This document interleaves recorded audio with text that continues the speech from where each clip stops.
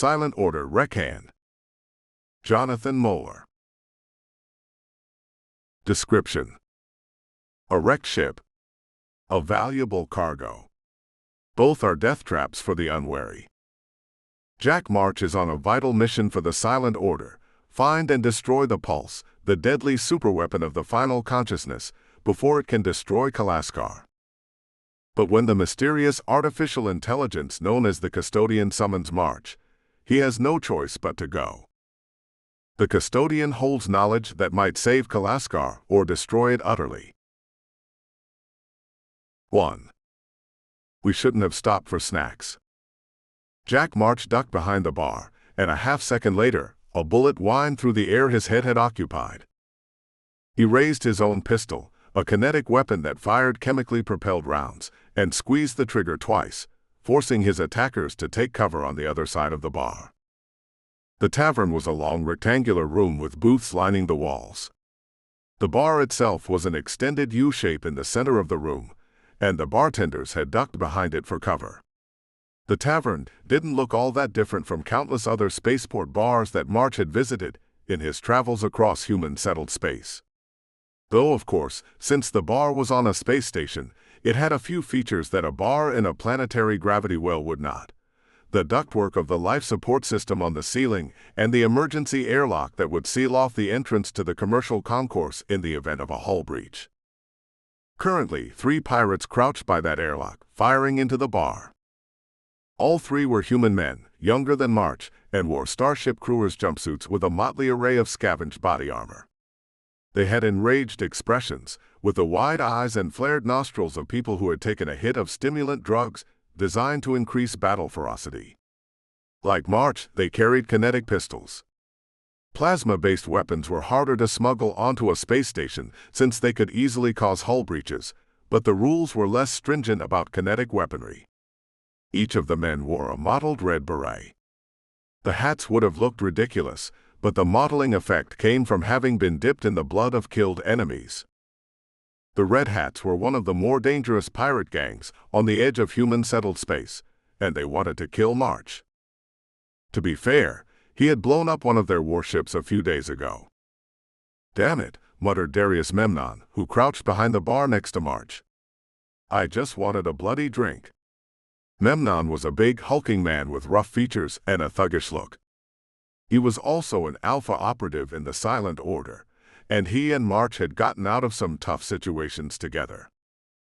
Most recently, the slave auction the Spikers pirate gang had held near Rust Belt Station, which had gotten one of the Red Hats' capital ships blown up, which was probably the reason they were shooting at March and Memnon right now. Of course, given who owned the space station called Strand Waypoint, perhaps the Red Hats were here for entirely unrelated reasons. More bullets whined off the bar, and March heard the bartenders whimpering in fear. "Wasting ammo," grunted Memnon. "Setting up a grenade probably," said March.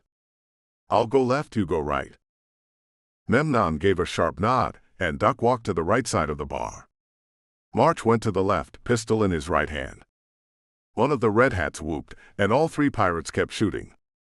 March reached the left end of the bar and looked to the side to see that Memnon had reached the other end. He held up 3 fingers, and Memnon nodded. They counted down from 3 and went around the bar simultaneously. The Red Hats were still taking cover by the entrance, and March raised his pistol and started shooting.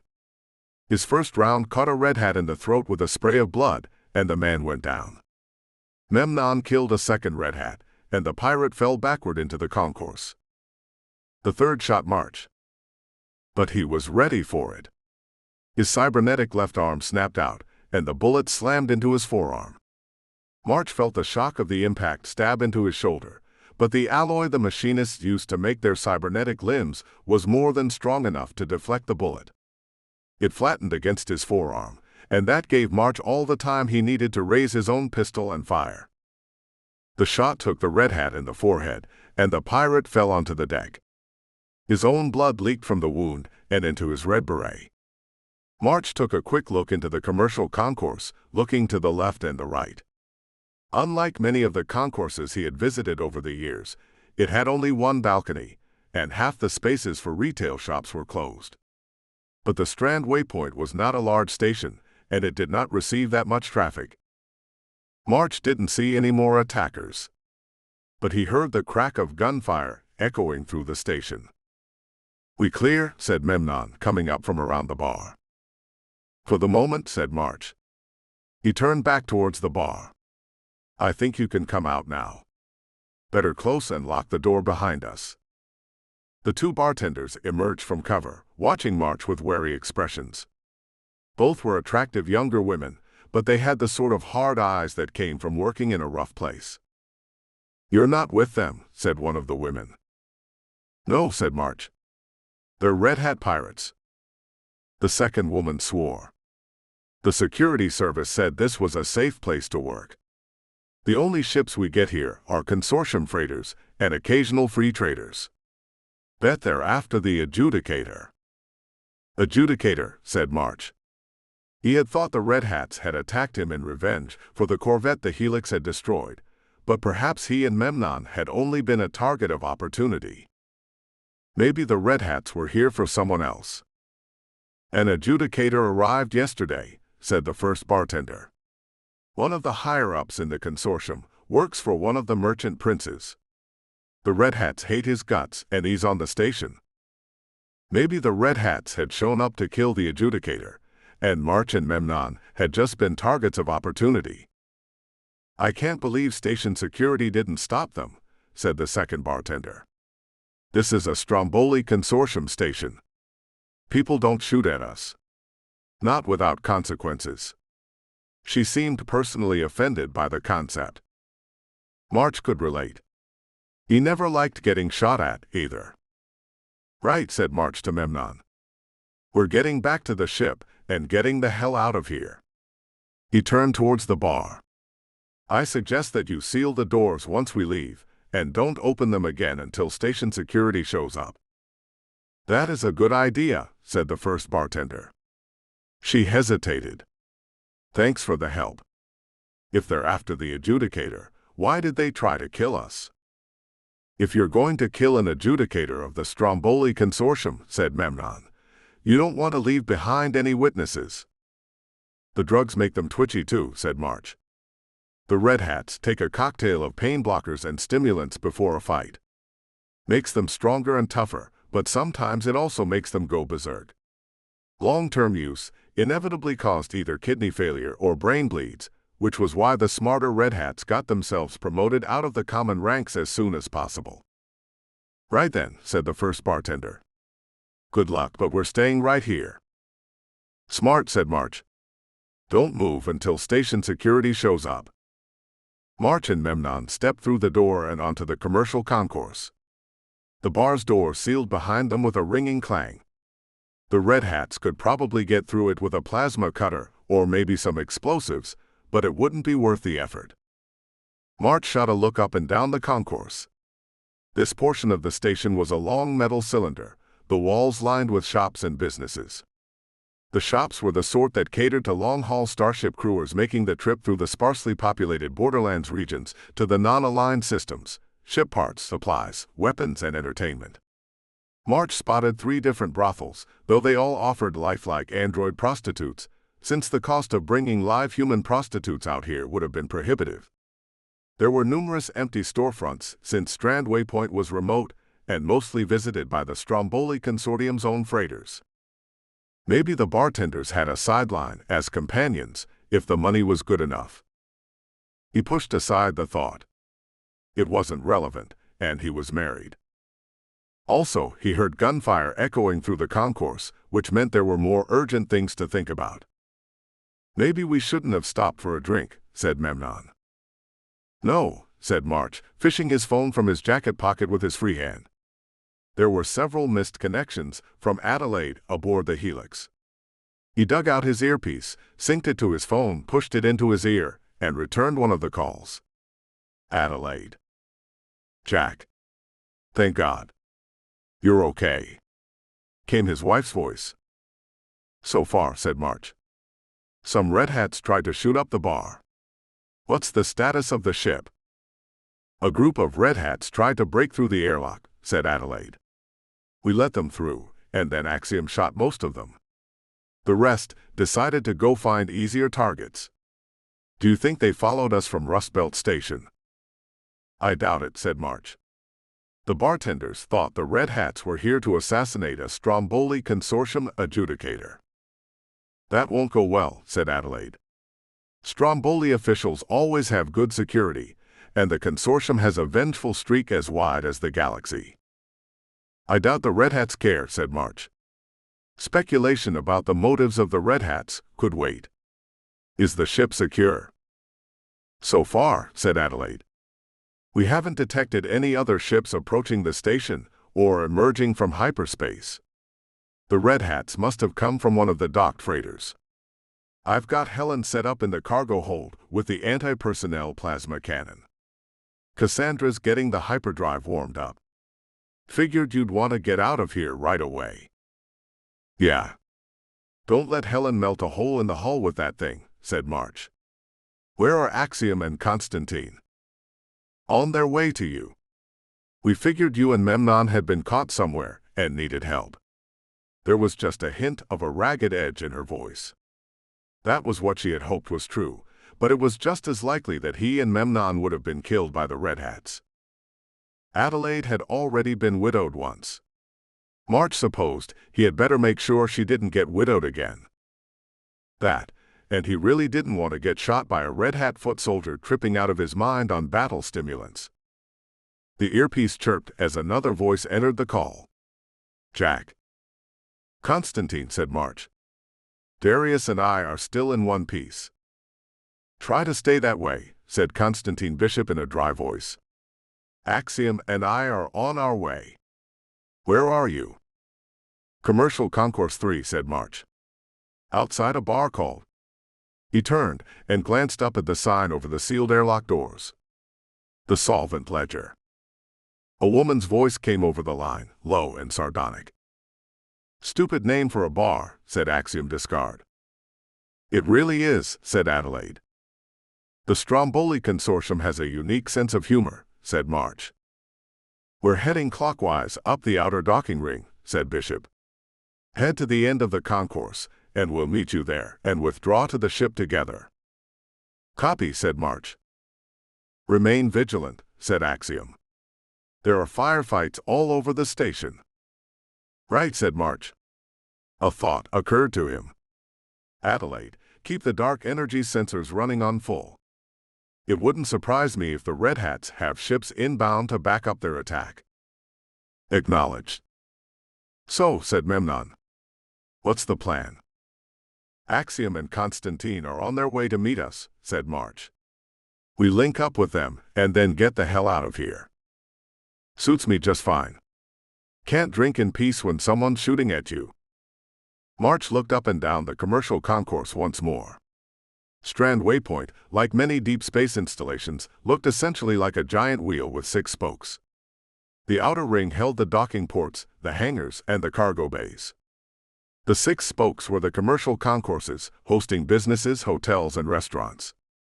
The central core housed the station's control centers, reactors, and vital systems. The bar where the Red Hats had ambushed them was about halfway down one of the commercial concourses. March and Memnon would need to reach the end of the concourse, turn left, and make their way around the docking ring to where the helix waited. No decent cover in this concourse, said Memnon. He was right. There were ornamental flourishes here and there along the center of the concourse, benches, informational kiosks, large potted plants that provided both aesthetic value and the more useful function of recycling carbon dioxide into oxygen, but nothing that would stand up to sustained gunfire. Right, said March. He heard the crack of bullets from somewhere ahead. Aside from the lack of cover, the long corridor of the concourse would provide great opportunities for stray shots and ricochets. And if the Red Hats had brought heavier weapons, they might open a hull breach and send the station's atmosphere venting into space. He worked his way around a kiosk and saw the firefight ahead. It looked like station security had decided to make a stand near a kiosk selling bottled soft drinks. March saw a dozen men in the gray uniforms of Stromboli Consortium, security officers, taking cover behind the kiosk and nearby benches, all of them firing at Red Hat pirates. The Red Hats were winning. They had better armor, and they also had the advantage of their battle drugs, which let them ignore pain and fear. Even as March looked, 2 of the security officers went down. "We want to help them," murmured Memnon. "No, they're going to lose," said March. The only weapons they carried were their pistols. March and Memnon might be able to turn the tide in favor of the station's security forces, or they would be overwhelmed and killed. Could they hold out until Bishop and Axiom arrived? Maybe, but that was risky. He looked to the side. Most of the shops had sealed their doors, but one of the doors on the left was still open. The shop was unoccupied, its shelves empty. "There," said March, pointing at the empty shop. "That shop probably has an entrance to the maintenance corridors. We'll break in and use those to get to the docking ring." Memnon grunted. "What if the Red Hats are already in there?" "They might be," said March, "but it looks like most of them are busy at the moment." "Worth a shot," said Memnon. "Did you hear that, Constantine?" said March. "Copy," said Bishop. "Axiom and I are at the entrance to the commercial concourse. We'll wait for you here. Call if you need assistance." "Go," said March.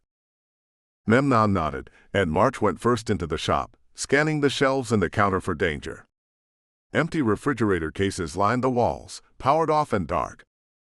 2 refrigeration bunkers likewise stood in the center of the room, both switched off. Likely this shop had been designed to sell fresh foodstuffs and cool drinks to the crews of passing freighters. Given how expensive that would be this far from any habitable planets, little wonder that the shop was abandoned. March checked behind the counter, making sure that no one was hiding there, and Memnon joined him.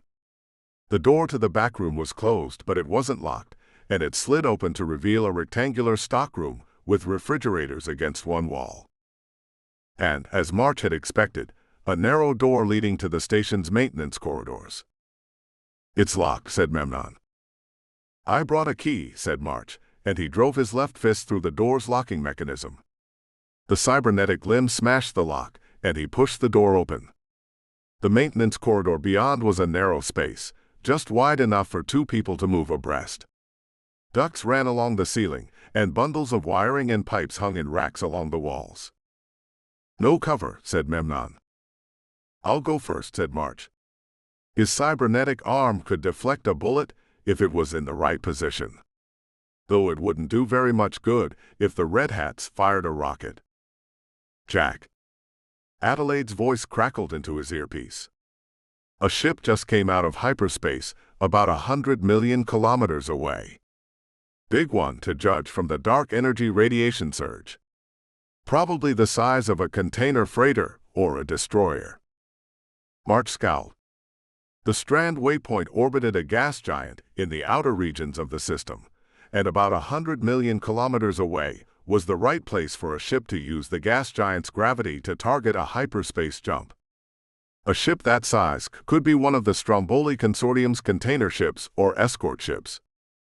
Or it would be a Red Hat warship. "Do a sensor focus on it," said March. "They're heading for the station anyway, so they'll expect it." Save for the dark energy radiation detector, all the Helix's sensors were bound by the speed of light. It would take several minutes for the Helix to start compiling accurate information about the incoming ship. Depending on the newcomer's thrust-to-mass ratio and armament, it might be able to start firing missiles or railgun rounds at the station within a few minutes. Needless to say, March wanted to be off the station by then. "Copy," said Adelaide. "I'll let you know as soon as we have any sensor information." "Bishop," said March. "Status update?"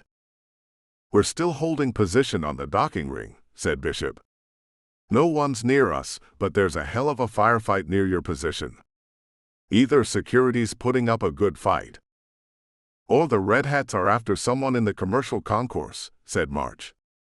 The bartenders had thought the Red Hats were after a Stromboli Consortium adjudicator, but perhaps they were after March and the others aboard the Helix. March didn't think the Red Hats had followed them from Rustbelt Station, but he had been wrong before. "Yeah, like us," said Bishop. Memnon and I are in the maintenance corridors, said March. We're going to try and get to the docking ring that way. Good luck, said Bishop. Wait. Axiom's voice was suddenly colder than usual. Granted, she almost always sounded cold and precise, unless she was annoyed by something. The Red Hats are converging on a store 3 down from the junction with the docking ring, said Axiom. March did a mental calculation. I think we're about 9 or 10 stores down from that point. The bartenders thought that the Red Hats were after an official of the Stromboli Consortium. Maybe he's hiding there. He could think of any number of reasons why the Red Hats might want an adjudicator dead. The Red Hats were a ruthless pirate gang, their only redeeming feature their hatred of slavery, though they often liberated slaves by killing them. And the Stromboli Consortium was a ruthless interstellar trading cartel whose sole virtue was their strict adherence to the letter of their contracts. If the adjudicator had managed to damage the Red Hats' business interests, the pirate gang might send a hit squad to exact their revenge, and they would not care who got in the way. Such as March and the crew of the Helix. Jack, came Adelaide's voice into the channel. We don't have any sensor information on the new ship yet, but the dark energy detector says it's heading for Strand Waypoint and picking up speed. Got it, said March. Tell Cass to get the hyperdrive ready. We're getting out of here as soon as we can get to the ship. Constantine, Axiom, if it looks like there's any change, let us know. Try to stay out of sight yourselves. Copy, said Bishop. This way, said March to Memnon. They hurried down the maintenance corridor. Access doors to the various shops on the concourse stood at regular intervals along the right-hand wall. March counted them off in his head, a suspicion forming in his mind. A suspicion that began to harden into certainty when he heard voices raised in argument ahead. March gestured to Memnon. They moved abreast of each other, pistols leveled, and then crept forward in silence. The voices grew louder. Perhaps 20 meters ahead, the access door to one of the shops stood open, and March half glimpsed a man in the gray uniform of Stromboli Consortium security standing there, weapon in hand. But he wasn't paying attention, his head turned to listen to a conversation inside the shop. We must go, said a deep voice, too deep and watery to be human. The pirates have us pinned here. One of the shuttles can get me off the station. Sir, said a human male's voice, we have reports of pirates in both the docking ring and the control center. You know how the Red Hats operate, sir. They'll have a capital ship inbound, and it might shoot us down. Or they'll seize control of the station's weaponry and use it against us. I do not intend to be caught like a fly in a web, said the alien voice. It was hard to read the emotions, but March thought the voice sounded terrified. We need to fight our way out, Major. If we do, said the human voice, we shall be overwhelmed. I will not be taken by these dogs, said the alien voice. We. Right about then, the guard at the access door noticed March and Memnon. The man flinched, starting to lift his pistol, but he saw the 2 guns already pointed at him and thought better of it. We don't want any trouble, said March. We're not with the Red Hats, and we're headed to our ship. Let us pass, and that will be that. Vance, said the human voice from inside the shop. Who is that? There are men in the access corridor, sir, said Vance, his expression wary. They say they're not with the Red Hats. They have weapons drawn on me. Really don't want to get shot, said March. Or to shoot anyone. Vance swallowed. Orders, sir. Another man in a gray Stromboli security uniform stepped past Vance, pistol pointed at the deck, his left hand raised before him. He was older than Vance, lean with deep lines on his face, his graying black hair close-cropped. You're not with the Red Hats, said the older man. No, said March. We're on our way out. He didn't know how many security personnel were in the shop, but if they wanted to make a fight of it, they could stop March and Memnon from going any further. Even if they broke through, March did not want to make an enemy of the Stromboli Consortium. Perhaps it would be wiser to ally with them. I tangled with the Red Hats on the edge of Kalaskuran space, and I don't want to give them a chance to remember the grudge. I have a ship docked at the outer ring, and if we fight our way to it, I can give you a ride away from the station." The older man drew breath to answer. "Wait." The alien voice came from inside the shop. "I know that voice. Bring him to me, Major Caldwell." The older man, presumably Major Caldwell, nodded. "If you'll come with me, sir. I think the adjudicator would like to speak with you." March shared a quick look with Memnon. The adjudicator. It seemed that they had found the Red Hat's target. "Certainly," said March. He lowered his pistol, but did not holster it. "We'd be happy to talk with him." Caldwell glanced at the pistol, decided not to make an issue of it. "This way, please." March nodded to Memnon, and they followed Caldwell into the shop. Specifically, into a coffee shop. The metal deck and walls had been covered with paneling that created a reasonable approximation of hardwood, though the tables and benches were bolted to the deck in case the artificial gravity glitched. The blast doors to the concourse were partially closed, and a dozen Stromboli security officers had taken position behind the tables, pistols in hand. An alien stood behind the counter, gazing at March with enormous black eyes. He was a lithobati, and to human eyes the lithobati looked vaguely human-shaped but with the heads of giant frogs. The lithobati stood the better part of 7 feet tall, his skin a glistening greenish-yellow, his enormous eyes rotating as they took in March and Memnon. He wore a black robe adorned with red markers of rank on the sleeves and collar, the uniform of an adjudicator of the Stromboli Consortium. The official policy of the consortium was against species-based discrimination for any reason, though logistics often made that challenging. The ammonia-breathing and radiation-absorbing aliens who lived in the upper atmospheres of gas giants, for example, had no interest in working for the consortium or purchasing its wares. Despite that policy, the lithobati had a strong presence in the consortium, holding many of the company's higher offices. March had trouble telling one lithobati from another. To human eyes they all looked like giant humanoid frogs. Nevertheless, he had met this lithobati before. "Adjudicator Carthmer," he said. "I thought I recognized your voice," said the lithobati. "Captain Jack March. It is fortunate that you are here. You must get me off Strand Station." 2. Logos. "What's going on?" said March. He had met Carthmer a long time ago, during his previous dealings with the Stromboli Consortium.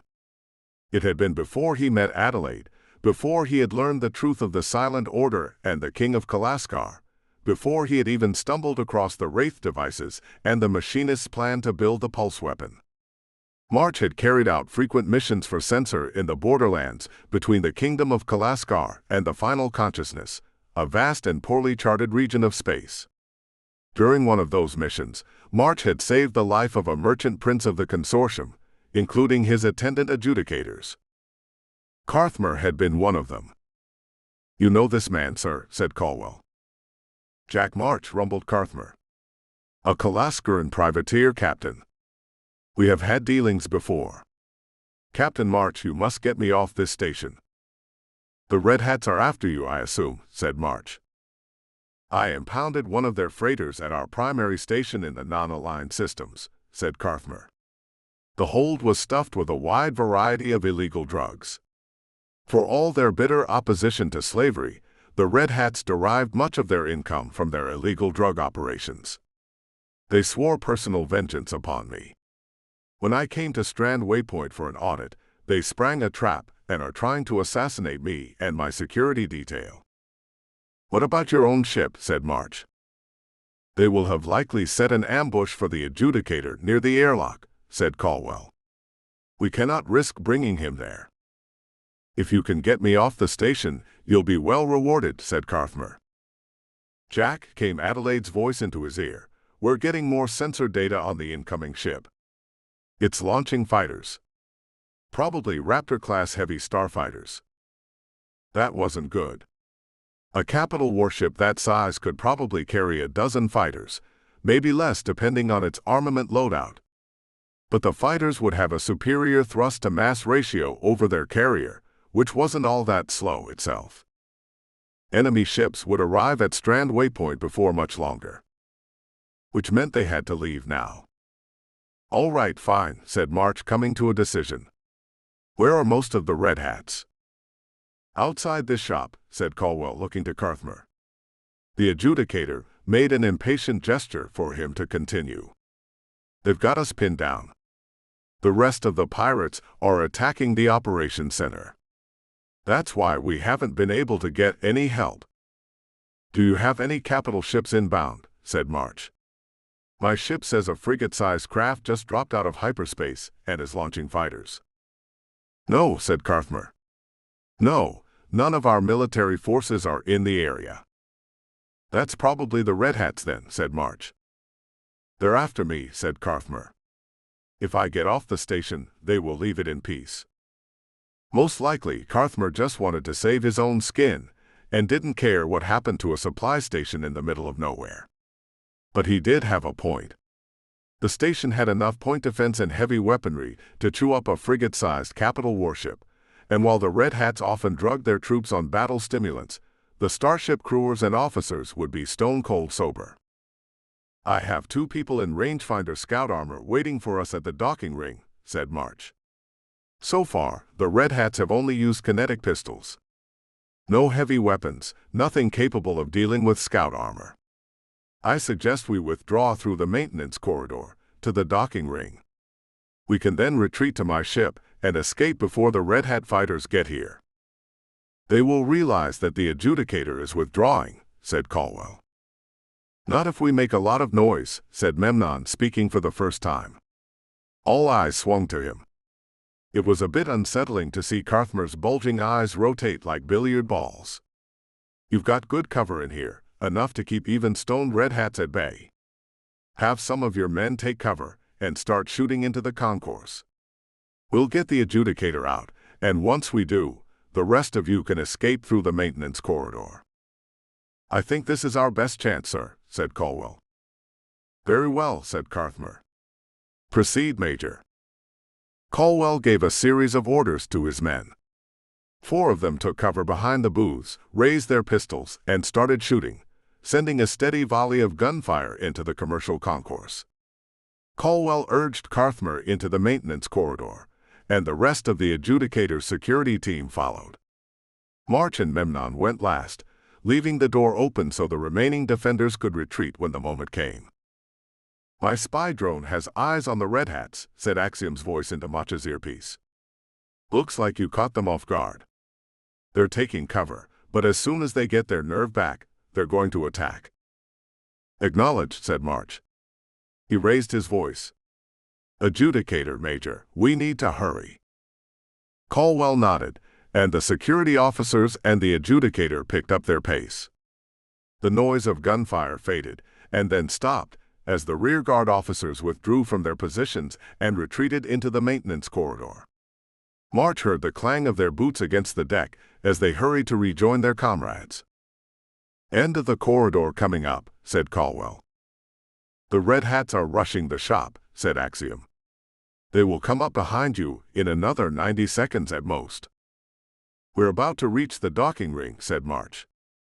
"Got it," said Bishop. "We'll fall back and join you." "Keep covering the entrance to the concourse," said March.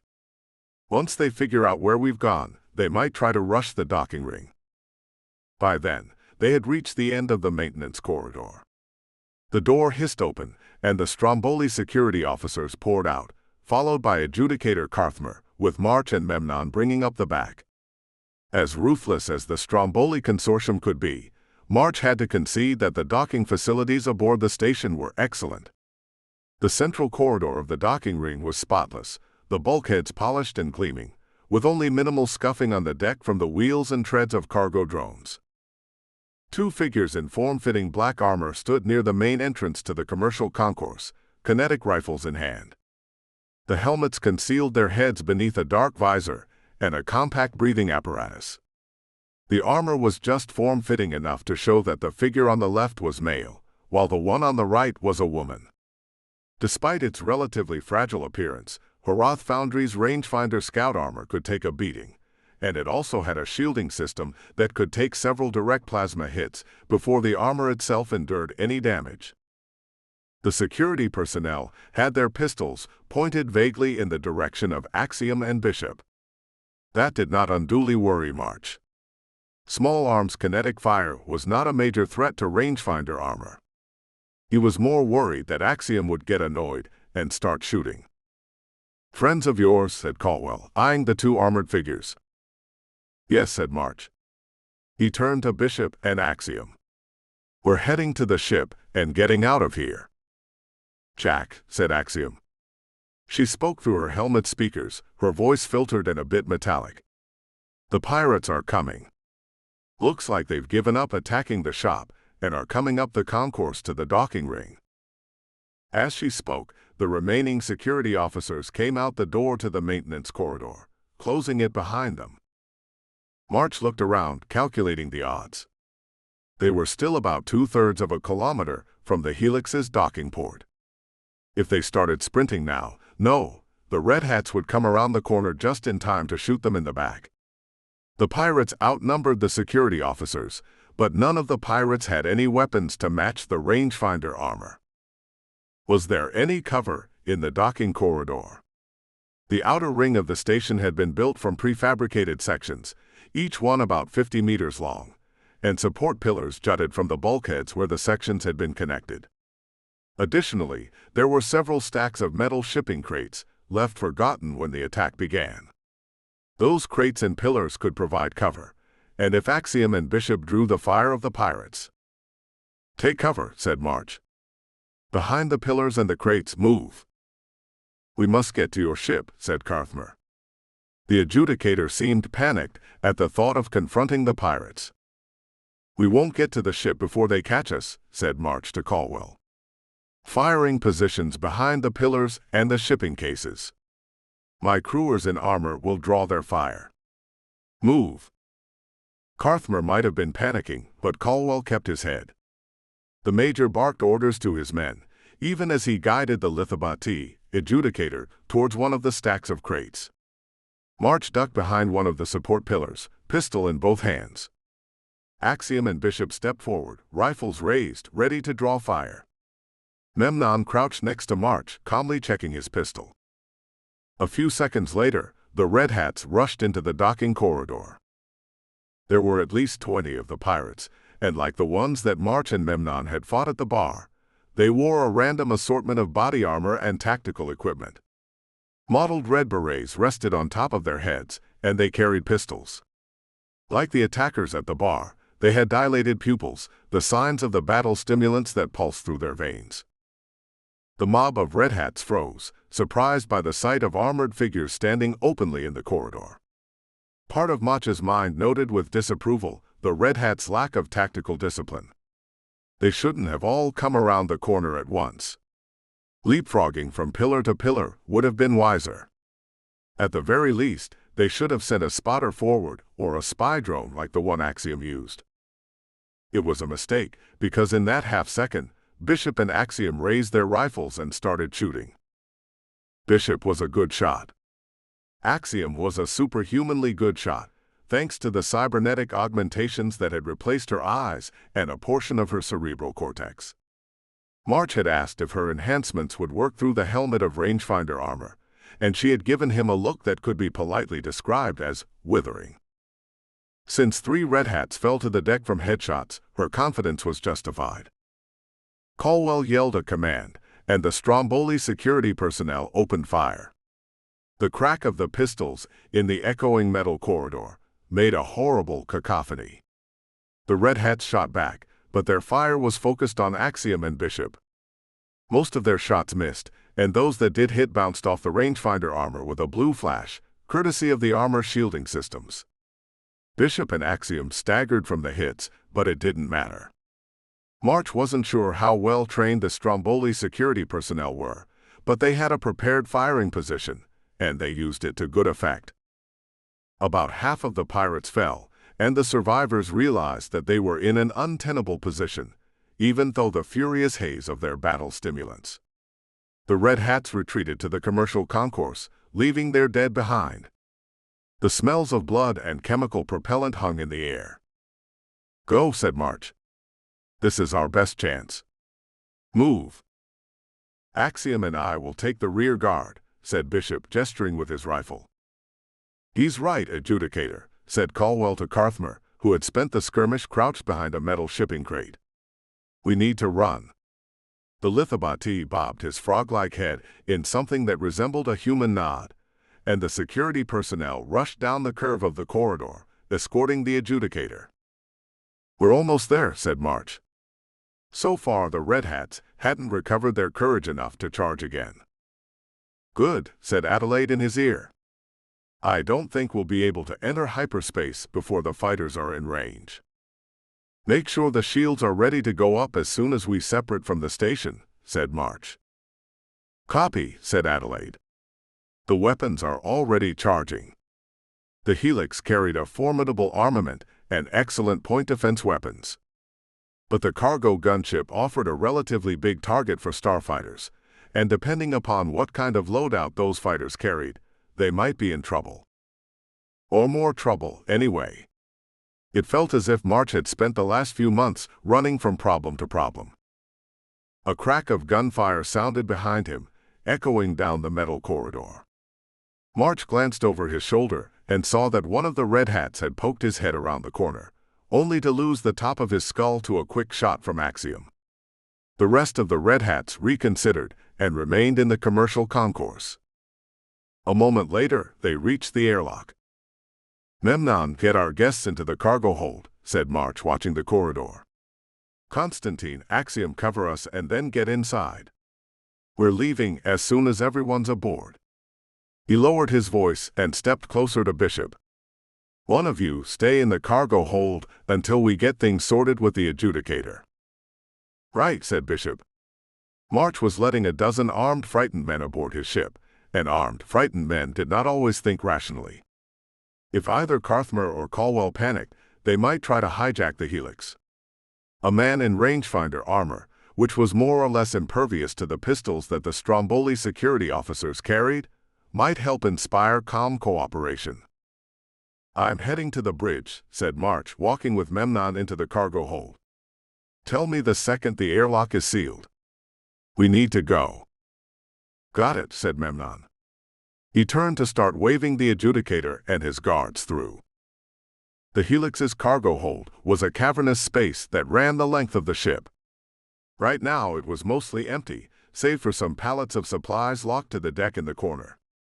The lift could carry cargo and personnel from the hold to the upper decks of the ship, but March could take the ladders faster, and he ran to the ladder and started climbing.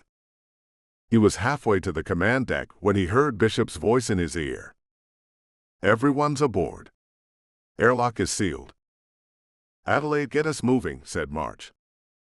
The sentence was halfway out of his mouth when he felt the ship jolt as it disconnected from the strand waypoint. The ship's artificial gravity and inertial absorber masked nearly all the movement, but March could tell that Adelaide had sent the Helix into an evasive maneuver right away. Those starfighters had to be closer than he expected. March reached the command deck, dashed past the computer room, and into the bridge. The Helix's bridge was considerably larger than the control cabin on the Tiger had been, with a large hologram table in the center of the room. Currently, it showed a tactical readout of the Helix's systems, with weapon and shield status prominently displayed. Control stations lined the walls of the bridge, and a large wall screen over the pilot's and co-pilot's consoles created the illusion of a giant viewport. There were two other people on the bridge. Adelaide sat at the co-pilot station, close-cropped dark hair hidden beneath her now habitual ball cap, her hands flying over the controls as she sent the Helix plunging toward deep space. Helen Discard was at the tactical station, arming the weapons and entering firing solutions. She needed to calculate firing solutions for the Helix's arsenal because the starfighters were closing fast. "How are we doing?" said March as he dropped into the pilot's acceleration chair and unlocked his console. "Not good," said Adelaide. Her tight-clipped voice was very different from the one she had used to narrate documentaries. Those Raptors are going to be in range any second, but we've got at least 2 minutes before we can calculate even a short hyperspace jump. Too much stuff in the system's Kuiper belt. Cass is in the engine room, said March, checking the tactical readout. Adelaide had already brought up several evasion routines, which was just as well, because the 6 Raptor-heavy starfighters were seconds away from entering missile range. It was a common enough starfighter attack pattern: send a volley of missiles at a larger target, and then use the fighter's superior thrust-to-mass ratio to close to plasma cannon range, while the target evaded the missiles. "The flak launchers and the flares are ready," announced Helen with glacial calm from the tactical console. Like her sister, Helen kept her head in a crisis. "Sending firing solutions to you now." The last word had barely left her lips when alarms flared across Mach's console. The fighters had locked onto the helix, and a second after that, they fired a volley of missiles. Information about the missiles appeared on the displays. Non-nuclear, designed for ship-to-ship combat, more than capable of overloading the helix's kinetic shielding and ripping the ship to pieces. "Firing now, evading now," said March, and he sent the ship into a twisting flight pattern. At once, he felt the differences from his old ship. The Tiger had been smaller and less heavily armored, but far nimbler. The helix was bigger and heavier, and sometimes the ship handled like a flying brick. But the helix carried a lot more weaponry than the Tiger. A faint vibration went through the deck as the ship's flak cannons fired. The weapons were essentially a far weaker version of the twin railguns mounted on the keel. Instead of firing tungsten rounds, they spat a cloud of magnetically propelled jagged metal particles. Essentially, a giant shotgun. The missiles could easily evade the cloud of debris, but the helix's point defense lasers opened up. They sliced through casings and fried control computers, and some of the missiles went dead, continuing on their original vectors, only to fly into the flak field and explode. The remaining missiles hurtled towards the helix, as March sent the ship spinning and twisting through its evasion routines. They were too close now for the flak cannons to fire again, but the laser turrets kept up their volleys, slicing into the missiles' electronic brains or fusing their thrusters. March also fired flares, the ship throwing out radar and sensor-dispersing particles designed to disrupt the helix's sensor profile. That threw off more of the missiles, their targeting sensors locking onto false target images. In the end, only 2 of the missiles struck the helix. The ship rocked, the inertial absorbers unable to overcome the shock of the impact. He shot a quick look at the shield status. The entire volley of missiles would have been enough to destroy or at least cripple the helix. As it was, the 2 hits had drained off 30% of the kinetic shield strength. But the radiation shield was still at full strength, the helix's armaments were fully charged, and the ship's rapid evasions had drained off a lot of its forward momentum, allowing the Raptor fighters to close the gap. Which meant that the starfighters had just entered range. March swung the ship around to face them, and triggered the first of Helen's firing solutions. The helix jolted as one of the railguns fired. The weapon spat a tungsten round at a non-trivial percentage of the speed of light, and both the mass of the round and its velocity were rated for use against capital warships. It struck one of the Red Hat starfighters, and the impact simply vaporized the craft. At the same time, the flak cannons fired again, hurling interlocking fields of jagged particles. The flak wasn't nearly as fast as the railgun round, and the Raptors went into evasive patterns, but the helix's turret-mounted plasma cannons were already firing. Dodging the flak field forced the Raptors into the vector of the plasma cannons, and volleys of superheated plasma bolts ripped from the turrets. 2 more Raptors broke apart in bursts of jagged metal and twisted debris, and the remaining 3 fighters all took hits against their energy shields. But the Raptors opened up with their own plasma cannons and chain guns, electromagnetically propelled kinetic weapons that fired thousands of rounds a second. Against a kinetic shield as powerful as the one protecting the helix, the individual hits were negligible, but they added up. A notification flashed across his controls. Cassandra was in the engine room, overseeing the hyperdrive and the dark matter reactor, and she had just diverted additional power to the shields, boosting their recharge rate. March authenticated her decision and sent the helix into another evasive spiral, the ship's plasma turrets flinging bolts into space. The extra shield power was necessary, but it would slow the time it would take for the dark matter reactor to energize the hyperdrive for their escape. Because they were going to need to escape quickly.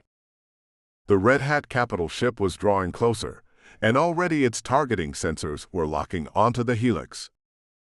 At a distance, the scanners hadn't been able to determine if it was a container ship or a capital warship. As it drew closer, and the sensor resolution improved, March saw that it was actually both. The big ship had started its life as a container freighter, long and boxy with numerous slots on the sides to haul containers of bulk goods. The pirates had refitted the ship, augmenting its reactor and engines, and had turned some of the cargo containers into hangars for starfighters. Missile racks had been mounted along the ship's flanks, and plasma turrets studded its spine. Despite its heavy kinetic and radiation shielding, the ship didn't have much in the way of armor. Given enough shots with the dual railguns, the helix would hammer through the kinetic shielding and breach the reactor. But the fighters wouldn't give the helix that time, and the Red Hat capital ship was already locking onto the helix with its missile racks. Adelaide sent March another evasion routine, and he pushed the helix into a drunken spiral, the plasma cannons and the point defense lasers spitting fire in all directions.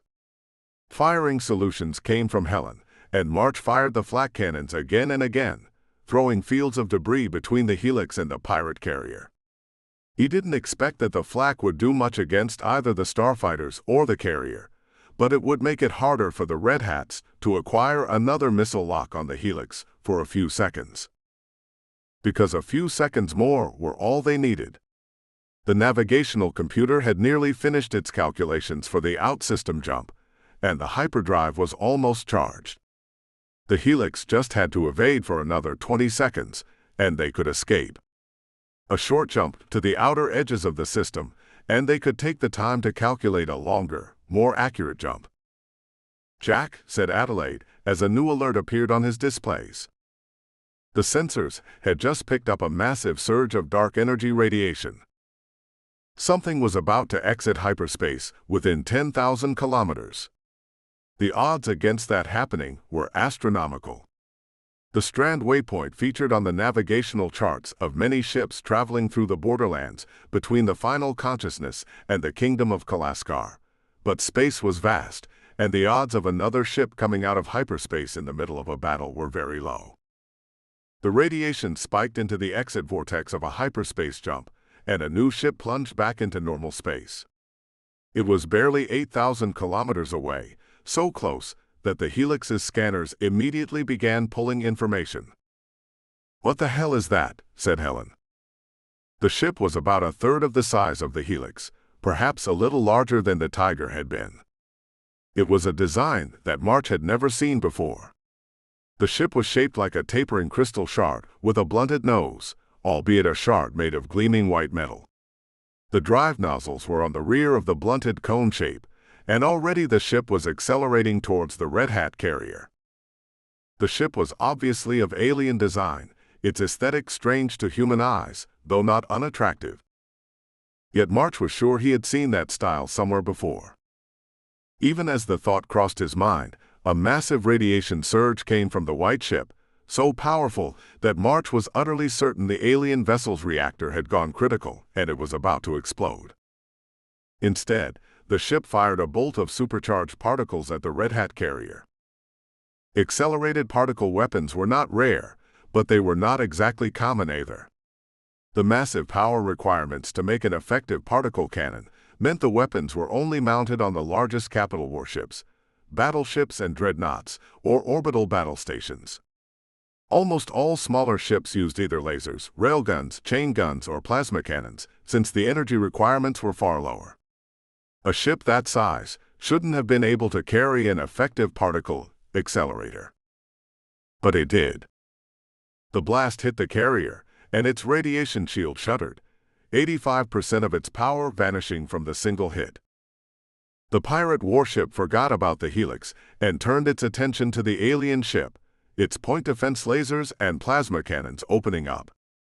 The newcomer danced with contemptuous ease through the storm of incoming fire, its radiation profile surging again as the particle cannon charged for another shot. "I've never seen a radiation profile like that," said Helen. "Focus on firing solutions for the remaining fighters," said March. Adelaide, "more evasive patterns. Let's see if we can deal with the remaining Raptors while that new ship handles the carrier." "New ship might not be friendly," said Adelaide, hands flying over the controls as she sent another evasive routine to his console. March pushed the Helix into another twisting, spinning dive, the flak cannon spitting out debris to keep missiles at bay. Or at least, as much of a twisting dive as the big ship could manage. "So long as they're shooting at the carrier, they're not shooting at us," said March. "Targets acquired," said Helen, her voice returning to its usual calm. "Firing," said March, and he opened up with the plasma cannons. The turrets rotated and spat plasma bolts into the darkness. Without the need to evade the guns from the carrier, the Helix's weaponry was far more accurate. A half-dozen plasma shots hit the nearest Raptor, overloaded its energy shield, and tore the fighter into molten debris. A second Raptor managed to evade the plasma volleys, only to bank right into one of the flak fields. The combined flak hits overloaded its kinetic shield and raked across the fighter's armor. Some of the flak particles punched through one of the fighter's engines, forcing it into emergency shutdown. March targeted the fighter and fired. Without its damaged engine, the Raptor wasn't nearly as maneuverable, and the Helix's turrets destroyed it. The final Raptor turned, dark energy radiation spiking from its reactor, and made an emergency blind jump into hyperspace.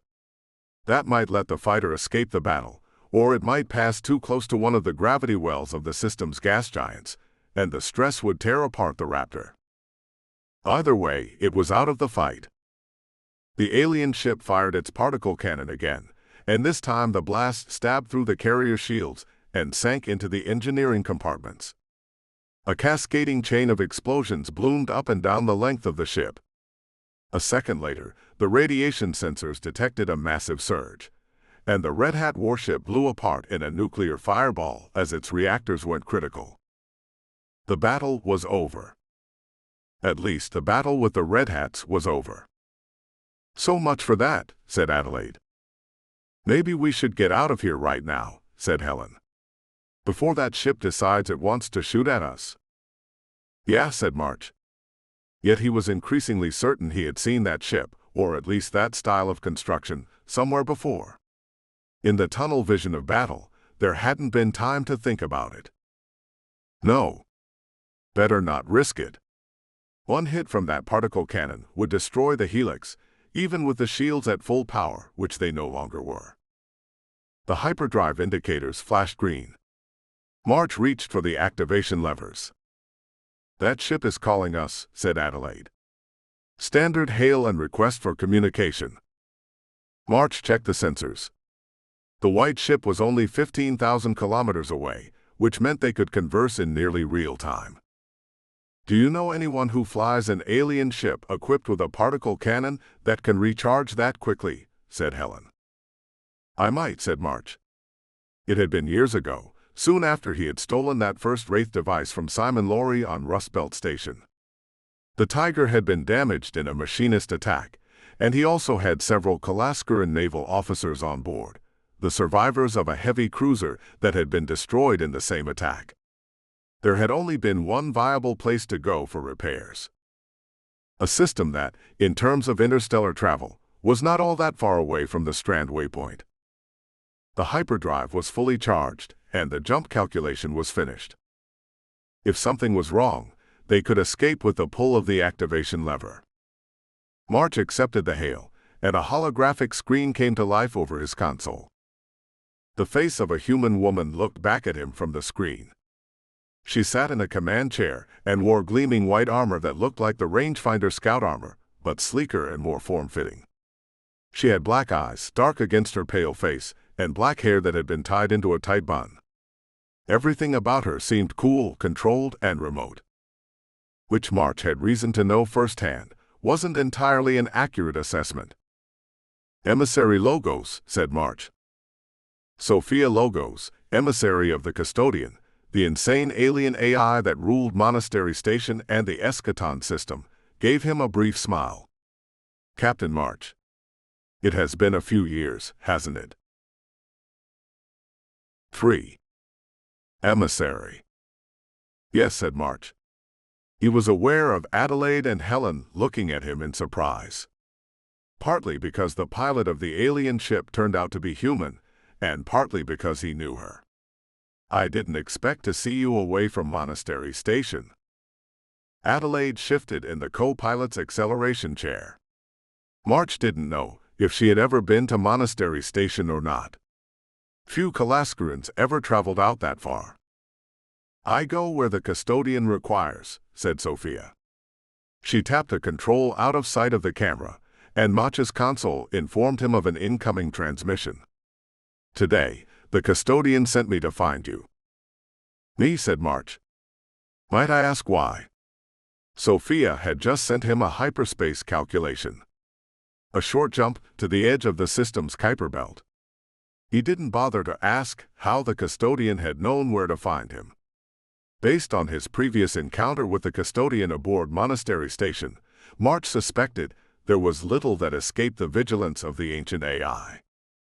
We have much to discuss, said Sophia. However, it would be better to do it in person. I've sent you a hyperspace calculation. Let us proceed to that location, and I will dock with your vessel and come aboard. Very well, said March. We'll see you there. Sophia nodded and ended the transmission. The sensors detected a spike in dark energy radiation from her ship as its hyperdrive powered up. March took the navigation calculation and loaded it into the computer, overriding the previous heading. Jack, said Adelaide.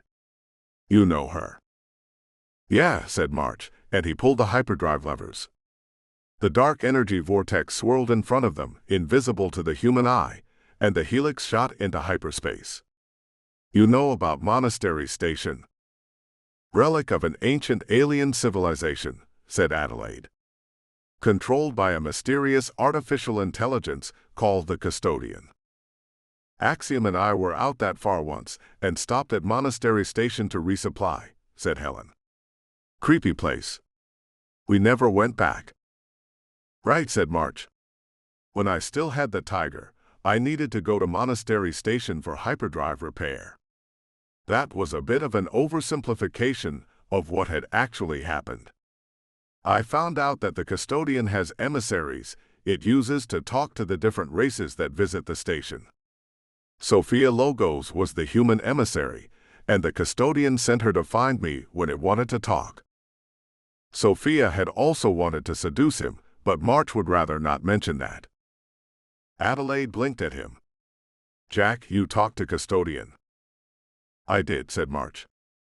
That had been simultaneously one of the most disturbing and useful conversations of his life.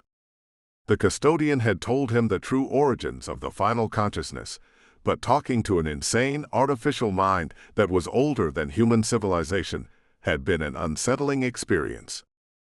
People in the xenoarchaeology community have been writing books and articles about the custodian for years, said Adelaide.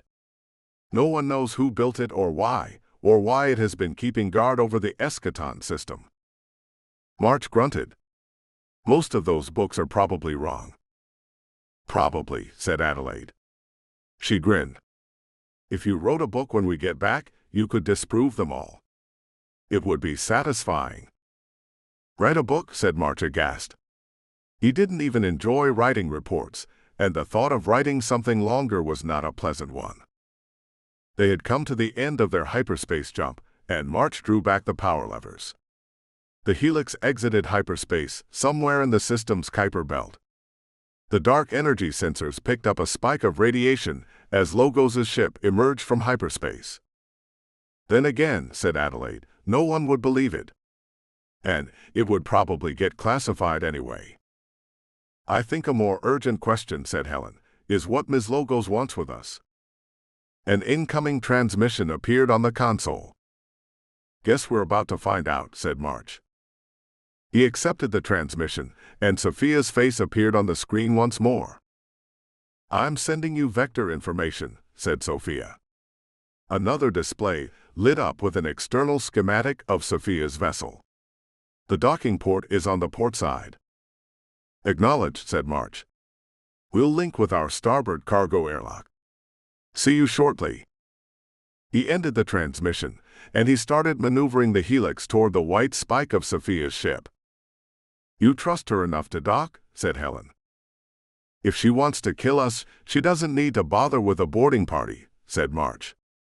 "She just has to shoot us with that particle cannon." And it was highly likely she could offer some help. The technology of the final consciousness, including the pulse weapon that March and the others had been sent to destroy, was derived from the devices of the Great Elder Ones. The custodian had been built by another race called the Harmonious Scholars, who had defeated the Great Elder Ones and driven them from the universe. The fact that March had been sent to destroy the pulse, and then Sophia Logos arrived, no, that was too much of a coincidence. He needed to know more. Neither Adelaide nor Helen had any further comment as March matched Sophia's vector and speed, bringing the two ships closer and closer. A thought occurred to him, and he reached for the communication control. "Constantine, watch the battle on the tactical display down here." "Figured we were clear," said Bishop, "since we went to hyperspace." "Yeah," said March. "That was some fine shooting, by the way," said Bishop. "Tell that to Helen. Those were her firing solutions," said March. "That white ship was flown by an old acquaintance. She wants to dock and come aboard. Better make sure that the adjudicator and his people are away from the starboard cargo airlock." "Will do," said Bishop. "The adjudicator and the major are going to have a bunch of questions for you." "Right," said March. "I'll talk to them when I come down." He checked the course heading, which should be in a few minutes. "Stand by." Sophia's ship was only a few dozen kilometers away now. March eased the helix closer, using short bursts of power from the ship's ion thrusters.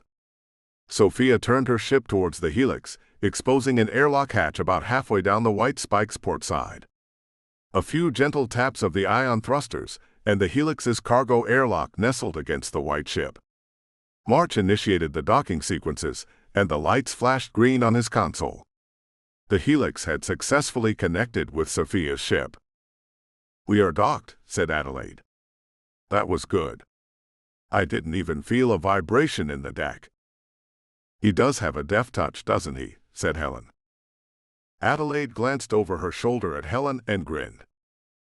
March rolled his eyes and locked the pilot's console. "I'm going to go find out what Sophia wants and see if I can pacify the adjudicator. Keep an eye on things here. One of those raptors managed to escape to hyperspace.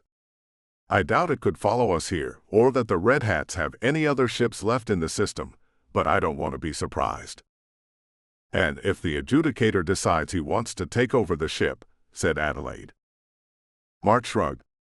"We'll plan on dropping him off at a Stromboli facility somewhere. And if he wants to take over the ship, well, his men don't have weapons that can do much damage to rangefinder armor. He strikes me as somewhat cowardly, but not stupid. It's in everyone's best interest to play nicely until we can drop him off." He got to his feet, pausing to stretch. Tension had settled in his muscles during the space battle. During the gunfight on the station, he had been running and ducking and shooting. During the space battle, he had simply been sitting in an acceleration chair and pressing buttons, yet somehow the two experiences seemed just as strenuous. Or maybe it was that both kinds of combat could end in equally violent death. "But keep the bridge blast door closed until I come back," said March. "Just in case I'm wrong about Carthmer." It also provided a convenient excuse to keep Adelaide out of danger. Save for March himself, Adelaide was the best pilot among the Helix's crew, and he preferred to have her at the controls when he couldn't pilot the ship himself. It was also a useful excuse for keeping his wife out of gunfights. But if Adelaide saw his calculation or was offended by it, she didn't let on. "We'll keep the ship running." Though we will, of course, said Helen, be listening in on everything that happens in the cargo bay. You'd fit in just fine in the silent order, said March, and Helen snorted.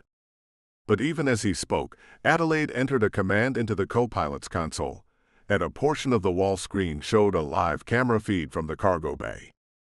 Major Caldwell and the rest of his security officers stood in a guard formation around Adjudicator Carthmer, who from this camera angle looked even more frog-like.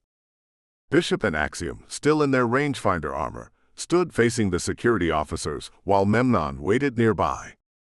While no one exactly looked at ease, neither did the scene seem likely to erupt into violence. March jogged down the corridor behind the bridge and tapped his earpiece. Cass. Jack. Came the voice of Cassandra Yerzov, who was currently in the engine room overseeing the hyperdrive. What's going on? At the moment, no one's shooting at us, so that's a positive, said March. He slid down the ladder. You've been watching the battle. When I had a chance, yes. Keep the engine room door locked, said March. I think we're all getting along, but best not to take chances.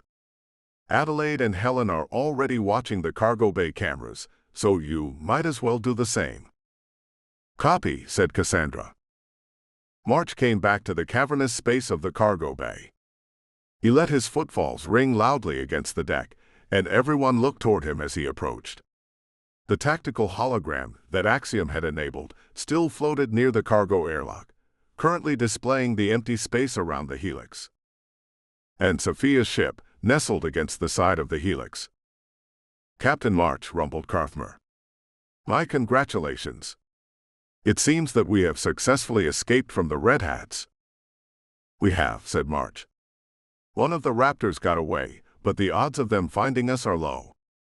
We'll have to remain on our guard for the rest of the trip. What is your intended destination? Said Carthmer. Azov, station in the non-aligned systems, but Carthmer and his superiors at the Stromboli Consortium didn't need to know that. It depends, said March, on what our guest has to say. Yes, the white ship, said Caldwell. I've never seen a design like that before. Though I must say, said Carthmer, it does look familiar. Some old enemy of the Red Hats, maybe. The ship is flown by Sophia Logos, said March, emissary of the custodian of the Eschaton system. Apparently, the custodian instructed her to fly all the way out here to talk to me. Lucky for us, the Red Hat carrier was in the way. Carthmer and Caldwell gaped at him. Memnon blinked several times, though his grim expression remained unchanged. Axiom and Bishop still had their helmets on, so March could not see their faces, but he did note that they shifted a little. The custodian, said Caldwell at last. The alien AI that controls the Eschaton system. I had heard that you were involved in an incident involving the machinists and the custodian, said Carthmer. March supposed that an adjudicator would have a high enough rank to read some of the Stromboli Consortium's classified files. It seems that you made more of an impression on the custodian than we thought. So it would seem, said March. I suppose there is only one way for us to find out. He walked past the security men and came to the cargo airlock. The panel showed a good seal, so he unlocked it and waited. A few seconds later, the outer door slid open. Sophia Logos stepped into the cargo hold of the helix. It had been years since March had seen her, but as far as he could tell, she had not changed at all. She was tall and fit, with night black hair and shadowed dark eyes in a pale face. While she was undeniably attractive, the contrast between her pale features and her dark eyes lent her beauty a harsh edge. Sophia wore form-fitting white armor, a plasma pistol locked to the hardpoint on her right hip. The armor looked significantly less bulky and more fragile than the rangefinder suits Bishop and Axiom wore, but March suspected that was only an illusion. Knowing the custodian's advanced technology, March suspected Sophia's armor could shrug off a direct hit from a plasma cannon. Hopefully, that wouldn't be necessary.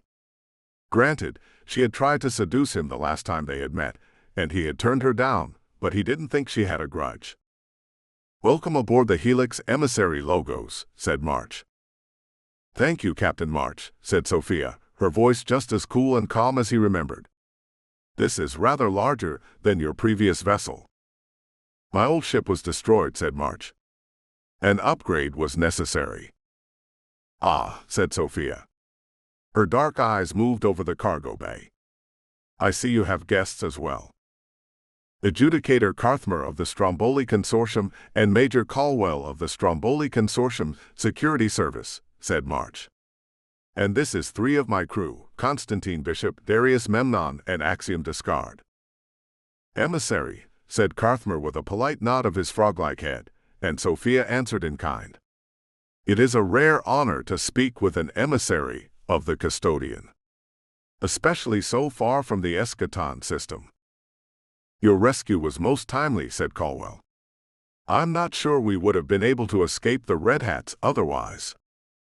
"I admit that I was not here for you," said Sophia, "but I am pleased that you were able to benefit." "I assumed the Red Hats were pursuing you, Adjudicator."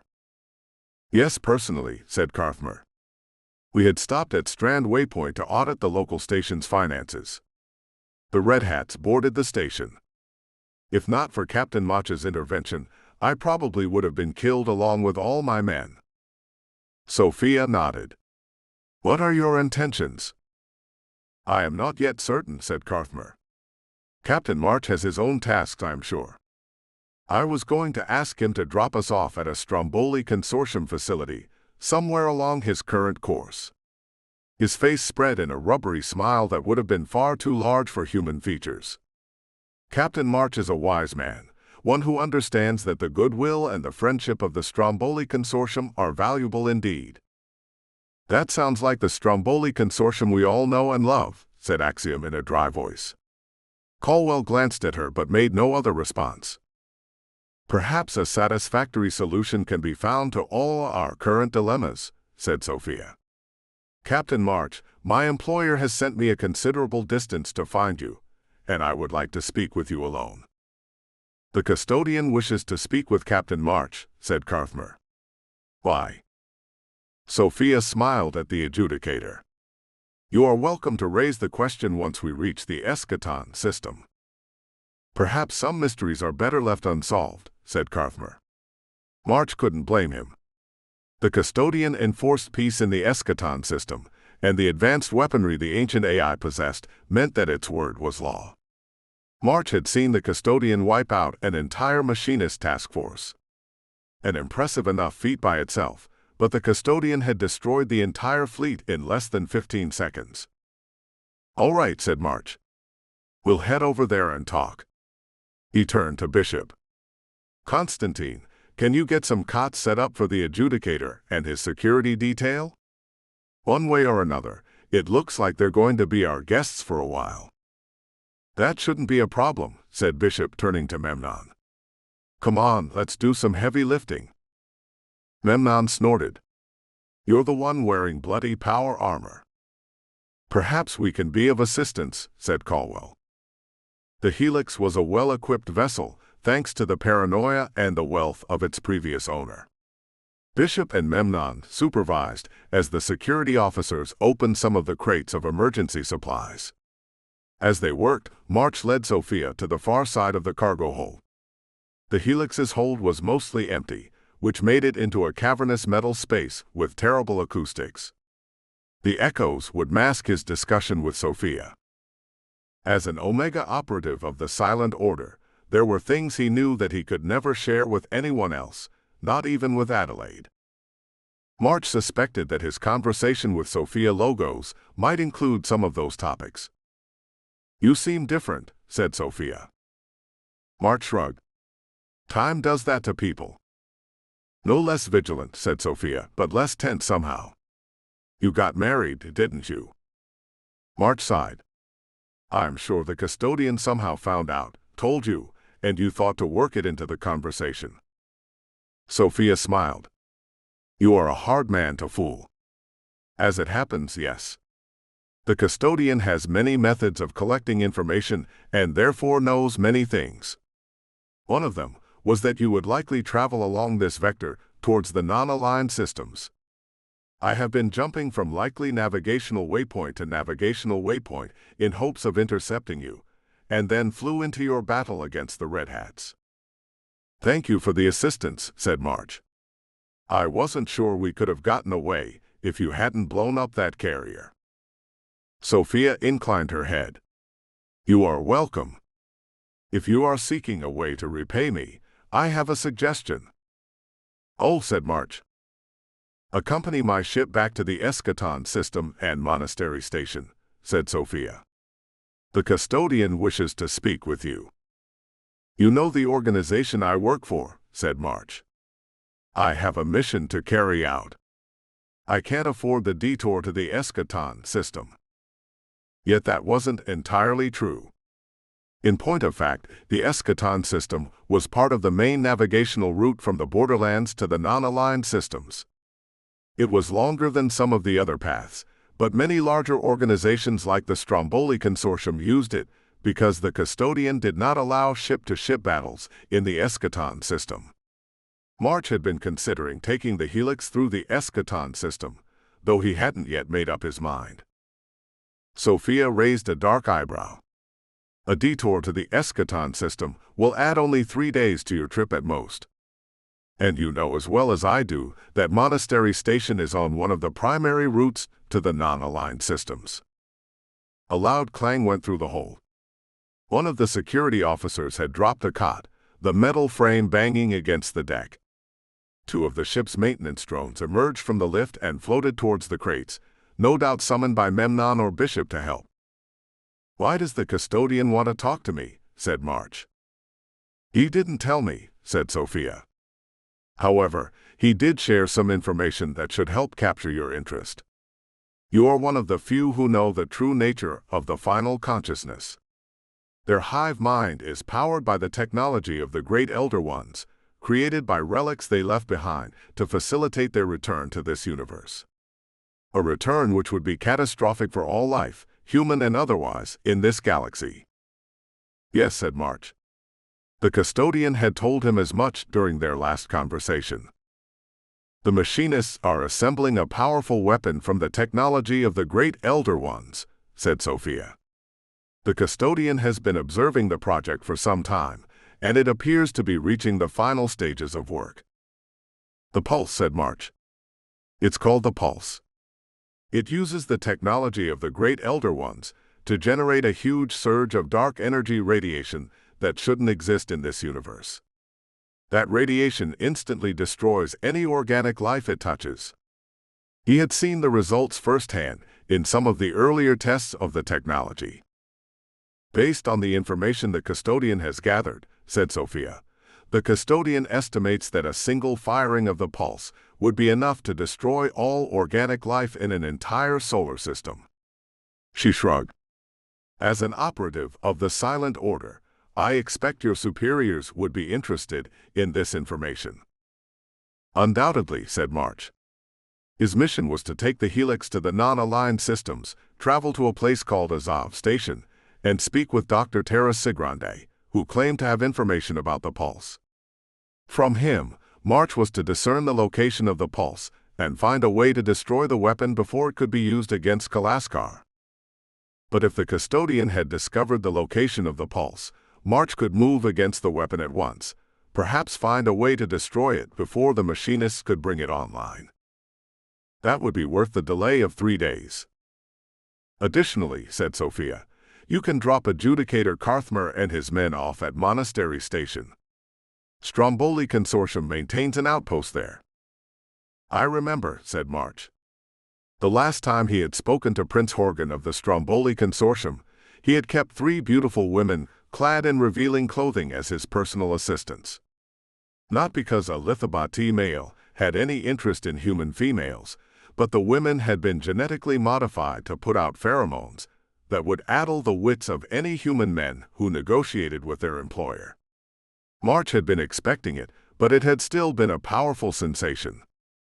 Idly, he wondered what his crew would make of the outfits the women had worn. Cassandra would be horrified, Helen indifferent, Axiom amused, and Adelaide. A mental image of her wearing one of those outfits flashed through his thoughts. Annoyed, he pushed it aside. Distractions were not helpful. Adjudicator Carthier is grateful now, said Sophia, but the longer he remains aboard your ship, the less grateful he is likely to become. Better to take him to Monastery Station as soon as possible. Having the consortium owe you another favor may prove useful in the future. And as a bonus, said March, you get me to Monastery Station. Sophia smiled. As I said, a satisfactory solution to all our current problems. All right, said March. We'll go to Monastery Station next. I knew you would see reason, said Sophia. March grunted and walked back to the other side of the cargo bay, Sophia following him. The security officers had unpacked the cots and were setting up a camp, and Carthmer and Bishop turned from their discussion as March approached. We're heading to Monastery Station, said March. Adjudicator, looks like you and your men will be our guests for the next 3 days. We'll drop you off at the Stromboli outpost on the station. I am grateful, said Carthmer. I shall speak to Prince Horgan when I arrive. I appreciate that, said March.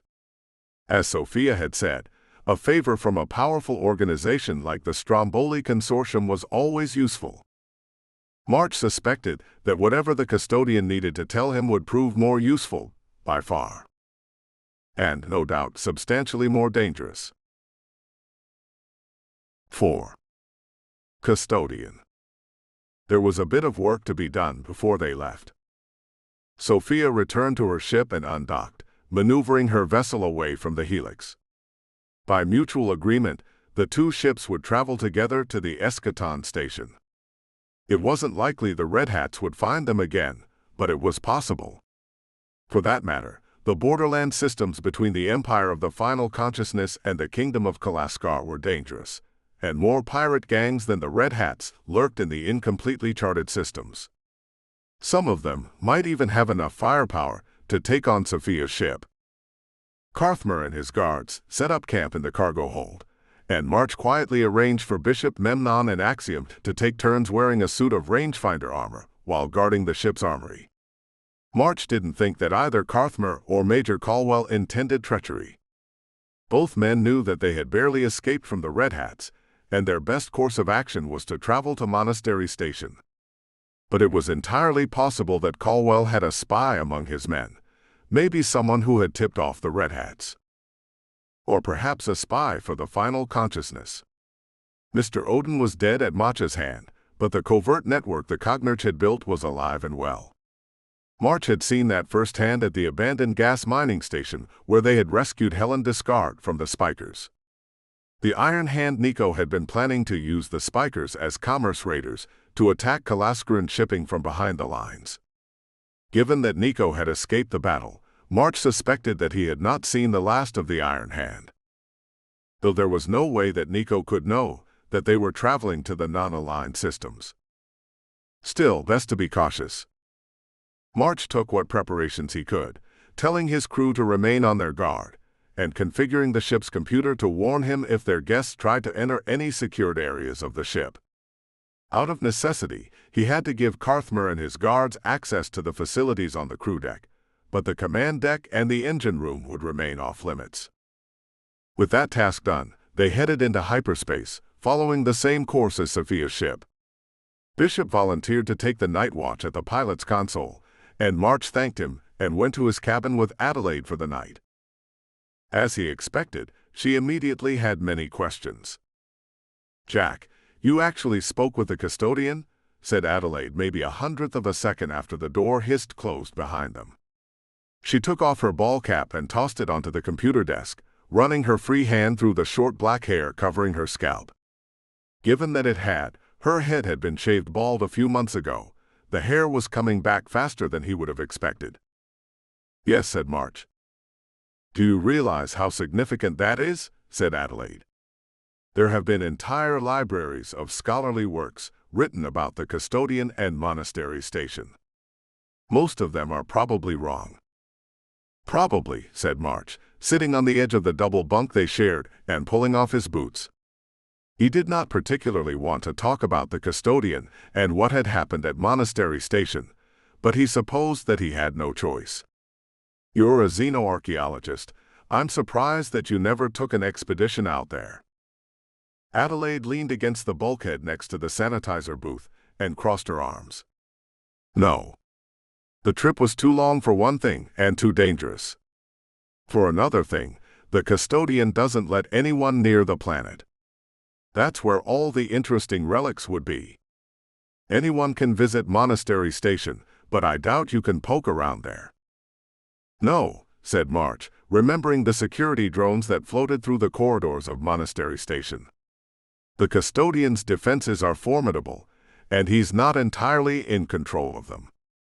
Like an automatic immune response. The public areas are safer, but still dangerous. I doubt you'd ever have been able to get an expedition to Monastery Station insured." "Probably not, no," said Adelaide. Her gray eyes all but glowed with curiosity. "So tell me about the custodian." "Tomorrow," said March. "It's been a long day, and I've been shot at a lot." Adelaide grinned, sat next to him on the bed, and kissed him long and hard. "Well," said Adelaide once she eased back, "what can I do to take the day off your mind?" March grunted. "Are you going to sleep with me just so I'll tell you about the custodian?" Adelaide grinned again, got up, took a step back, and pulled off her jumpsuit and then her undergarments. "What do you think?" she said, shoulders back as she shifted her weight to her back foot. "Is it working?" As it turned out, it was. It had been a long and tiring day, but March still had many of the genetic modifications that the machinists made in their iron hands. One of them was designed to increase his muscle mass and his strength, but had the side effect of a raging libido that March had more or less ignored for years, until he had met Adelaide. "Besides," said Adelaide, hands on her hips, "I like watching you walk around giving orders. Gives a girl ideas. Makes me wonder what kind of orders you'd like to give me." Her arguments were persuasive. March got to his feet and picked her up, and as he often had before, took her against the door, her legs wrapped around him. He hadn't asked to become an iron hand, or for the physical strength it had given him, but there were times when it was enjoyable. After they had finished, he carried her to the bunk and lay down next to her. She made a satisfied sort of sigh. "It must have been a frustrating day. We only do it standing up when you're in a bad mood." March raised his right arm, his arm of flesh, and she snuggled against his side. "I don't really enjoy getting shot at." "Who does?" "So," said March. "The custodian." Despite the relaxed look on her face, he felt her tense with interest, almost like a hawk about to spring upon its prey. He felt the surprising urge to laugh, perhaps a consequence of the endorphins sloshing through his brain at the moment. Though the topic of the custodian was a serious one. "You know, the machinists derived their hive mind technology from the relics of the great elder ones," said March. "When I met the custodian, it, or he maybe, told me that it had been constructed by a race called the Harmonious Scholars. The fifth planet in the Eschaton system was their homeworld, and the custodian refuses to allow anyone to land on it." Adelaide nodded, her short hair brushing against his shoulder. "Most of the theories agree on that, though I've never heard the name of the custodian's creators before." "What no one else knows," said March, "is that the Harmonious Scholars fought the Great Elder Ones. The custodian said the war was beyond the scale of anything we can imagine. In the end, the Harmonious Scholars and their allies locked the Great Elder Ones outside of our universe." "The Harmonious Scholars won the war," said Adelaide. "Then what happened to them?" "They died out," said March. "War was inimical to their natures. They became warriors to stop the Great Elder Ones from destroying all life in the galaxy, but the despair of it poisoned them." "Like soldiers coming home from war who wind up killing themselves," said Adelaide, voice quiet. "I think so," said March. "They built the custodian to watch over their homeworld, and it kept watching over their homeworld, even after they all died off." "So why didn't the custodian go insane?" said Adelaide. "Every true artificial intelligence ever constructed by humans has gone homicidally insane. Even the ones that manage to achieve a sort of long-term stability, like Thunderbolt, are still crazy. That wasn't entirely true. It was one of the secrets that March had learned as an Omega operative of the Silent Order. Most of the operatives of the Silent Order believed that Censor, the head of the organization, was a human appointed by the king. But the human censor was in fact the interface for the true censor, a massive artificial intelligence that the founders of Kalaskar had constructed. The founders had discovered the secret of a stable artificial intelligence. It had to exist in symbiosis with a living human mind. Censor, the human head of the Silent Order, was the interface with the Censor AI, hidden beneath Kalaskar's South Pole. March was one of the few who knew the truth. Or the truth that the king of Kalaskar was possessed by a macrobe that made it impossible to lie to him. But those secrets weren't his to tell. "The custodian is insane," said March. Adelaide frowned. "Then why hasn't it gone on the warpath like Thunderbolt? Or the other artificial intelligences built by the Third Terran Empire?" "Because our artificial intelligences were based on human minds," said March, "and they went insane in human ways. The custodian was based on the minds of the harmonious scholars. The horror of the war with the Great Elder Ones made them succumb to despair. The custodian didn't succumb to that despair. By the definition of the harmonious scholars, that made the custodian insane." "So why did the custodian want to talk to you the first time?" said Adelaide. "I had one of the Wraith devices in the tiger's hold," said March. Adelaide tensed a little beneath his arm. "I didn't know what it was at the time, only that the machinists could use it to control minds. The custodian told me what it was, and told me about the Great Elder Ones and the harmonious scholars." He let out a breath. "He also told me that the Great Elder Ones are trying to come back." "Come back," said Adelaide. "To get back into our universe and wipe out all the life here," said March. "I think that was why the Great Elder Ones left their relics and technology seeded around the galaxy. Some of it can be used to open the way to bring back the Great Elder Ones." Adelaide frowned. "I hate the machinists as much as you do, Jack." That was entirely true. He supposed that was why he had fallen in love with her, and not any of the other women who had been drawn to him over the years, despite the vast differences in their personalities and backgrounds. She understood him in the way no one else had, understood that he hated the machinists and had to do something to thwart them. But they're not stupid.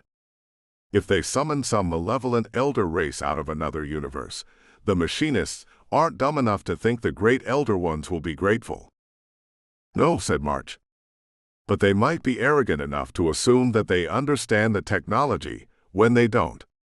Or that one of the devices of the Great Elder Ones will work the way they think it will." "Oh," said Adelaide. "Like the pulse." "Like the pulse," repeated March. "Maybe they think they've built a weapon that will wipe out Kalaskar. But maybe it will open a way for the Great Elder Ones when they activate it."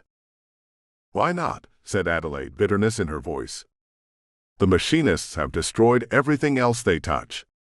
Why shouldn't they accidentally wind up wiping out all life in the galaxy?" "Not unless we stop them first," said March. Adelaide began tracing her fingers over his chest. "You always know just what to say to cheer me up." "I really don't." "More than you think." Her fingers slid down to his stomach. "But I can never think of what to say to cheer you up." Her hand went lower. "I can think of things to do, though." March grunted. "What did you have in mind?" She showed him. Despite March's worries, the trip to the Eschaton station went smoothly. Under the strict supervision of Major Caldwell, Carthmer's security detail was on their best behavior. Some of the men turned lingering glances towards Adelaide, Cassandra, Helen, and Axiom whenever their duties took them to the hold, but it never went any farther than that. A few of the security men tried to chat up Axiom, which she appeared to enjoy, but it lasted right up until she took off her sunglasses to reveal her cybernetic eyes, and the security officers promptly found excuses to be elsewhere. Axiom enjoyed that even more. Though Adelaide was convinced that Axiom had started sleeping with Memnon a few days before they reached the Strand waypoint. March wasn't sure, though he wouldn't have been surprised. Memnon wasn't the sort to have long-term emotional attachments to his lovers, and the only person that Axiom really cared about was her sister. There were, March reflected sourly, advantages to working alone. One of them was that he hadn't needed to worry about who in his crew was sleeping with who, and the potential problems that might cause. Given that their mission might decide the fate of the kingdom of Kalaskar, it seemed a petty thing to worry about, but people were people. They encountered no hostile ships on the journey. From time to time, as they traveled across a solar system toward their next hyperspace jump point, they picked up the beacons of other ships. Mostly well-armed freighters identifying either Mercator, Raisha in the Falcon Republic, or the world of Mothro in the non-aligned systems as their port of origin. The ships all stayed well away from the Helix. The borderland systems between the kingdom of Kalaskar and the final consciousness were not a trusting sort of place. Sophia's ship kept pace beside them. She did not ask to come aboard again, and sent no other communications save for necessary navigational updates and hyperspace calculations. After 2.5 days, they drew near to the Eschaton system. "We're almost here," said March, sitting at the pilot's console. "I think we should invite Carthmer and maybe Major Caldwell up to the bridge." "I'll go get them," said Helen.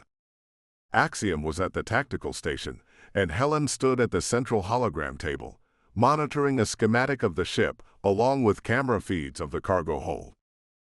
"I can do it," said Axiom. Helen smiled at her sister. "You scare them." "I scare most people," said Axiom without rancor. "But if you really want to scare them, send Memnon. You'll just stand there and scowl at them." "Very impressive." From the co-pilot station, Adelaide looked at March and raised her eyebrows. He pretended not to notice. "Be right back," said Helen, heading for the corridor. March hit the communication control. "Cassandra?" Her voice came over the speaker. "The hyperdrive is looking good. Keep it on standby when we return to normal space," said March. "In case we need to turn around and leave in a hurry." "I thought the custodian didn't allow violence in the Eschaton system," said Cassandra. "He doesn't," said March. "That doesn't mean someone won't try. Like if we arrive right next to some red hats. Or a machinist long-range frigate or something." "We'll be ready," said Cassandra. "Should I keep the weapons on standby?" said Axiom. "Yes," said March. "But under no circumstances take the first shot at anything. The custodian doesn't have full control of the defenses.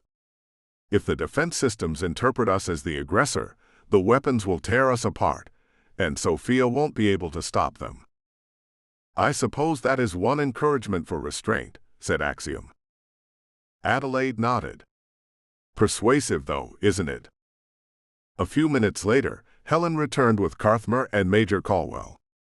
The adjudicator had been on the bridge several times now, but he still peered around with interest, the blue light of the holographic displays reflecting in his enormous dark eyes. Caldwell looked at the system schematic and status report floating over the hologram table. "I've always appreciated these Orodrian ships," said Caldwell. "Very well designed without being cramped. The Mercatorian ships are faster at sublight, but they tend to be crowded." "They are good ships," agreed Carthmer. "The consortium, of course, prefers to manufacture its own freighters, but Orodrian cargo gunships are good enough defensive and multi-purpose vessels when necessary." "Captain March, have we reached our destination?" "Almost," said March. "I thought you would like to be here for our arrival." "Thank you, Captain," said Carthmer. A thoughtful gesture. "And," said Caldwell, "so the adjudicator can call off any consortium warships that are looking for him." "We needn't worry about that," said Carthmer. "The custodian's policies about violence in the Eschaton system are quite well known." "Yes," said Caldwell. "Let's hope everyone else remembers that as well." He glanced at Axiom as he spoke. She didn't turn, but March caught her smirk from the corner of his eye. "We're about to find out," said March, reaching for the hyperdrive power levers. He drew them back, and the helix emerged into normal space in the eschaton system. The sensor displays came to life with several notifications, and March switched the bridge wall screen to an exterior view. Carthmer sucked in a long breath and said something ominous sounding in the Lithabati tongue. "No matter how often I come here, it is still an intimidating sight." "Yes," agreed March. The dark energy sensors registered a surge of radiation, and Sophia's ship emerged from hyperspace 10,000 kilometers off the helix's starboard side. The fifth planet of the eschaton system floated before them, wrapped in the blue haze of its invincible shields. 2 of its 3 moons were visible, their surfaces covered in huge geometric patterns, visible even from hundreds of thousands of kilometers away. Beneath the haze of the shield, March saw the surface of the planet, its continents covered in computer processors the size of cities, processors so large that it took an entire ocean to cool them. The energy readings were off the charts. The shield surrounding the planet could deflect any known weapon, and the shields on the 3 moons were only just slightly weaker. Enormous amounts of energy radiated from both the planet and the moons. As impressive as the sight of the technology of a long-dead alien civilization still functioning after an unfathomable gulf of years was, Monastery Station had a way of drawing the eye. The station was about 100 kilometers across, constructed of 6 interlocking rings twisting around each other, and a massive reactor core in the center. The rings had been built of some strange metal so polished that March glimpsed the reflections of the nearby stars and the ship's drive trails. Any laser beam that struck that metal would have most of its energy dissipated by reflection, assuming a laser existed that could actually punch through the station's shielding.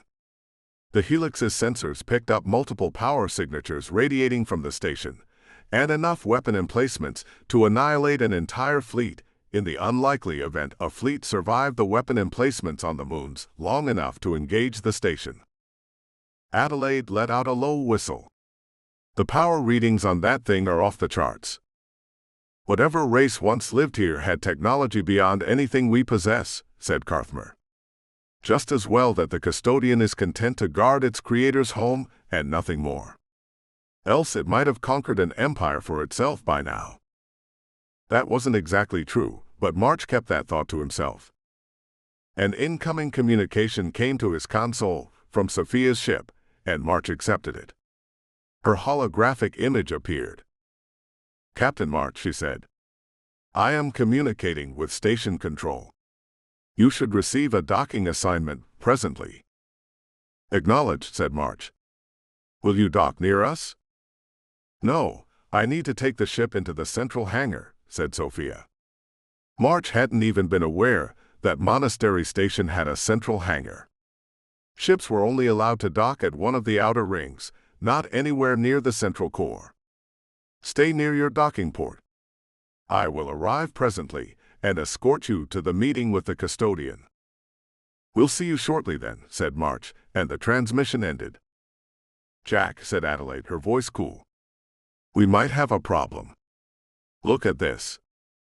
She sent some coordinates to his console, and March zoomed into the appropriate spot on the sensor display. Dozens of ships were in the local space around Eschaton V and Monastery Station, some of them maneuvering towards the station, others heading into departure vectors towards hyperspace entry points. Hundreds more were docked at the station's outer ring. Adelaide had sent him the coordinates of one of the docked ships. It was big, about 4 or 5 times the length of the helix, but it had no aesthetic considerations whatsoever. The ship was an ugly, blocky rectangle, armored in black metal, with weapon emplacements jutting from the sides. March didn't need to take a closer look at the ship to examine the details. He knew them already. "A machinist long-range frigate," said March. Axiom tapped her controls and looked for herself. But like March, she would already know all the details. The long-range frigates of the Final Consciousness were designed for stealth and speed, capable of operating without resupply for years at a time. Their mission profile involved acting as commerce raiders, hit-and-run attackers, and inserting teams of covert operatives into targets. March had traveled aboard ships like that many times before he had left the final consciousness. In fact, he had traveled aboard one to Tamlin's world, which had been his final mission before he had turned against the machinists. "Should we do a sensor focus on it?" said Adelaide. "No," said March. "The machinists have a presence on Monastery Station. Not surprising, they might have a ship or two in the Eschaton system.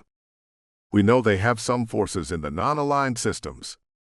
Makes sense they would have a ship stopping here."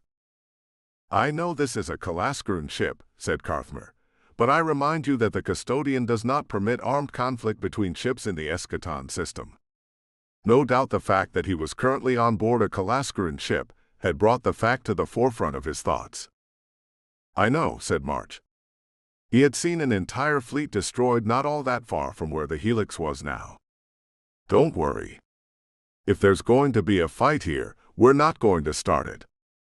Another transmission came from Sophia's ship, and March accepted it. "Docking Bay 612, said Sophia's hologram. "I will meet you there within 15 minutes. "Thank you," said March. "Do you know anything about that machinist frigate docked on the other side of the station?" "No," said Sophia. "It wasn't here when I departed to find you." She paused. "This may be part of what the custodian wishes to discuss with you, but over the last 3 years, more and more machinist ships have been passing through the Eschaton system." "What kind of ships?" said March. "Mostly long-range frigates," said Sophia. "A few fast light cargo ships like your previous vessel. If the custodian authorizes it, I can share the docking data." "Do you know if they were going to the non-aligned systems?" said March. As far as the Silent Order knew, the machinists did not actually control any worlds in that area of space. If they were building the Pulse in the non-aligned systems, they would have to fly everything they needed into the region. Then again, neither March nor the Silent Order knew just how big the Pulse was going to be, or how much raw material and crew it required.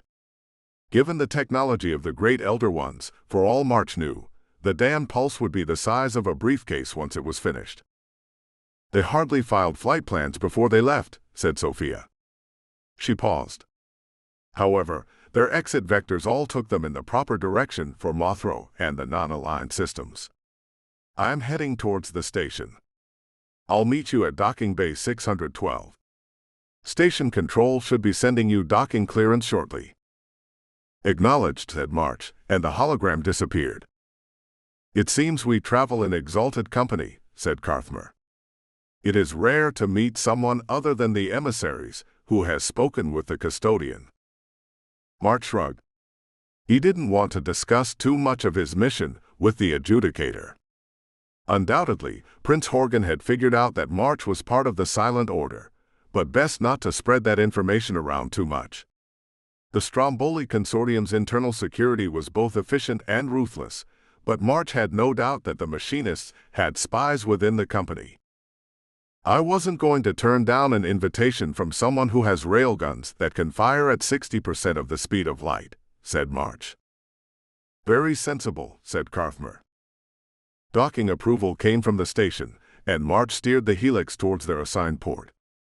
Once he was close enough, he cut the fusion drive and brought the ship in the rest of the way with taps from the ion thrusters. He kept an eye on the sensor display, half expecting the machinist frigate to undock and come after them, or at least do an active sensor focus, but the ship remained motionless. Maybe it really was a coincidence. Dangerous thing to assume. He eased the Helix against the station's outer ring, aligning the starboard cargo airlock with the docking port. A few seconds later, he heard a faint clang echo through the ship, and his console reported that the docking port and the cargo airlock had a good seal. They had arrived at Monastery Station. "Good docking," said Adelaide. "This ship isn't great at precision maneuvering." "No, it isn't," said March, and he reached for the communication controls. "We've arrived, everyone. Darius Constantine, get into armor and stand guard near the cargo airlock. If anyone tries to hijack the ship, stop them. Axiom, stay with them, keep an eye out for trouble." Cassandra, Adelaide, start on the post-flight checks for the hyperdrive. Helen, stay here and keep an eye on the sensors. If that machinist frigate moves, or if any other trouble shows up, we need to know about it. He received a chorus of acknowledgments, and March rose out of the pilot's acceleration chair, checking his weapons as he did. A plasma pistol rode on his hip, and beneath his coat, he carried another, smaller version of the same weapon, along with knives in sheaths beneath his sleeves. The custodian had a low tolerance for trouble aboard Monastery Station, but if trouble did find him, March wanted to be ready for it. "Well, Captain March," said Carthmer. "It seems that we have been officially rescued. I once again thank you for your assistance." March nodded. "Given that the Red Hats aren't fond of us both, it's just as well we managed to escape. This way, adjudicator." He led the way to the lift, which they rode to the cargo hold. The sound of banging metal and tramping boots echoed through the hold as the security officers worked. March was pleased to see that they had packed up the cots and the other emergency supplies. Memnon, Bishop, and Axiom were already at the cargo airlock, Memnon and Bishop in rangefinder armor. Axiom wore her preferred clothing when not in armor, a skin-tight black bodysuit beneath a long dark coat that concealed the pistol slung on her hips. "Do you think that your ship will be hijacked?" said Caldwell, glancing at Bishop and Memnon. "I would prefer to make sure that it isn't," said March, and he stepped to the airlock and triggered the cycle. The doors hissed open, and he led the way onto Monastery Station. The docking corridor beyond the airlock was wide, roughly circular, and made of the same reflective metal of the rest of the station, pale lights gleaming in the apex of the ceiling 10 meters overhead. March saw his reflection in the walls, distorted and curved. He supposed if anyone was foolish enough to fire a weapons-grade laser in here, the beam would bounce around until its power dispersed. There was a good amount of traffic in the corridor. Truck-like cargo drones with anti-grav units floated past, crates stacked on their beds. Further down the corridor, March saw a group of humans emerge from another docking port, a freighter crew from the Falcon Republic, he thought. Two of the custodian's security drones hovered nearby. The drones were gleaming white spheres about the size of March's head, a band of green light glowing around their equators. Despite their small size, they could fire a particle blast capable of vaporizing a human body. March had seen them do it. But the man leaning against the far wall held his attention. He was big, about March's size, with the same heavy musculature. He wore an expensive business suit with a coat just loose enough to conceal a shoulder holster. He had collar-length black hair and skin several shades darker than March's, which made his blue eyes look all the starker. The man moved with the easy grace of an expert fighter, and he wore a black leather glove over his left hand.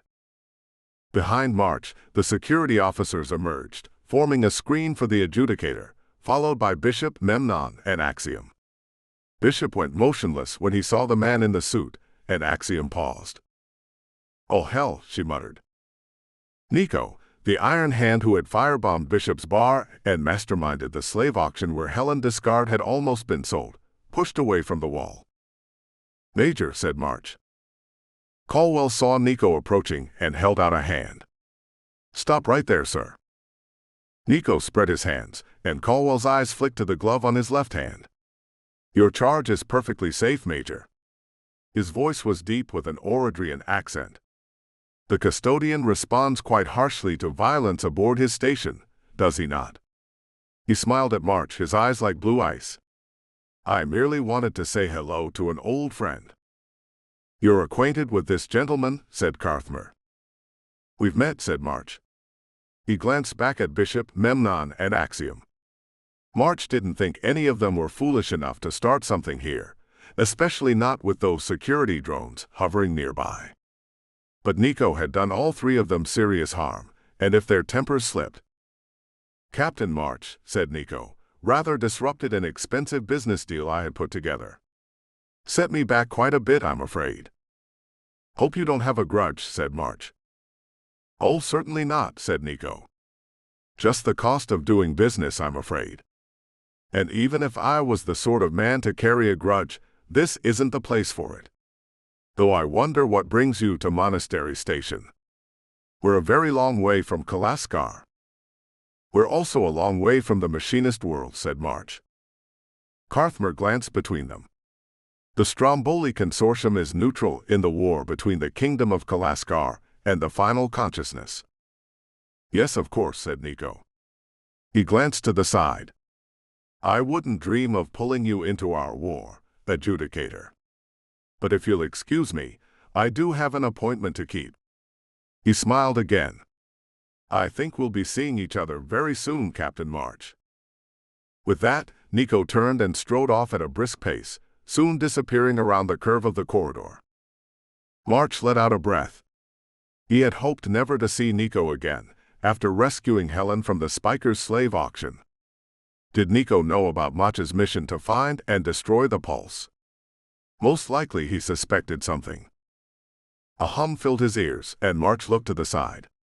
An autocab came up the far side of the corridor, and he saw Sophia Logo sitting in the front seat. Well, that was unpleasant, said Carthmer. Captain March, once you have completed your business with the custodian, I invite you to call upon me. I must report to Prince Horgan, and he will wish to hear of your assistance. March nodded. Does the prince still operate out of Tanner's Tavern? He does, said Carthmer. I hope to see you presently. Major. Caldwell gave an order to the security detail, and they fell in around the adjudicator as he set off down the corridor. Sophia brought the autocab to a stop in front of him. Captain March, said Sophia. Ready? Yes. March looked back at the others. Stay watchful. Nico might try something. We won't start anything, said Memnon. His voice filtered through the armor's external speakers, but if anything begins, we'll finish it. March glanced at the floating security drones, nodded, and seated himself next to Sophia in the autocab. She tapped a button on the small control panel, and the vehicle slid into motion, a faint hum coming from the antigrav unit. Sophia had exchanged her armor for the uniform of one of the custodian's emissaries, a brilliant white naval-style uniform with gleaming black boots and a black belt. Nico, she said. An iron hand, said March. We ran into him before. I see, said Sophia. That may complicate matters. Does he know about your mission? I don't know, said March. Maybe not the specifics. But he's clever enough to have worked it out on his own, and the machinists have their spies in Kalaskar. They might have passed something on. Sophia nodded and said nothing, and the trip passed in silence. They drove about 6 kilometers, finally coming to a stop in a deserted section of corridor. Sophia got out and crossed to the wall, and a portion of the curved metal seemed to melt away, revealing a narrow hallway. This way, said Sophia. The custodian awaits.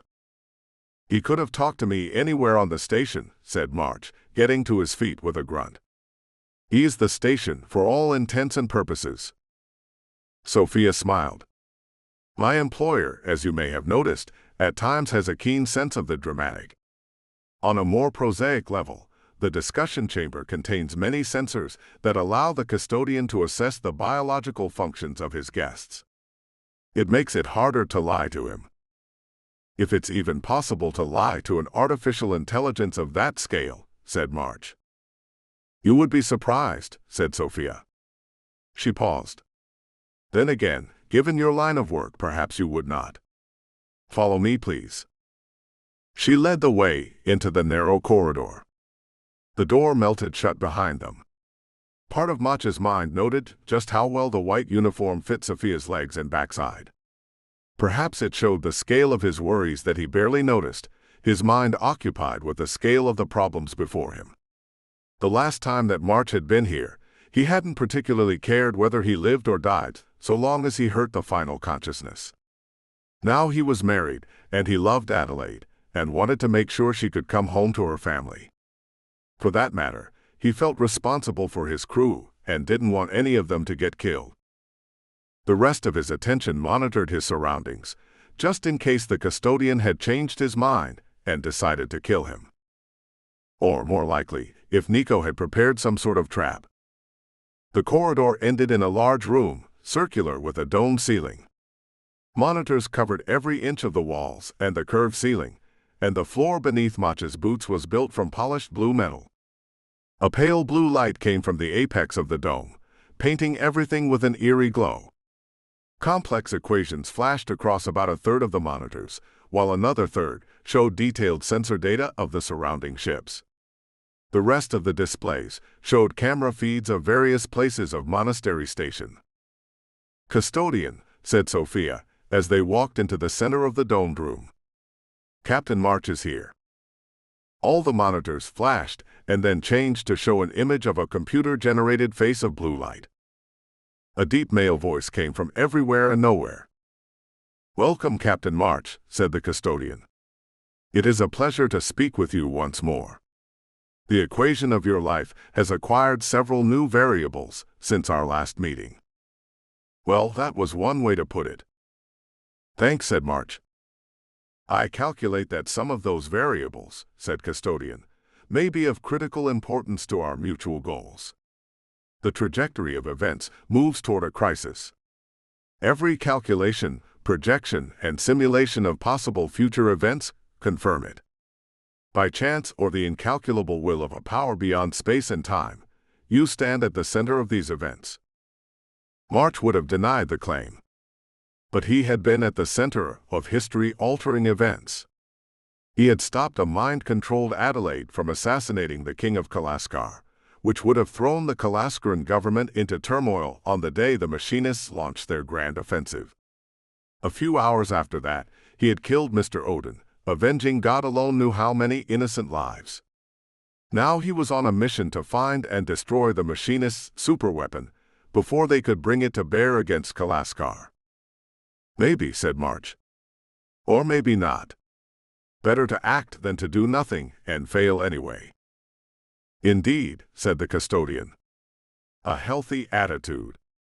Perhaps that is the only way a human mind can live the life you have lived and retain a measure of sanity. Something of which I might perhaps feel envy, should I be capable of feeling such a thing. But let us draw to the point. I have guarded the homeworld of my departed creators since before the very concept of human civilization existed, but now time has become short." "Why did you want to talk with me then?" said March. "The great elder ones are stirring." March blinked. "I thought they were imprisoned in another universe. Or outside this universe somehow." Both interpretations are partially incorrect, but as close as a human mind can come to the truth without the aid of highly advanced and very detailed mathematics, said Custodian. For the sake of clarity, let us state that the great elder ones are locked in an empty universe outside of this one, a place where their desire to destroy all other life cannot be fulfilled. "If they're outside the universe," said March, "then how do you know what they're doing?" "My creators built me to watch over their homeworld and their technology," said the Custodian, "and to defend it from all threats. One such threat was the possibility that the great elder ones might find a way back to our reality. Some of my instrumentation allows me to observe beyond the wall, between the universes. Not, I fear, with any great accuracy or clarity. Comparing it to a human child peering through a keyhole may be a suitable metaphor to convey the limitations of my perception in this regard. However, there is no possibility of error in this assessment. The great elder ones are indeed stirring and are preparing to return to this universe." "How?" said March. "I calculate that you already know this answer." "The pulse," said March. "The dark energy radiation weapon the machinists are building. It will open the way for the great elder ones to return." "It's not a weapon at all." "This assessment is incorrect," said the Custodian. "The pulse is indeed a weapon, and its activation will destroy all organic life within a solar system. However, that is only a side effect of its true purpose, which is to open a breach in the walls between the universes, allowing the great elder ones to return to our reality. Should the pulse be fired within the Kalaskar system, it will become a gateway to allow the great elder ones access, and they shall spread through this galaxy and annihilate all other life. My directives will have failed. This outcome is unacceptable." "We agree," said March. "But do the machinists know what they are building?" Odin was he tried to think of a suitable word. Odin was an asshole, but he wasn't stupid. He wouldn't have built something that would destroy him alongside it. "The cognarchs do not realize the potential of what they have built," said the custodian. "Additionally, my calculations provide a possible explanation. The pulse is under construction somewhere in the non-aligned systems. It is highly likely that the members of the final consciousness working on the pulse have fallen under the sway of the Great Elder Ones." "Under the sway," said March. "The Great Elder Ones may be controlling them," said the custodian. "Depending on how much of the technology of the Great Elder Ones is integrated with their biological systems, they may be under the control of the Great Elder Ones and not realize it."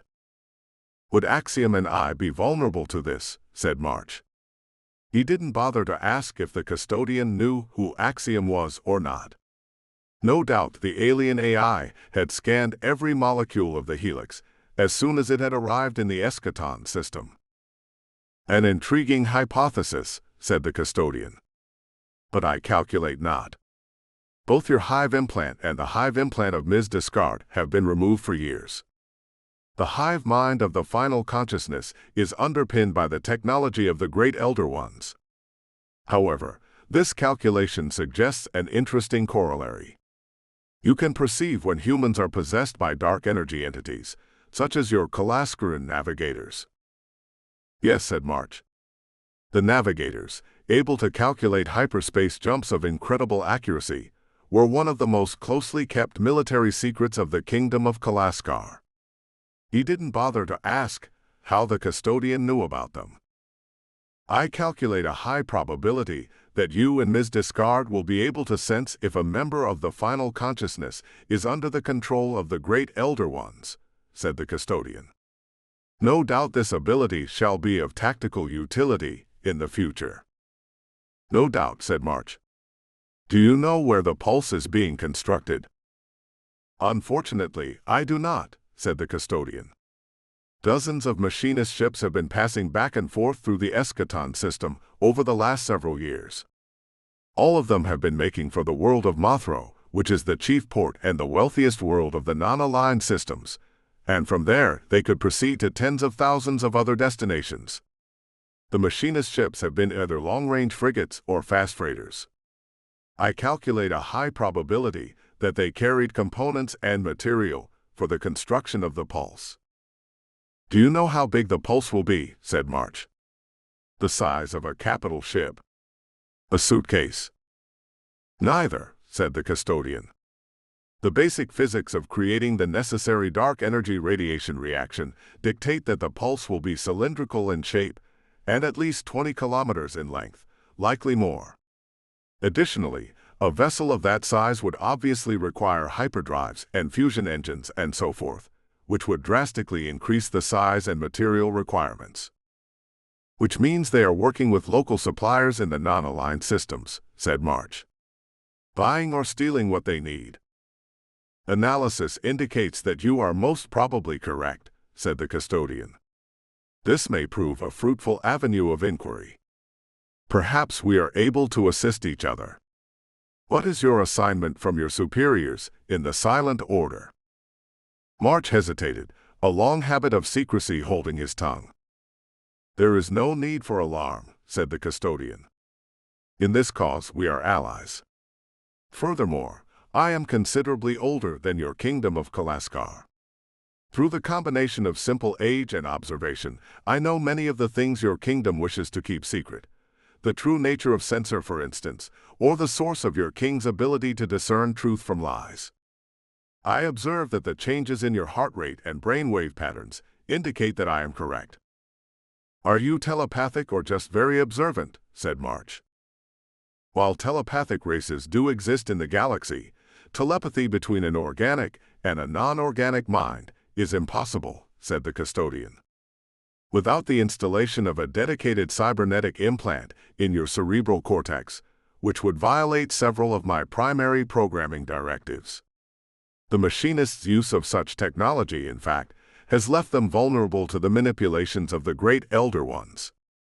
But we stray from the point, Captain March. Rest assured that any information you give me shall remain safe. Any force capable of overwhelming me and taking it would be strong enough to conquer the galaxy, rendering the point moot. March let out a breath. My mission is to find Dr. Terras Sigrande of the University of Orodria. He is hiding on Azov Station, which is somewhere in the non-aligned systems. He claims to have been working on the pulse and has information that will help destroy it. The screen flashed, the face of blue light disappearing. Files began to move across the screens, and March saw the photograph of Sigrande among them, blonde-haired, green-eyed, with a lean face bordering on gaunt. Terras Sigrande, professor of the mechanics of dark energy radiation, specializing in the practical applications of hyperspace travel, said Sensor. The records I have taken from Orodrian government ships indicate that Dr. Sigrande had several encounters with the secret police in his youth and was very nearly arrested and imprisoned for anti-government sentiment. Most likely he would have been, save for Orodria's need for experts in hyperdrive fields. Several Orodrian contractors have been aboard the machinist ships traveling to the non-aligned systems. Given Dr. Sigrande's noted disillusionment with the Orodrian government, it is not surprising he would turn against the project. Do you know where Azov Station is? Said March. Unfortunately, no, said the custodian. The non-aligned systems are not as well charted as one might wish. It was at the very edge of human expansion before the collapse of the Fifth Terran Empire. Consequently, many of the human-created charts for the region are incomplete or even contradictory. He wasn't wrong. March had gone to considerable effort to regain the navigational computer that Axiom had stolen from the Helix, simply because finding replacement charts for the non-aligned systems would have been a challenge. No doubt he could have purchased some from the merchants here, but the custodian likely knew every bit of data stored on every computer system on Monastery Station, no matter how secure the owners believed them to be. Idly, he wondered if the custodian was somehow scanning the Helix's computers even now, and decided it didn't matter. March wasn't foolish enough to keep any sensitive information on the Helix's systems, and hopefully the rest of the Silent Order members aboard the ship would act the same. However, continued the custodian, my calculations indicate that a solution may have presented itself, one that will also allow us to hinder the efforts of the great Elder Ones and the final consciousness at the same time. Are you familiar with a religious organization known as the Brotherhood of the Watchful Pact? No, said March. It sounds like a Kalaskaran monastic order. But all the Kalaskaran religious orders are named for either saints or various virtues. The Brotherhood of the Watchful Pact is not associated with the Royal Kalaskaran Church, nor any of the religious traditions from which it springs, said the custodian. It also predates Kalaskar and human civilization itself. The Brotherhood of the Watchful Pact is a monastic organization of high secrecy that has based itself in the non-aligned systems for tens of thousands of years. I am uncertain of their doctrines and beliefs. Indeed, as far as my data indicates, no one outside of the Brotherhood is aware of the precise nature of their doctrine. March frowned. Sounds like a cult. It may well be one, said the custodian. However, if it is a cult, it enjoys a high degree of popularity among the residents of the non-aligned worlds. My records have found numerous documented accounts of the Brotherhood distributing aid after various natural disasters among the colonies in the non-aligned worlds.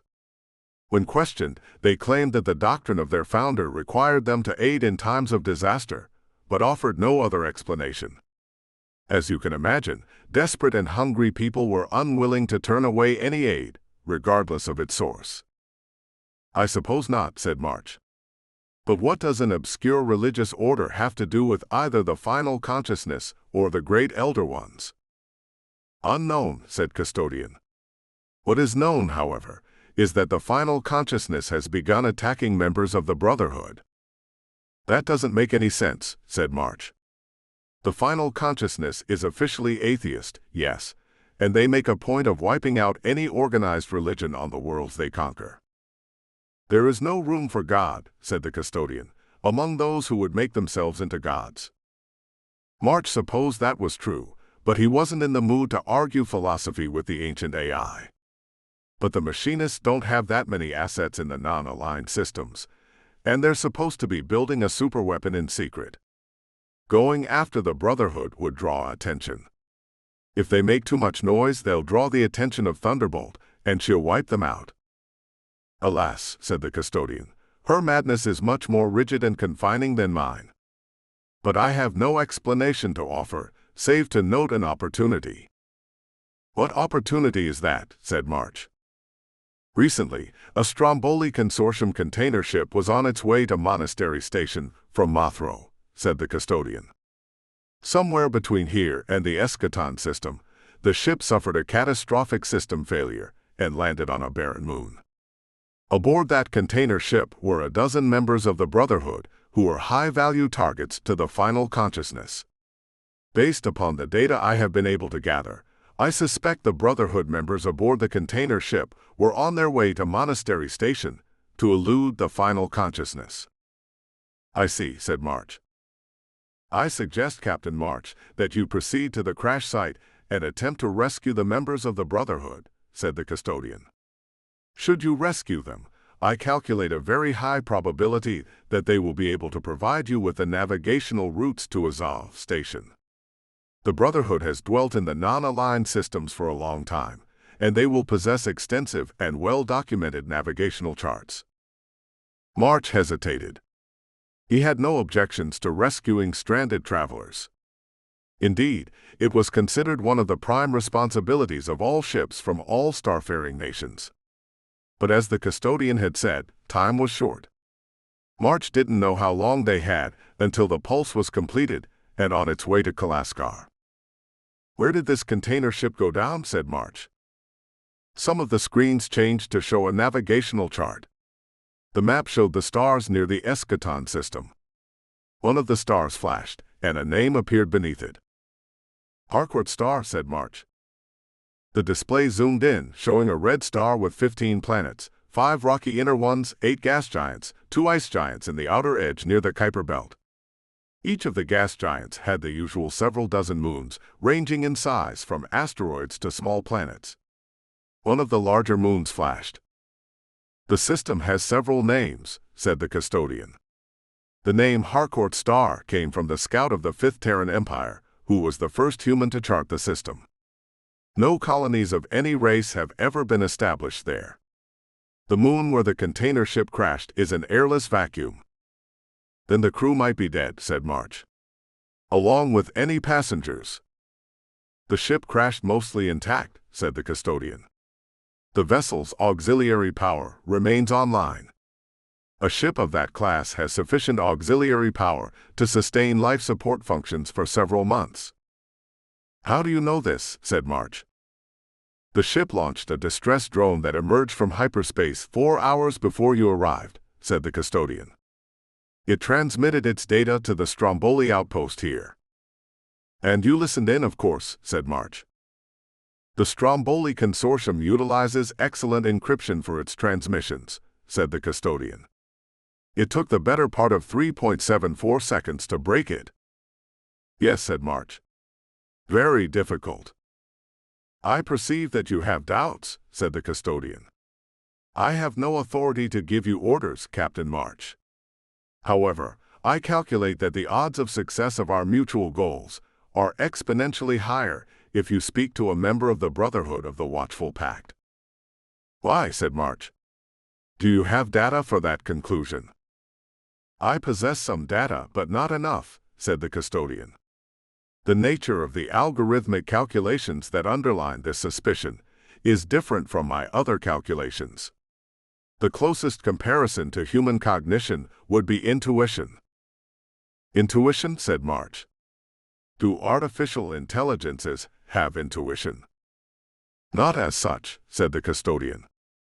But in the strictest definition of the term, neither do you. What humans call intuition is a result of your mind working on a subconscious level below your current awareness. I possess calculations that perform something of the same function. Consider the evidence. The members of the final consciousness building the pulse are influenced by the great elder ones. Those same members, faced with countless more pressing concerns and tight resources, are nonetheless devoting their time to hunting down an obscure religious sect that has kept to its own devices for tens of thousands of years. Why? Why do the machinists hunt them now? I don't know, said March. Does not the answer seem important? It did.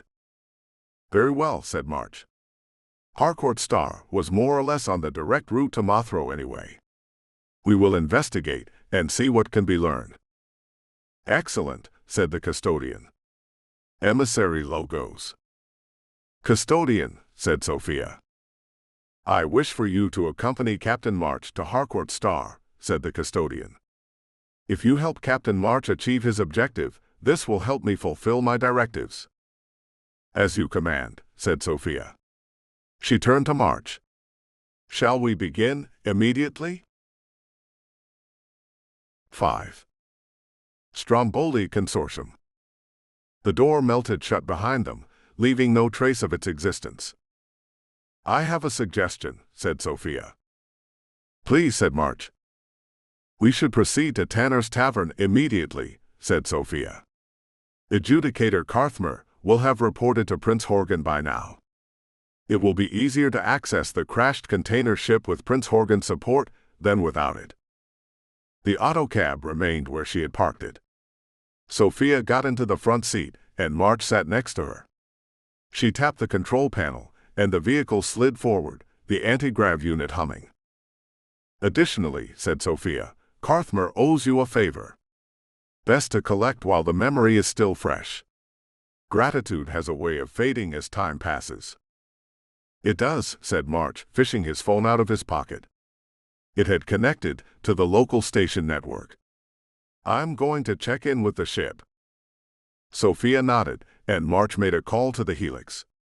It took a while for the phone to route a connection path through the local network, but it finally came through. Jack, said Adelaide. Is everything all right? So far, said March. I had an interesting discussion. We'll talk about it more when I get back. It wasn't likely that Nico and the machinists had penetrated the communication network on Monastery Station, but March wasn't willing to take that chance. I should be back in a few hours, and we'll need the ship ready to leave then. We're going through the maintenance checks now, said Adelaide. No major problems. One of the starboard ion thrusters needs recalibration, and I'm running that now. I also figured we would top off our oxygen, water, and flak particles as long as we're here since our last stop got interrupted. Good thinking, said March. Have Bishop and Memnon seen anything suspicious? Yes, said Adelaide. I'll patch them in quick. Constantine. He wasn't surprised that Adelaide had connected Bishop instead of Memnon. Adelaide and Memnon couldn't stand one another, and so far had dealt with that problem by ignoring each other unless a crisis demanded otherwise. I'm here, came Bishop's voice. Any trouble? Said March. Nothing serious, said Bishop. No one's tried to force the ship if that's what you're asking. But there is a group of cargo handlers about 50 meters down the corridor who aren't doing much work. Pretty sure they're Nico's boys, and they're keeping an eye on us. Do they have weapons? Said March. Yes, but everyone here does, said Bishop. I don't think they'll try anything. Not with 2 men in rangefinder armor standing guard at the airlock. Axiom will spot anything before it starts. And 2 of those floating ball things keep moving up and down the corridor. Suppose those security drones help keep everyone nice and honest. Yeah, said March. Stay alert, though. We've both been doing this long enough to know that you can prepare all you want. But it's the things you don't think of that screw you over good and hard, said Bishop. Let's not get screwed, said March. Adelaide snorted in the background. Thanks. I'll check in once we know more. Let me know if anything comes up. Will do, said Bishop. Be careful, said Adelaide. I will, said March, and he ended the call. Any trouble, said Sophia. Not yet, said March. I'm curious about something, said Sophia. You might as well ask, said March. It seems we're going to have to work together. The fewer surprises, the better. You got married, said Sophia. March glanced at her. The last time he had been to Monastery Station, Sophia had tried to seduce him. She had been quite frank about it, and March had declined her. As far as he could tell, she bore no hard feelings. Yes, said March. I am surprised, said Sophia. You seemed essentially a solitary man. I assumed, and the custodian's calculations indicated, that you would most likely die fighting the final consciousness. March shrugged. People change.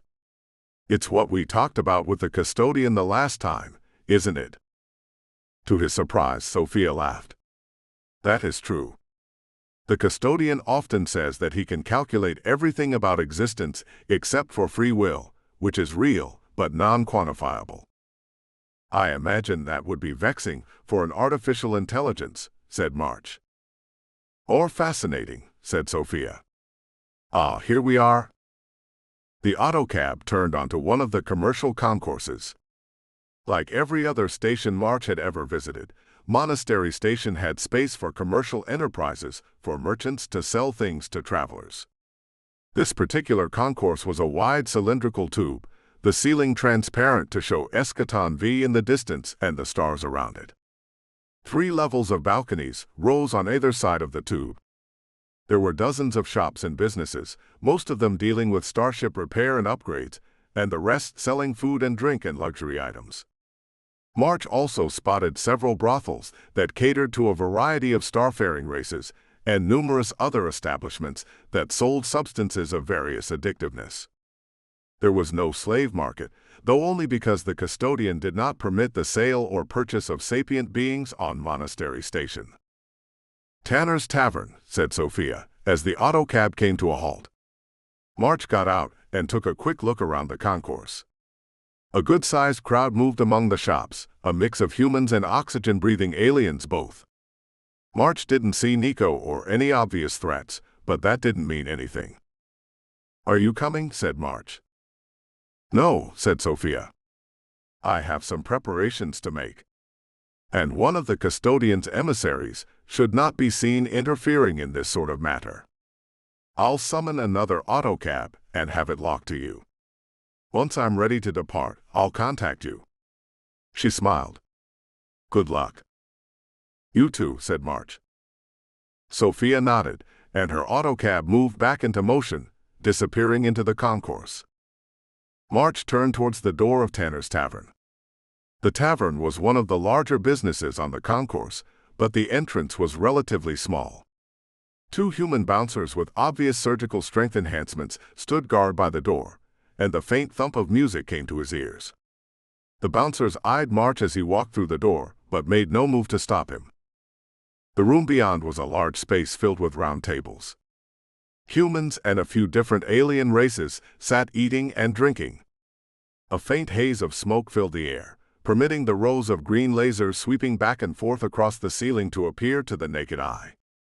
It was the proprietor's idea of decoration, and provided a way to mask the sensing units mounted on the ceiling.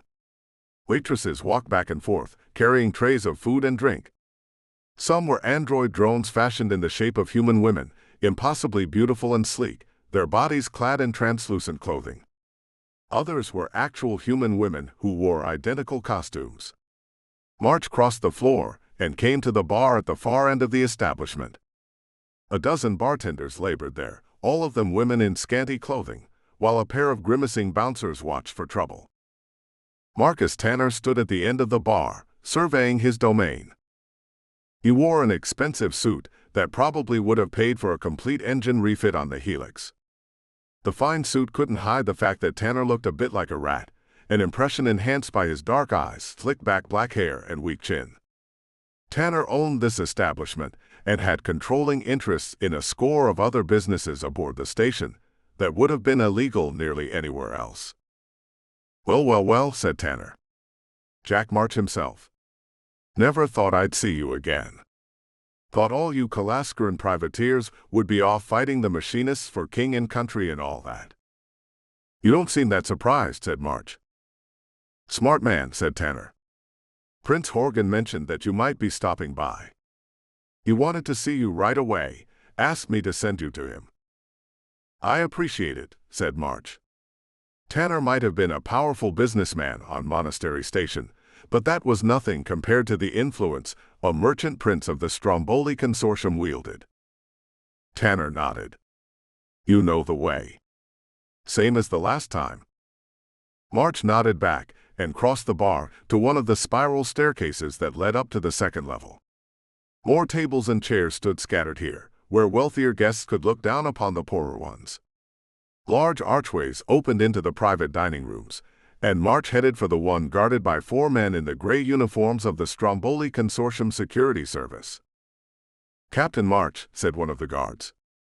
"The prince is expecting you." "Thanks," said March, and he walked into the dining room. It was just as opulent as he remembered. Horgan had paved the floor in pale marble from a world beyond the gloom nebula, and it had been polished to a mirror sheen. The walls had been paneled in rare woods, and a long table ran the length of the dining room. At the moment the room held only 3 other people: Major Caldwell, Adjudicator Carthmer, and Prince Horgan. Carthmer had been on the bulkier side for a Lithabati male of his age. Horgan, by contrast, was both taller and much heavier.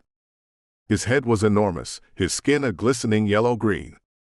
Horgan wore an ornate robe of red and black, a jeweled pendant hanging from his thick neck, and the hands that protruded from the robe were webbed, the fingers tipped with small claws.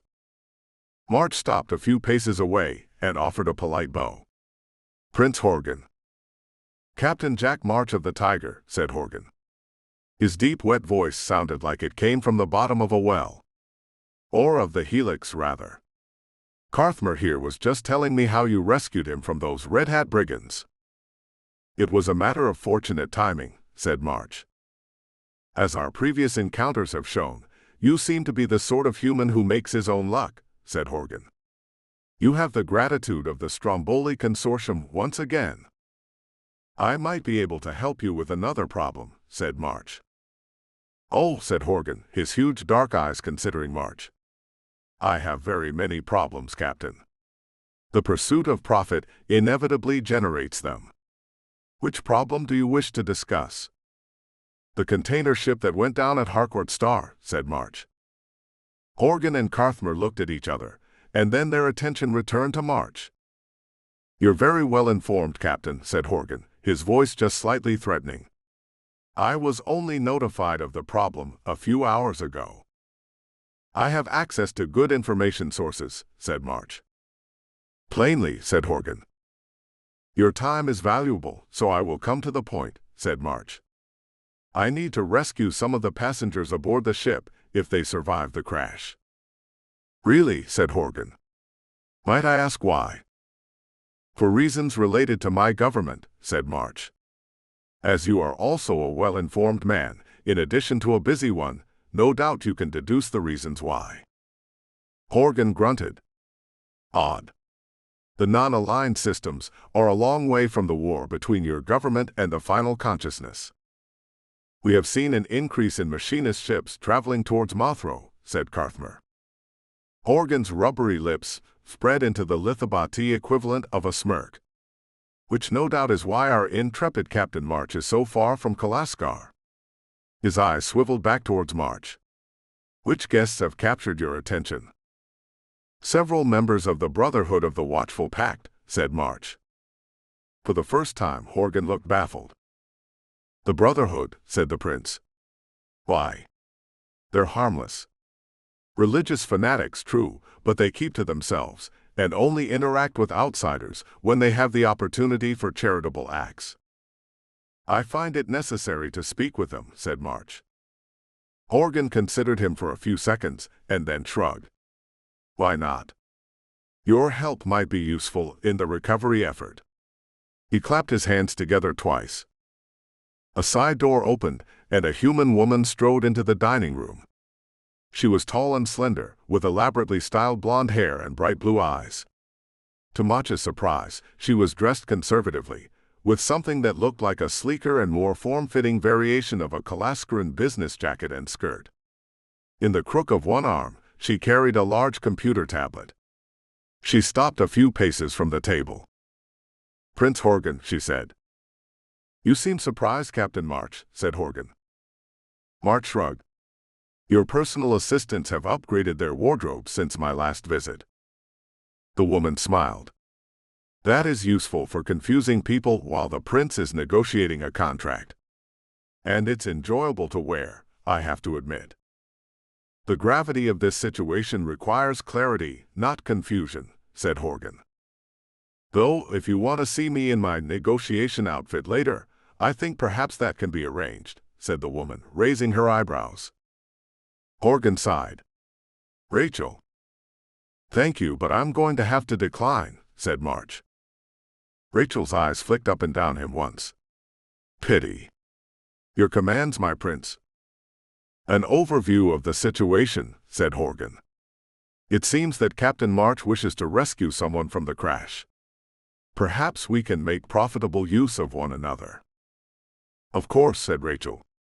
She lifted her tablet and tapped a command. A concealed hologram projector came to life within the table, and the ghostly image of a large container freighter appeared in the air. "The ship in question is the Malachite, one of our standard container freighters. Approximately 5,000 meters in length, and capable of carrying nearly 1 million standard tons of cargo. For this trip, the Malachite was only transporting a third of its capacity." "What was it carrying?" said March. "Raw ores useful for the construction of military-grade starships," said Rachel. "As you have no doubt observed, the war between your government and the machinists has driven up the prices of various commodities across all known systems," said Horgan. "The prices for metals used in starship construction have risen so steeply that it is profitable to send the ores on a half-full container ship. Indeed, we would lose money by waiting." "Crew capacity," said March. "About 500, said Rachel.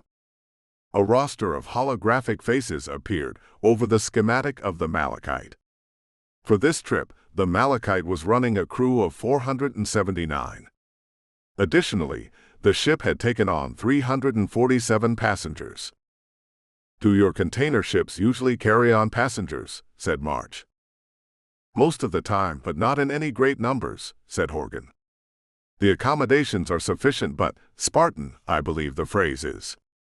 Most passengers prefer more comfortable surroundings, but given the consortium's reputation for inflicting fearsome vengeance upon those who cross us, the occasional passenger prefers to pay for security instead of luxury." Was that why a dozen members of the Brotherhood had chosen to travel aboard the Malachite? To avoid the fury of the final consciousness. "Was the ship attacked?" said March. "Unknown at this time," said Rachel. She tapped her tablet again, and a selection of log files appeared in the air. "We only know of the disaster because of the ship's automated distress drone.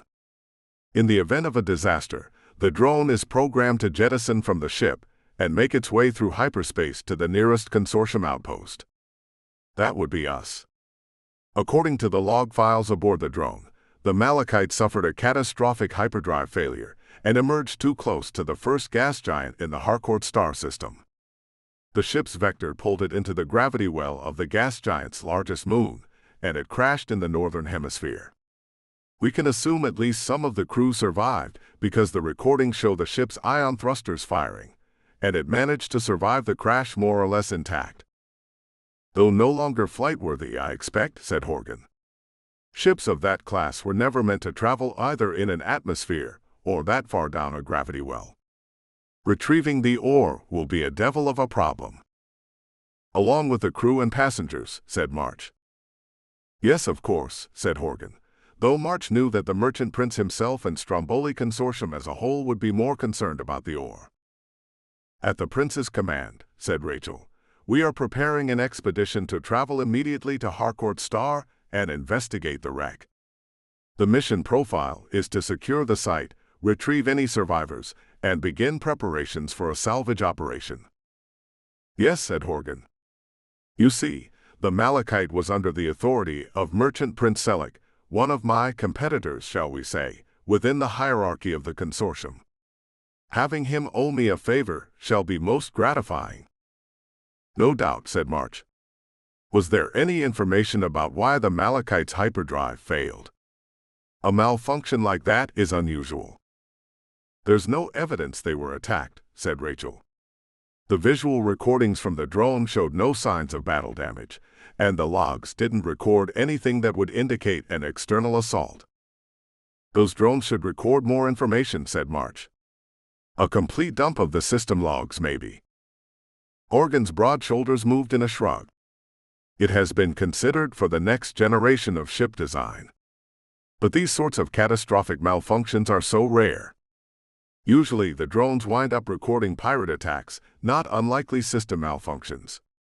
But dwelling upon what cannot be changed is not profitable. Do we have a plan ready for the rescue and salvage operation? Of course, my prince, said Rachel. A pair of ship schematics appeared over the table. 2 of our vessels are preparing to depart as we speak. A landfall-capable heavy freighter with sufficient supplies for any survivors, and the Dividend, one of our escort frigates. The consortium was powerful enough and rich enough that it fielded its own warships when necessary, and March had heard accounts of the consortium going to war with small governments. The Dividend's armaments and starfighter squadron should be sufficient to secure the site and keep away any scavengers with thoughts of looting the consortium's property. I will be taking command of the operation myself, said Horgan. Starship-capable ores are too important a part of our quarterly balance sheet to allow anyone else to handle this matter. Adjudicator Carthmer tells me, Captain March, that your current ship is an Orodrian cargo gunship. That's right, said March. A useful class of vessel and one capable of making landfall, said Horgan. I suggest the following course of action. You will accompany us to Harcourt Star and the wreck of the Malachite. We can have a tactical team and a scanning crew ride in your cargo hold. Once we arrive at the wreck, you can land and dock with the Malachite and search it as you see fit, while my men secure the vessel and the scanning team surveys the ship. If you find the Brotherhood survivors, you can take them aboard your vessel, and we can continue our business. The plan made sense. Of course, Horgan's motivations were hardly altruistic. By having the Helix land first on the moon, it reduced the risk to the consortium's vessels. The members of the tactical team and the scanning crew would be riding along with the Helix, but March had dealt with the consortium enough times to know that Horgan would consider members of his security service to be expendable assets. He wouldn't spend their lives lightly. One did not become a merchant prince of the consortium by squandering valuable assets, but he would not hesitate to do so if he deemed it necessary. 2 points, said March. I suggest you send the tactical team and the scanning crew in a shuttle of their own, rather than in the Helix's hold. They will be better rested and prepared. Additionally, if either the Helix or the shuttle is damaged, we will have a backup way of getting off the moon. Horgan grimaced, no doubt thinking of the extra cost. Agreed. What is the other matter? Adjudicator Carthmer told you of our encounter with emissary Logos, said March. Yes, a formidable woman, said Horgan. If she did not work for the custodian, I might try to recruit her for my personal staff. Subordinate to you, of course, my dear. Rachel offered a tight smile. She intervened in the battle against the Red Hats at the direction of the custodian, said March. Emissary Logos will accompany us to the wreck of the Malachite. Horgan seemed genuinely taken aback. Why? The custodian typically does not intervene in matters of this sort. At least not in the records of the consortium, which go back quite a bit further than those of the Kalaskaran government, I should point out. March considered his answer and decided upon the truth. The custodian asked that I help rescue the members of the Brotherhood aboard the Malachite. Once again, Horgan looked surprised. Truly. Why? I don't know, said March. I hope to find out myself. The Brotherhood is. Horgan seemed at a loss for words. Obscure, said Rachel. Well regarded among the populations of the non-aligned worlds for their charity during natural disasters. But simply beneath the notice of the Stromboli Consortium, said Horgan. A rather arrogant statement even for a merchant prince, I know. But holy men do not buy and sell at the quantities necessary to draw our notice. I cannot imagine that they would warrant the attention of the custodian. He looked at Rachel. What does the Brotherhood even believe? Unknown, my prince, said Rachel. The Brotherhood does not share its belief with outsiders, though our analysts believe they are something of a millenarian cult. Millenarian, said March. Adelaide, he thought, would have known what the hell that meant. They are waiting for some sort of significant eschatological change that will remake the galaxy, said Rachel. She shrugged. This is, of course, unconfirmed. However, we have more concrete reports that machinist elements within the non-aligned worlds have been targeting the Brotherhood. Interesting, said Horgan. I wonder why the machinists would attack the Brotherhood. Or why the custodian would care. Perhaps, my prince, said Rachel, the Brotherhood shares some religious beliefs with the custodian. Said Horgan. What do you mean? Some sources suggest that the Brotherhood of the Watchful Pact has been in the non-aligned worlds for tens of thousands of years, long before humans even came to that region for the first time and started to join the organization. It is possible the Brotherhood was started by the race that constructed the custodian and monastery station. That hadn't occurred to March. He didn't think it had occurred to the custodian either, because the artificial intelligence hadn't mentioned it during their discussion. Did the Brotherhood share some religious beliefs with the harmonious scholars? Was that why the machinists were going after them? He knew very well that the machinists exterminated any organized religion on the worlds they conquered, but they didn't have the resources to spare in the non-aligned systems. An interesting theory, said Horgan, but one ultimately irrelevant to our objectives. If the custodian wants these Brotherhood members rescued, then all the more reason to hasten to the wreck of the Malachite. Agreed, said March. I had best get back to my ship. Good, said Horgan. I would like to depart within the next 2 hours. 6. Graveyard World. The next 2 hours were busy. March took the autocab Sophia had left for him back to the Helix, keeping an eye over his shoulder all the while. Despite his caution, he encountered no obstacles or dangers. Nico might have been on the station, but he seemed unwilling to risk a confrontation within reach of the custodian. Or he had some clever plan that March hadn't worked out yet. He reached the ship to find Adelaide and Cassandra already well through the pre-flight checks. Memnon, Bishop, and Axiom sealed the cargo airlock behind them, and they went to the bridge, where March spoke to the entire crew. The custodian seems to think that the Brotherhood of the Watchful Pact has some information the machinists in the non-aligned worlds consider a threat, said March. 12 of the Brotherhood were aboard the Malachite when it went down at Harcourt Star. We're going to see if we can rescue them and find out why the final consciousness was after them. The Brotherhood, said Helen, surprised. That doesn't make any sense. You know them, said Memnon. Adelaide might have thought that Memnon was sleeping with Axiom, but Memnon was always very polite to Helen. Perhaps that was because he really was sleeping with Helen's sister, but knowing Memnon, he would regard bedding both sisters as a personal achievement. I know of them, said Helen. They're basically harmless. Eccentric but well-regarded. Whenever there's a natural disaster in any of the non-aligned worlds, they turn up with food and supplies. The people respect them, but no one seems to know very much about them. Why would the machinists go after a pacifist religious order, said Cassandra, leaning against the bulkhead near one of the consoles. She was overqualified to serve as the chief engineer on a cargo gunship, but March thought the work suited her. Cassandra always seemed happiest when she was too busy to start ruminating. "Why not?" said Helen. "It's the sort of thing the final consciousness would do.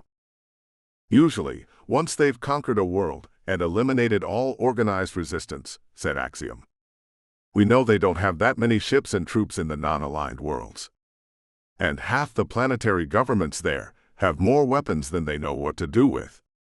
They would enjoy using them on the machinists if the final consciousness made trouble.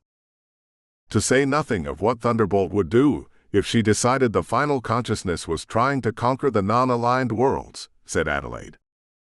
Everyone considered that in silence for a few seconds. The custodian had a mysterious reputation. Thunderbolt's reputation was just as mysterious, but darker and far more violent. "If we can rescue one of the Brotherhood members from the wreck of the Malachite," said March, "maybe we can find the answer." They set to their preparations. Bishop and Memnon went to rest, since March intended to take them with him when they boarded the Malachite. Cassandra and Helen went to the engine room, while Axiom seated herself at the tactical station. March and Adelaide took the pilot's and co-pilot seats, and a few minutes later, they had undocked and maneuvered into empty space near Monastery Station. March kept an eye on the machinist frigate docked at the station, but the vessel remained motionless. Sophia's ship rose from the station's spherical core and flew to meet them, a gleaming white spike stark against the darkness of space. An incoming transmission came from her ship, and March accepted it. "You're ready," said Sophia. She was wearing the white armor again, the glow of her ship's control panels playing across her face. "We are," said March. "Good," said Sophia. "It looks like Prince Horgan's ships are ready to go." 3 Stromboli Consortium ships formed up at the edge of the planet's gravity well, maneuvering for deep space. The first was a heavily armed and armored assault shuttle that carried the tactical team and the scanning crew. The second was a boxy heavy freighter capable of making landfall on a planetary mass. Hopefully, they would be able to fill the ship with survivors from the wrecked container ship. The final ship was Horgan's frigate. It was half again as long as the machinist's long-distance frigate and far more pleasing to the eye. A sleek dagger-shaped vessel with layers of armor plating, plasma turrets, point defense lasers, and an underslung hangar for the frigate's squadron of starfighters. The Helix might have been able to take the dividend in a fight with enough piloting skill, but it would be a close-fought thing, and the Helix would take considerable damage. Just as well they were all technically on the same side. A communication request came from the dividend, and March accepted it. Prince Horgan's rubbery face appeared next to Sophia's. "Captain March, emissary logos," said Horgan. "Your ships are ready?" "They are," said March. "Excellent," said Horgan. "As requested, Captain March, the tactical team and the scanning crew has been provided their own shuttle. At considerable extra expense, I might add." "I expect you'll make it up with the ores recovered from the Malachite," said March. "We shall see," said Horgan. "My navigator will send you a hyperspace calculation. Best that we travel together." "Agreed," said March. "Horgan out," the prince announced, and the holograms disappeared. "He seems annoyed," said Adelaide. "Not at us, I expect. He's thinking about how much money the salvage operation will require," said March. The dividend sent the hyperspace calculation, and March fed it into the navigational computer. "And not the fact that 500 of his crewers might be dead," said Adelaide. Axiom snorted. Knowing the Stromboli Consortium, he's much more concerned about the credits. "Let's see how many of those crewers we can rescue," said March, and he pulled the power levers for the hyperdrive. Their little flotilla entered hyperspace, leaving the Eschaton system behind. March flew the ship for 4 hours, and then Helen arrived to relieve him. Tomorrow they would arrive at the wreck site, and March wanted to be well rested. Adelaide went with him back to their cabin, and he told her the full details of his conversation with the custodian. "The custodian thinks that the great elder ones are controlling the machinists," said Adelaide, a worried frown on her face. "He does," said March. Or at least the ones in the non-aligned systems. Maybe the pulse brings together so much technology of the great elder ones that they can, I don't know, use it as a beacon to reach into this universe or something. He shrugged. I wish I had been able to bring you or Cassandra to the conversation. You would have thought of more intelligent questions to ask. You know more about the history, and Cass knows more about the physics of dark energy. I see why the custodian wants us to talk to the Brotherhood members, said Adelaide. Oh. Axiom's right, it doesn't make any sense for the machinists to go after the Brotherhood, said Adelaide. I mean, I hate them as much as you do. I know, said March. It was possible Adelaide hated them even more. The final consciousness had taken a great deal from him, but they had cost Adelaide her unborn child. But they're not stupid, said Adelaide. Not usually, anyway. Odin was stupid in the final 5 minutes of his life, but that was because he hated you enough that he wanted to gloat. But they're usually not dumb. Nico's definitely not stupid, which is why he's still alive. Damn it, I'm talking in circles. She shook her head. The point I'm trying to make is that it doesn't make sense for the final consciousness to go after the Brotherhood, but if the great elder ones are controlling the machinists working on the pulse, then the great elder ones might have a reason of their own to wipe out the Brotherhood, said March. But what reason, said Adelaide. Hell if I know, said March. I'm in over my head, Jack, said Adelaide. He shrugged. Even after everything that's happened, you've handled yourself well. Some people just freeze up when things get violent. You don't. The violence is hard enough, admitted Adelaide. I was a spy, Jack. That's what I did. I spied on the academic, media, and publishing world of Kalaskar for Censor. March said nothing. When he had become an Omega operative and learned the true nature of both Censor and the King, he also learned one of the primary missions of the Silent Order. The founders of Kalaskar had believed that one of the chief causes of a civilization's collapse was corruption and decadence among the elite classes. The Silent Order kept careful watch over Kalaskar's elites in every field, and if a particular member of the elite became corrupt or started acting in a way contrary to the benefit of Kalaskar, the Silent Order took action. Sometimes violent action. But now we're fighting, I don't know, dark gods from outside the universe, said Adelaide. March shrugged. If it helps, none of us know how to do that. We just muddle through the best we can. And if we find and destroy the pulse, none of it matters. That's true, said Adelaide. She sighed and rubbed a hand over her face. I always thought I would wind up getting killed doing this. Just didn't think it would be so far from home. March got to his feet. We're not dead yet. I know, said Adelaide. I'm just thinking too much. You should find a way to distract yourself. She glanced at him beneath her eyelashes. What did you have in mind? In answer, he reached to her throat and gently drew down the zipper of her jumpsuit to her waist. Ah. She grinned. I should have known. The next day they arrived at Harcourt Star. March sat at the pilot's console on the bridge, Adelaide at the co-pilot station, Axiom at the tactical console. Cassandra was at the engineering station, and the others had gathered on the bridge. March couldn't blame them. They knew the ship was headed into danger, and March was well familiar with the final few tense moments of a hyperspace jump that might end in battle. Coming up on the terminus point, said Adelaide. Acknowledged, said March, grasping the control levers for the hyperdrive. Cutting power now. He pulled back the levers, and the helix emerged into real space.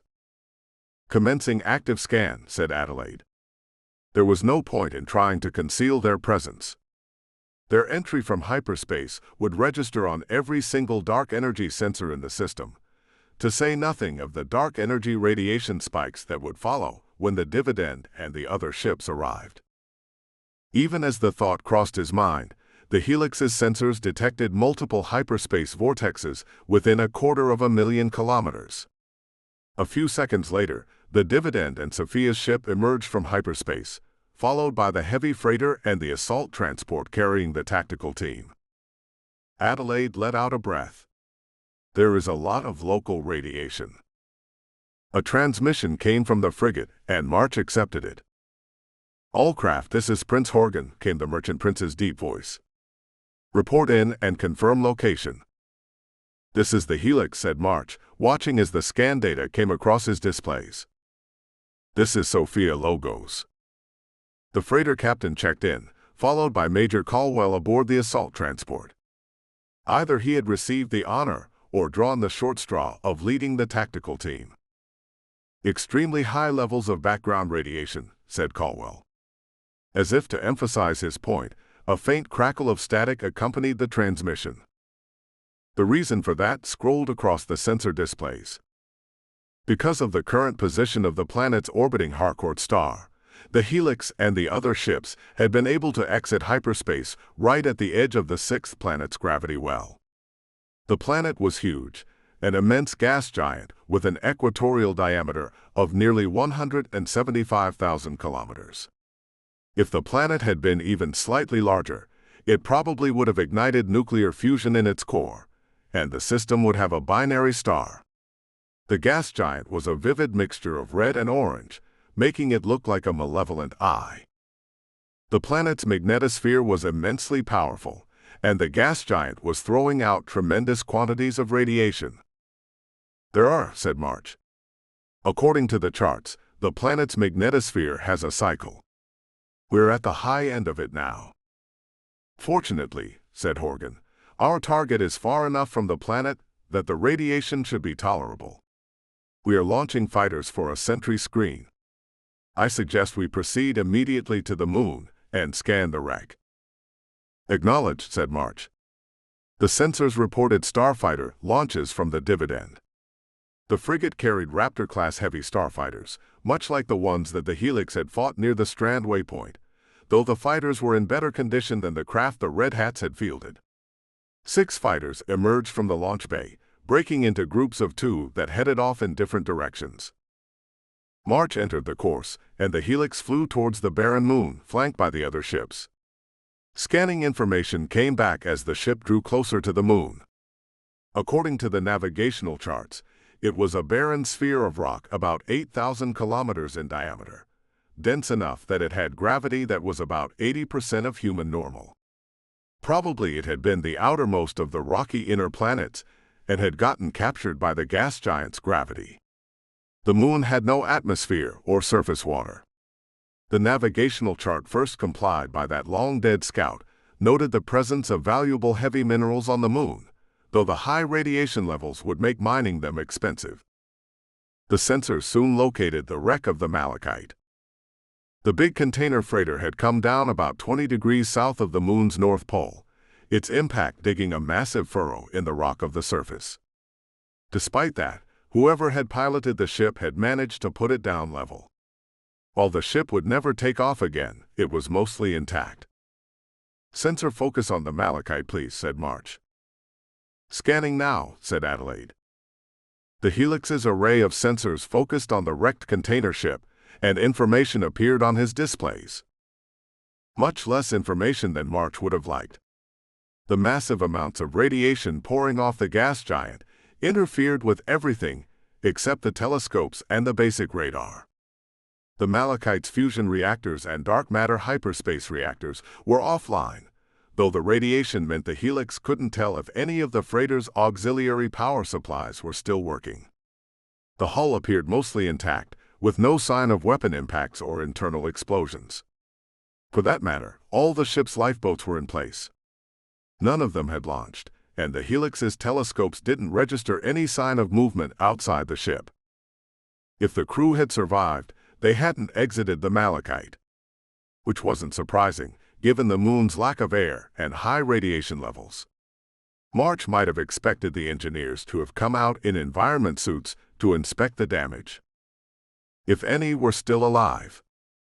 "We're getting a signal from the ship," said Adelaide. "Put it through," said March.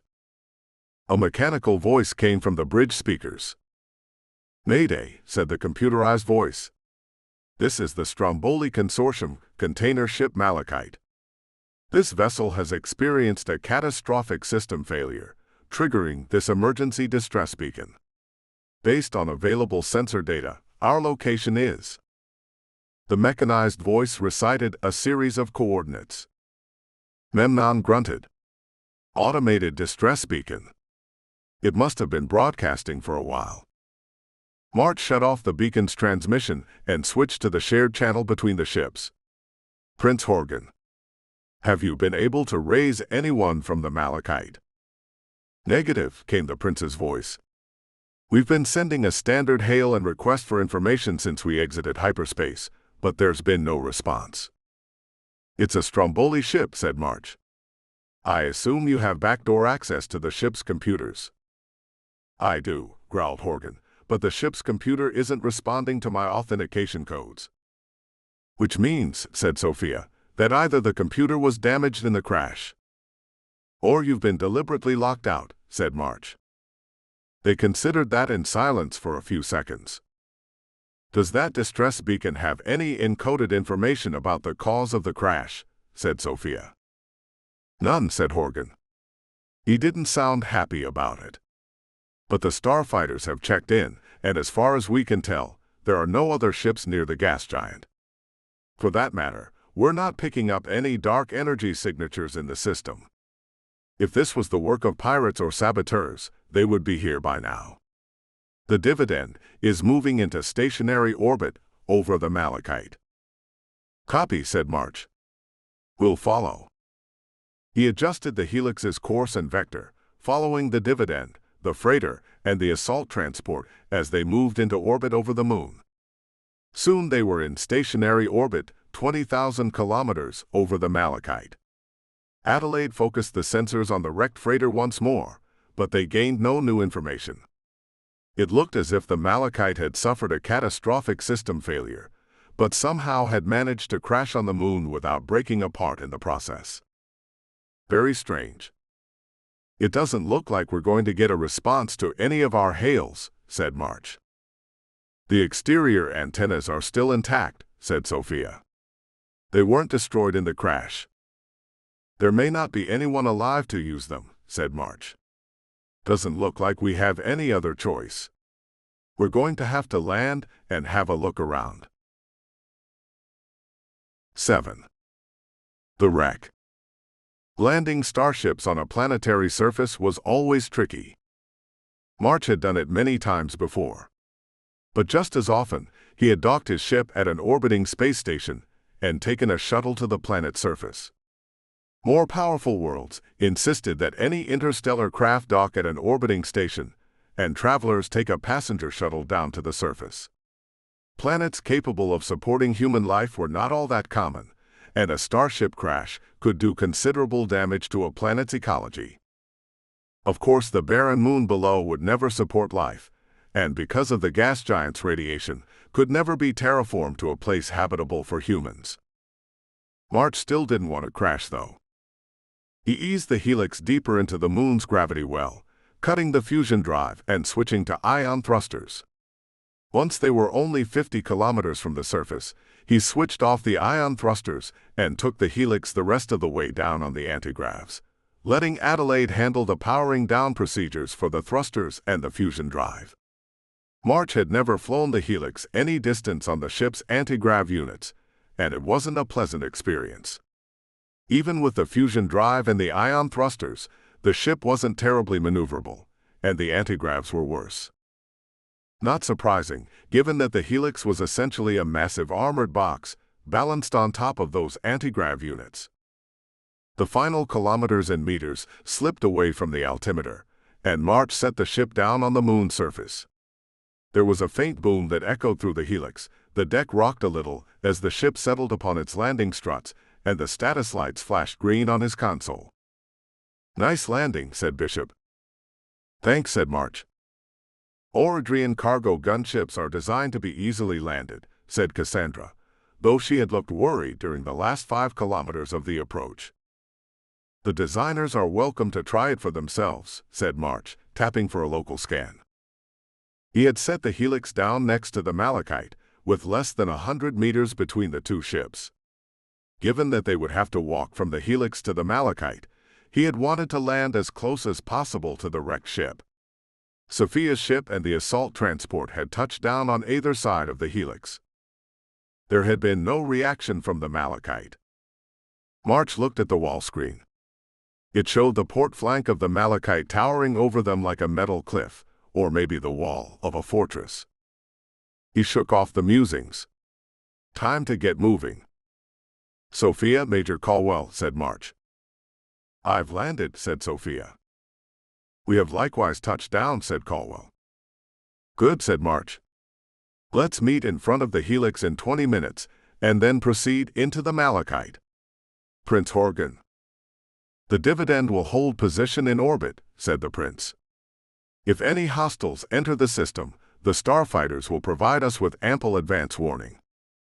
March hoped that he was right. "All right," said March. "Emissary Major, I'll see you shortly." He keyed off the channel and rose to his feet. "Darius Constantine with me," said March. "We'll armor up and enter the ship. Adelaide, Axiom, Helen, Cassandra. Stay here and guard the ship.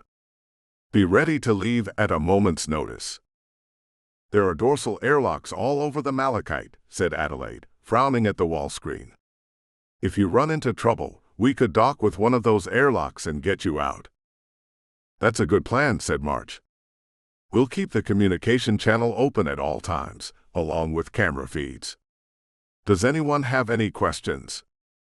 No one did. As much as Adelaide and Memnon disliked each other, and as much as the crew had come from a variety of different backgrounds, they were all good at what they did. March, Memnon, and Constantine went to the armory and donned their rangefinder suits. The armor started with a skin-tight bodysuit that wasn't all that different from Axiom's habitual garment. The bodysuit alone protected the wearer from radiation and could be sealed to provide 24 hours of oxygen. The scout armor that went over the bodysuit was far more formidable. It sheathed March in a carapace of reinforced alloy, and the armor would augment his strength many times past human limits. The helmet had an array of sensors and scanners, and the forearm bracers included built-in plasma weaponry. Ion thrusters built into the boots provided enhanced jump and limited flight capacity, and the shielding could deflect several direct plasma hits before the armor itself took any damage. March also took a pair of plasma pistols, locking them to hardpoints on the armor's hips. Over his shoulder went a collapsible grenade launcher, and he took half a dozen extra grenades. For his primary weapon, he took a plasma assault rifle, loading extra power packs onto his armor's carrying points. "Ready," said March once Bishop and Memnon had finished. The helmets were faceless masks, obscuring each man's features, but the heads-up display in March's helmet identified each man. "We are," said Bishop. "Let's hope no one shoots at us," said Memnon. "Suppose we're about to find out," said March. They went to the cargo hold and filed into the airlock, which was just large enough to hold all three of them at once. The doors cycled, and March stepped onto the barren moon surface. The first thing he noticed was the dust. The moon was a lifeless sphere of rock, but countless meteor impacts across the millennia had left a faint layer of dust over everything. With every step he took, the dust shot up around his boot, only to fall immediately back to the ground due to the absence of any air. The second thing was the radiation warning on his HUD. The gas giant bathed the moon's surface in highly dangerous radiation.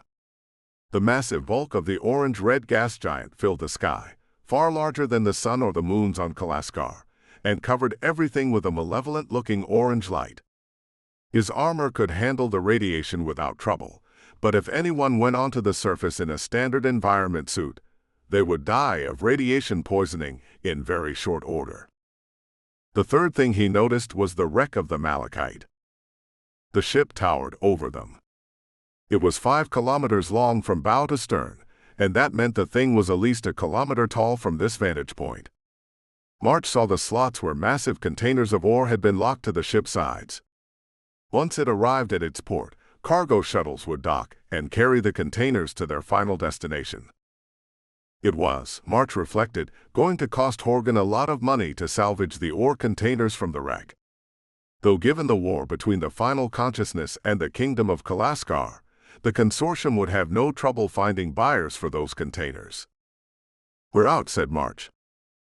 Adelaide's voice came over the speakers in his helmet as his suit established a communications channel with Bishop and Memnon. "Acknowledged. Nothing wrong here." March looked to the left and saw a figure in white armor striding towards them, the dust of the moon sliding off the boots. Sophia Logos had exited her ship. He turned to the right and saw figures in gray armor emerging from the assault transport. "Hell of a sight, isn't it?" said Bishop. "It is," said March. Memnon grunted. "There's so much radiation here. I wish I had brought some eggs. I could cook an omelet on my armor." "And then you could asphyxiate when you took off your helmet to eat them," said Bishop. "I didn't say it was a good idea," said Memnon. "Speaking of bad ideas, before we have Emissary Logos join the channel. Did you ever sleep with her, Jack?" "For God's sake," said March. "She seems like your type," said Memnon. "Aloof, knowledgeable, imperious. But I bet she has just enough self-loathing to really try for it in bed." "If you want to seduce her, you're welcome to try," said March. "Bear in mind that the armor she's wearing is more advanced than anything we have. And she works for the custodian, who is protective of his employees." "Won't you make the lovely Axiom jealous?" said Bishop. "Axiom's a pragmatist," said Memnon. "A rare enough quality in a woman. I appreciate it when I find it." March was spared the need to answer by an incoming communication request from Sophia. He accepted the request, and Sophia joined their communication channel. "How much trouble do you expect?" said Sophia. She carried a pistol on either hip, a plasma carbine slung over her shoulder. "The three of you are carrying enough weaponry to conquer a small city." "Whenever I've gone into trouble," said March, "I've never regretted bringing too much ammunition. Let's link up with Caldwell and the Stromboli officers." March led to the security officers emerging from the assault transport. There were 18 men in total. All of them wore powered scout armor similar to March's rangefinder suit, but 12 of the men carried weaponry. The remaining 6 bore 3 heavy equipment cases between them, the scanning and communications equipment to help locate any survivors. A connection request appeared on the HUD, and March accepted it.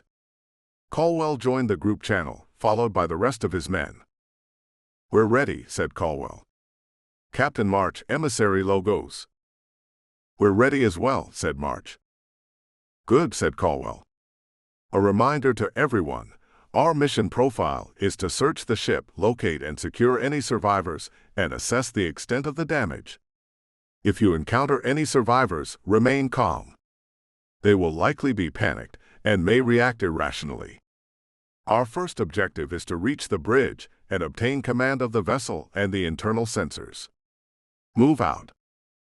The security officers strode towards the bulk of the Malachite, making for the closest airlock to the ground. March requested a sensor overlay from the Helix. His ship was scanning the Malachite, but it was picking up nothing unusual. Though the amount of radiation from the gas giant was still interfering with the sensors. And March realized the sheer amount of ore in the Malachite's containers. That much metal acted as a crude shield against sensor scans, blocking them from detecting life signs or even getting accurate power readings from the ship's interior. They climbed up a low hill to reach the side of the hull. They came to a large cargo airlock designed to move significant quantities of cargo from the ship quickly, wide enough that even 6 men in scout armor could stand abreast inside it. "Sergeant Thompson," said Caldwell, "your team will go first. Head inside and secure the corridor beyond the airlock. Once we have the all clear, we'll come inside 6 at a time." "Acknowledged," came a gruff voice. 4 of the armored security officers moved to the airlock. They considered the controls for a moment. "Sergeant," said Caldwell. "Sir, I think we know why the ship didn't respond to any communication requests," said Thompson. The computer is locked. Locked, said Caldwell, taken aback. The entire computer system is locked out, said Thompson. Suppose that's why it didn't accept the prince's access, either. What about the airlock manual override, said Caldwell. Think that's still working, said Thompson. A moment, sir. The security officers went to work on the airlock's control panel. Why would the crew lock out their own computer, said Sophia. Don't know, said March. Maybe it was damaged in the crash. Or it was drawing too much power from the emergency supply and locked itself to conserve power for life support. Or, said Memnon, they were boarded and they locked the computer to deny it to the attackers. That had occurred to March as well. That could mean an infiltration team, said Bishop.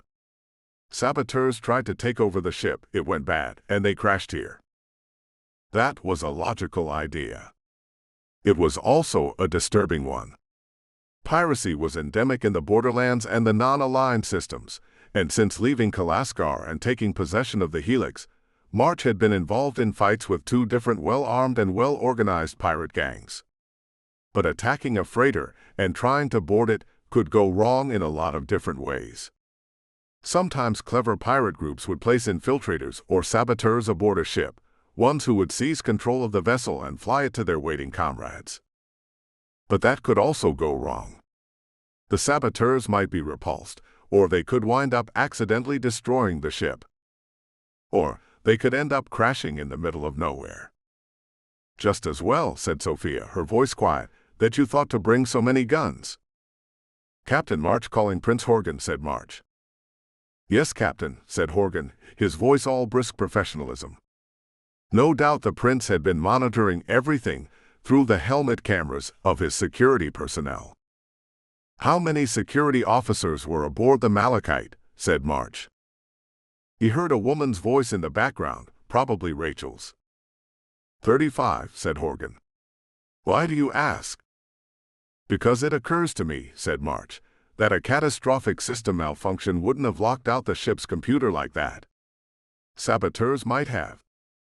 There was a pause. Saboteurs, said Horgan. Or an infiltration team, said March. Except the hijacking went bad, said Horgan, and the ship crashed here. It's a possibility, said March.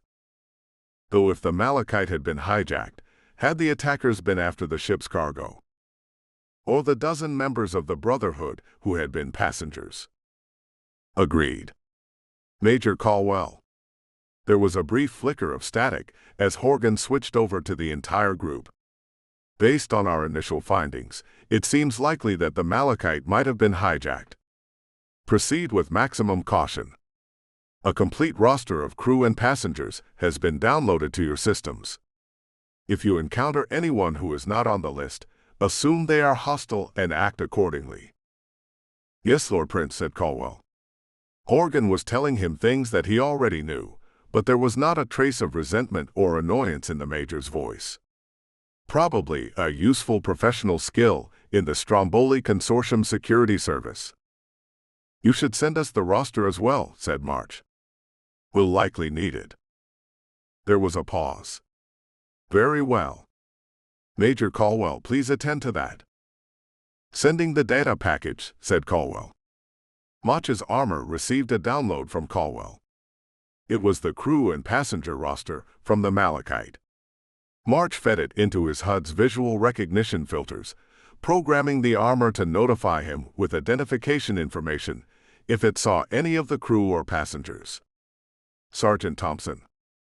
Almost there, sir, got it. The outer airlock door slid open. Proceeding inside, sir. Thompson and 5 other gray-armored security officers stepped into the airlock. The outer door slid shut behind them. March and the others waited. His armor's sensors couldn't penetrate the thick hull of the Malachite, even without the constant radiation interference. We're clear, said Thompson a moment later. There was a bit more static in his voice than before. Corridor is secure. Looks like emergency lighting is still running, and so is life support. My suit says the air is clean, but I recommend we keep our helmets on just in case. Agreed, said Caldwell. Men, move into the ship. 6 at a time. Then the scanning crew and the tech team. Start getting the communications relay set up as soon as you're inside. I'll accompany the prince's guests with the last group.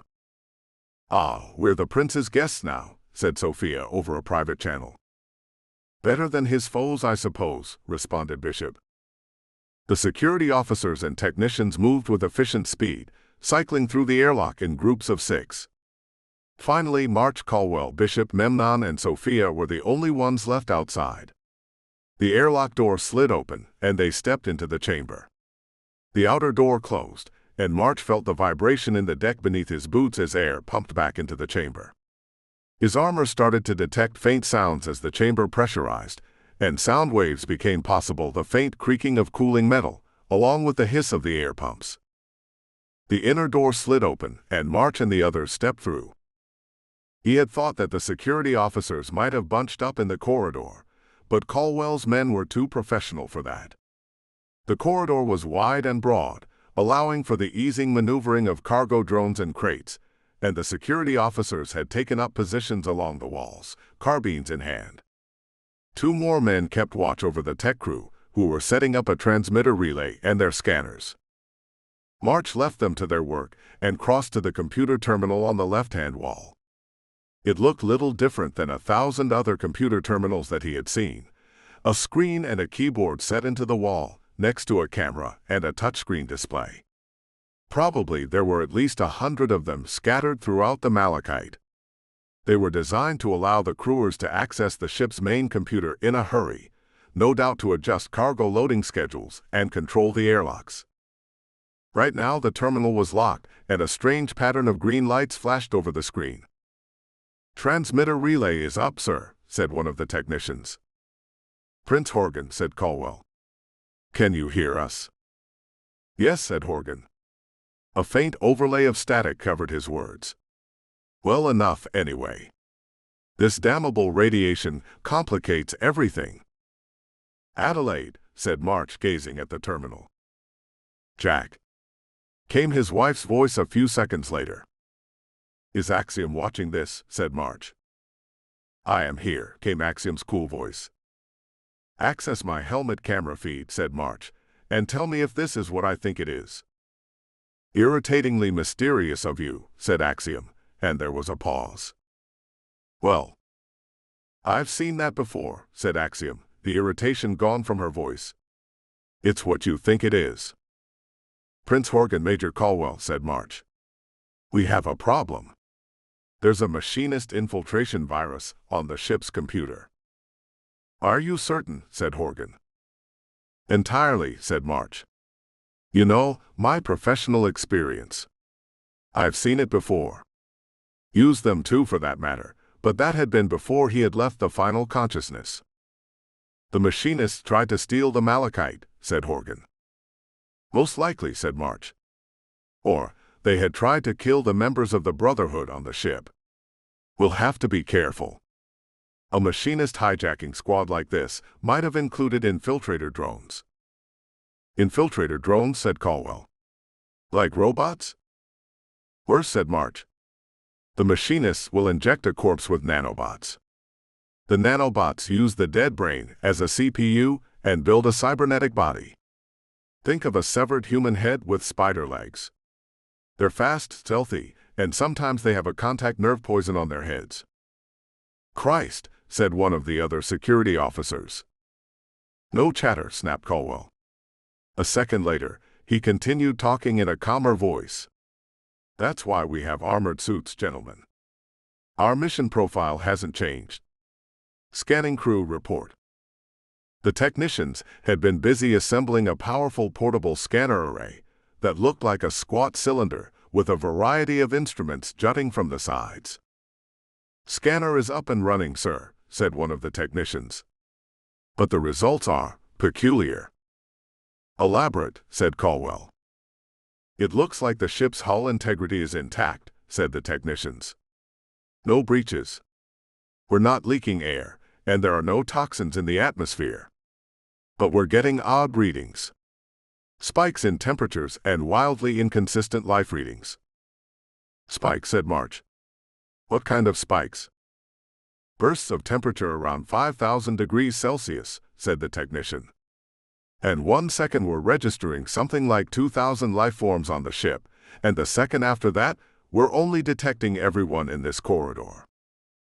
If there were spikes of temperature that high in the ship, said Bishop, we'd know it. There would be gale force winds in the corridors from the temperature differentials. For that matter, whatever's generating that kind of heat would melt holes in the deck and the hull. Then you've misconfigured the scanner array, said Sergeant Thompson. Or it's malfunctioning. Sir, said the technician. March couldn't see his expression beneath the armored helmet, but he heard the nervousness in the man's voice. We've checked it over 3 times. The scanner array is working properly. It's picking up all our life signs and armor power signatures correctly. It's just not reading large portions of the rest of the ship. Proceed with caution, Major, came Horgan's voice. The sooner we can solve this mystery and locate any survivors, the better. Captain March, are you familiar with any machinist weapons that could have that kind of effect on a sensor array? Enough radiation could do it, said March. But we're not picking up any radiation inside the ship. Head to the bridge, said Horgan. Report in as soon as you discover anything. Anything at all, Major. Understood, said Caldwell. Everyone, listen up. The most direct route to the bridge is the dorsal corridor, but we'll have to climb up there. If the ship's on auxiliary power, and the computer is controlled by machinist saboteurs, I don't want to risk taking one of the lifts. We'll proceed to the central elevator junction and take the access ladders to the dorsal deck. Won't we be vulnerable while climbing the ladders? Said one of the security officers. Not as bloody vulnerable as we'll be in a lift if the machinists cut the power, said Thompson. Sergeant, detail 2 men to guard the tech crew and the communication relay, said Caldwell. I want to move out in 60 seconds. Thompson ordered 2 of the security officers to guard the tech crew, who busied themselves with the scanner array. A short time later, the security officers headed down the corridor, and March, Bishop, Memnon, and Sophia followed Caldwell and Thompson. They came to the end of the corridor and turned left, heading deeper into the ship. To all appearances, everything was fine. The emergency lights still functioned, the air circulators humming in the background. Nevertheless, March kept a careful grip on his plasma rifle, ready to raise it in any direction to fire. The Malachite was a big ship, but there had been nearly 800 people aboard it. If anyone was still alive, their presence ought to have been noticed by now. And if everyone was dead, they should have found some corpses, some sign of violence. But neither debris nor bodies littered the deck of the wide corridor. They came to the ship's central lift junction. The corridor widened into a large rectangular space with 8 large doors, 4 on each wall. They opened into heavy lifts designed to move vehicles and cargo quickly through the ship. At Thompson's direction, 2 of the security officers went to an access door and pried it open, revealing a ladder that rose towards the ship's topmost deck. The 2 officers climbed up, and March waited for their report. All clear up here, sir, came the static-filled voice. No sign of any hostiles. Or that there's been any fighting. Very good, said Caldwell. Sergeant, we'll go up 4 at a time. Set a rear guard. Sir, said Thompson. They climbed up the ladder to the dorsal deck 4 at a time. When their turn came, March went first, Bishop, Memnon, and Sophia following. Under other circumstances, March supposed, Memnon might have tried to arrange things so he could follow Sophia up the ladder, but while her white armor was form-fitting, neither did it reveal anything that might hold Memnon's interest. It was a long climb. March might have welcomed the exercise at a more peaceful time, but at the moment he was glad for the assistance of his armor strength augmentation. It made the climb go considerably faster than it might have otherwise. He pulled himself through the open hatch at the top of the ladder and stepped into the Malachite's dorsal corridor. It looked little different than the cargo corridor they had used to enter the ship, save for the personnel doors that appeared in the walls every so often. Crew quarters and living areas would be up here, which meant that any survivors would have sheltered in this area of the ship. March was surprised that they hadn't drawn any attention yet. The sound of dozens of pairs of armored boots striking the deck hadn't exactly been quiet. But save for the security officers, the corridor was deserted. Caldwell Thompson and the final two officers came up a moment later. "Should we seal the hatch behind us, sir?" said Thompson.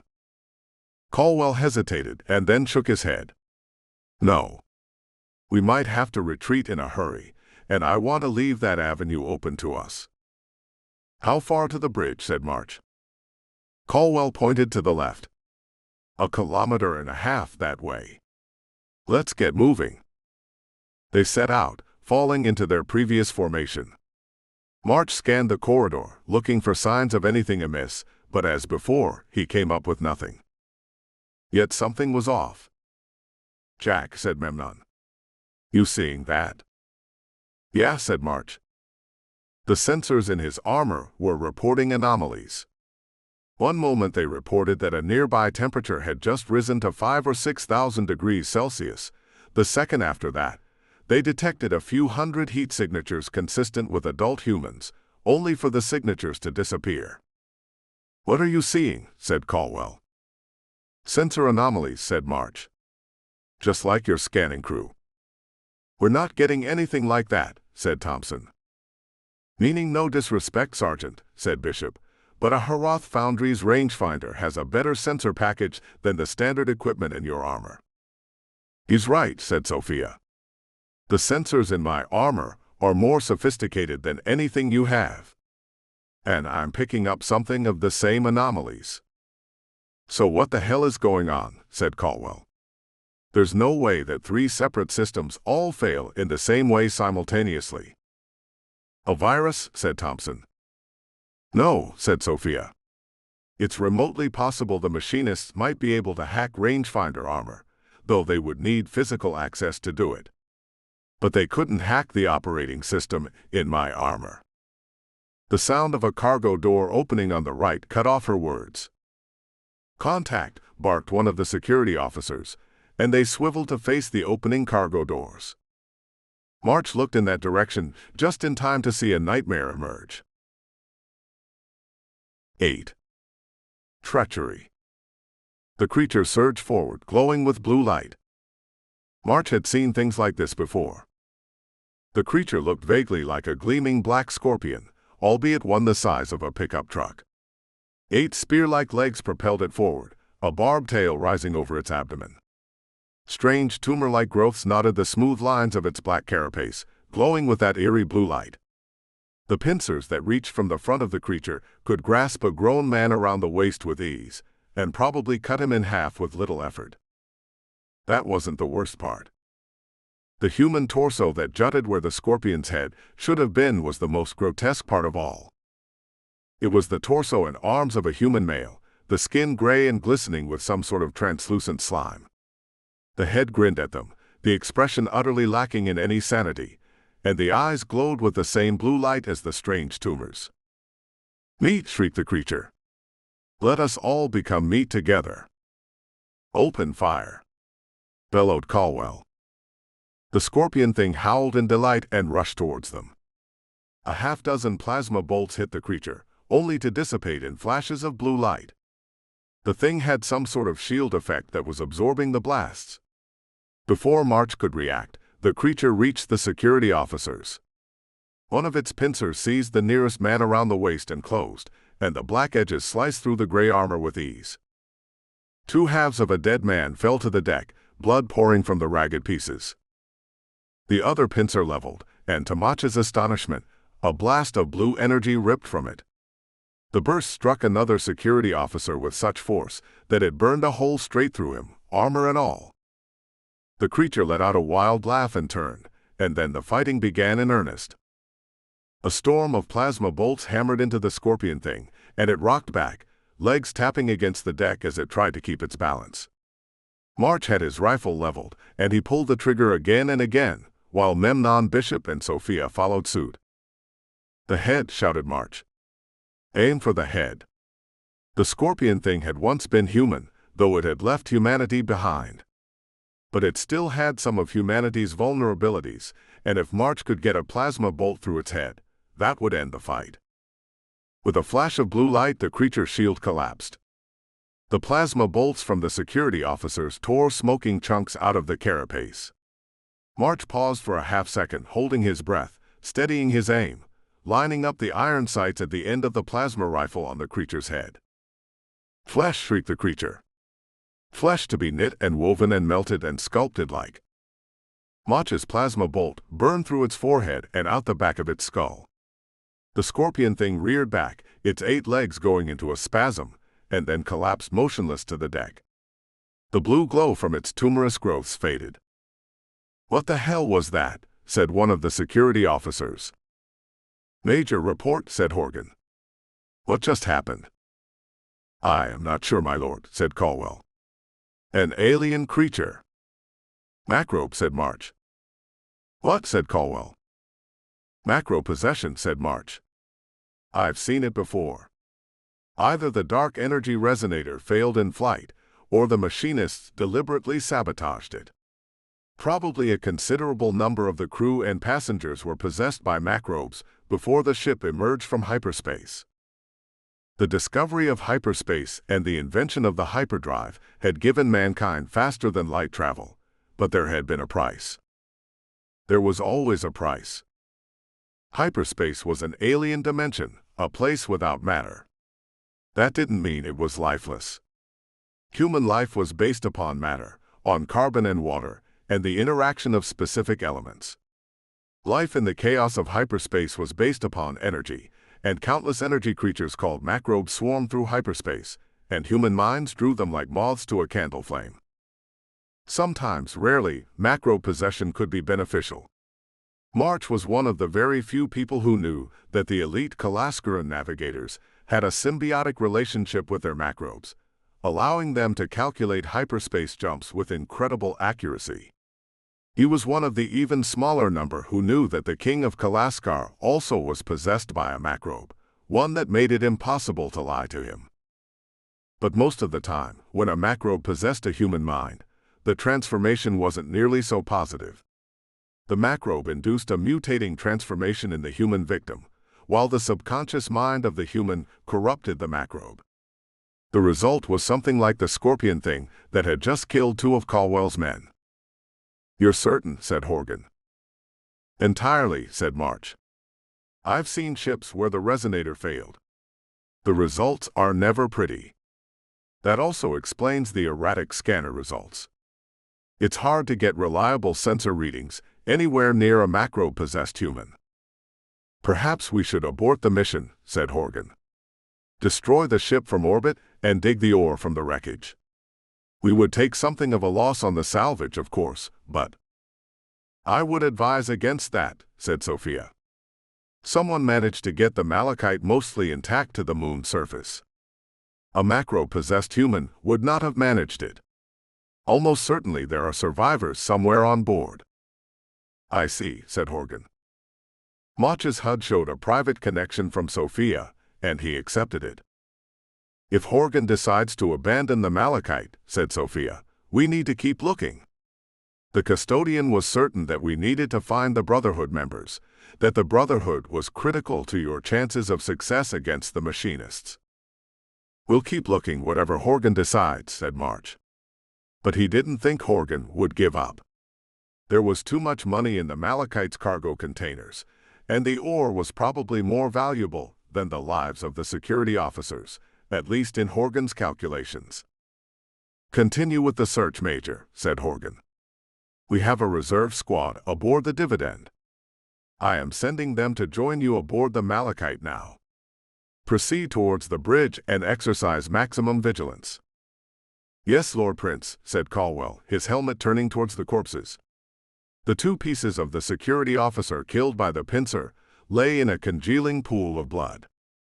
The security officer killed by the plasma burst wasn't bleeding, at least, since the plasma had cauterized the wounds and melted his armor into his skin. March was grateful that his suit had its own self-contained air supply, which meant he didn't have to smell either the blood or the charred flesh. "Orders, sir," said Thompson. "Leave the bodies here for now," said Caldwell. "We'll return for them once the ship is secure." "Captain March, any suggestions?" Why was Caldwell asking for suggestions from him?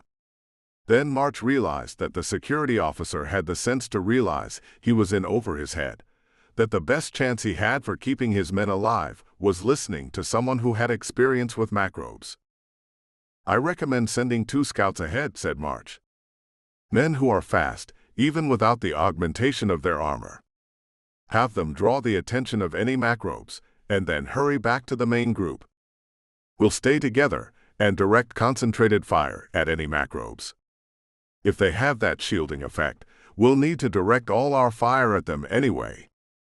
Remember, the macrobes' physiology might change drastically, but they'll have started as humans, which means they'll still have nervous and cardiovascular systems. Try to get a shot through the heart or the head if at all possible. One other thing. If there's a large enough group of macrobes, they'll try to swarm us. Do your men have any explosives?" 4 of them have rocket launchers," said Caldwell. "Good," said March. "I brought one, and so did Memnon."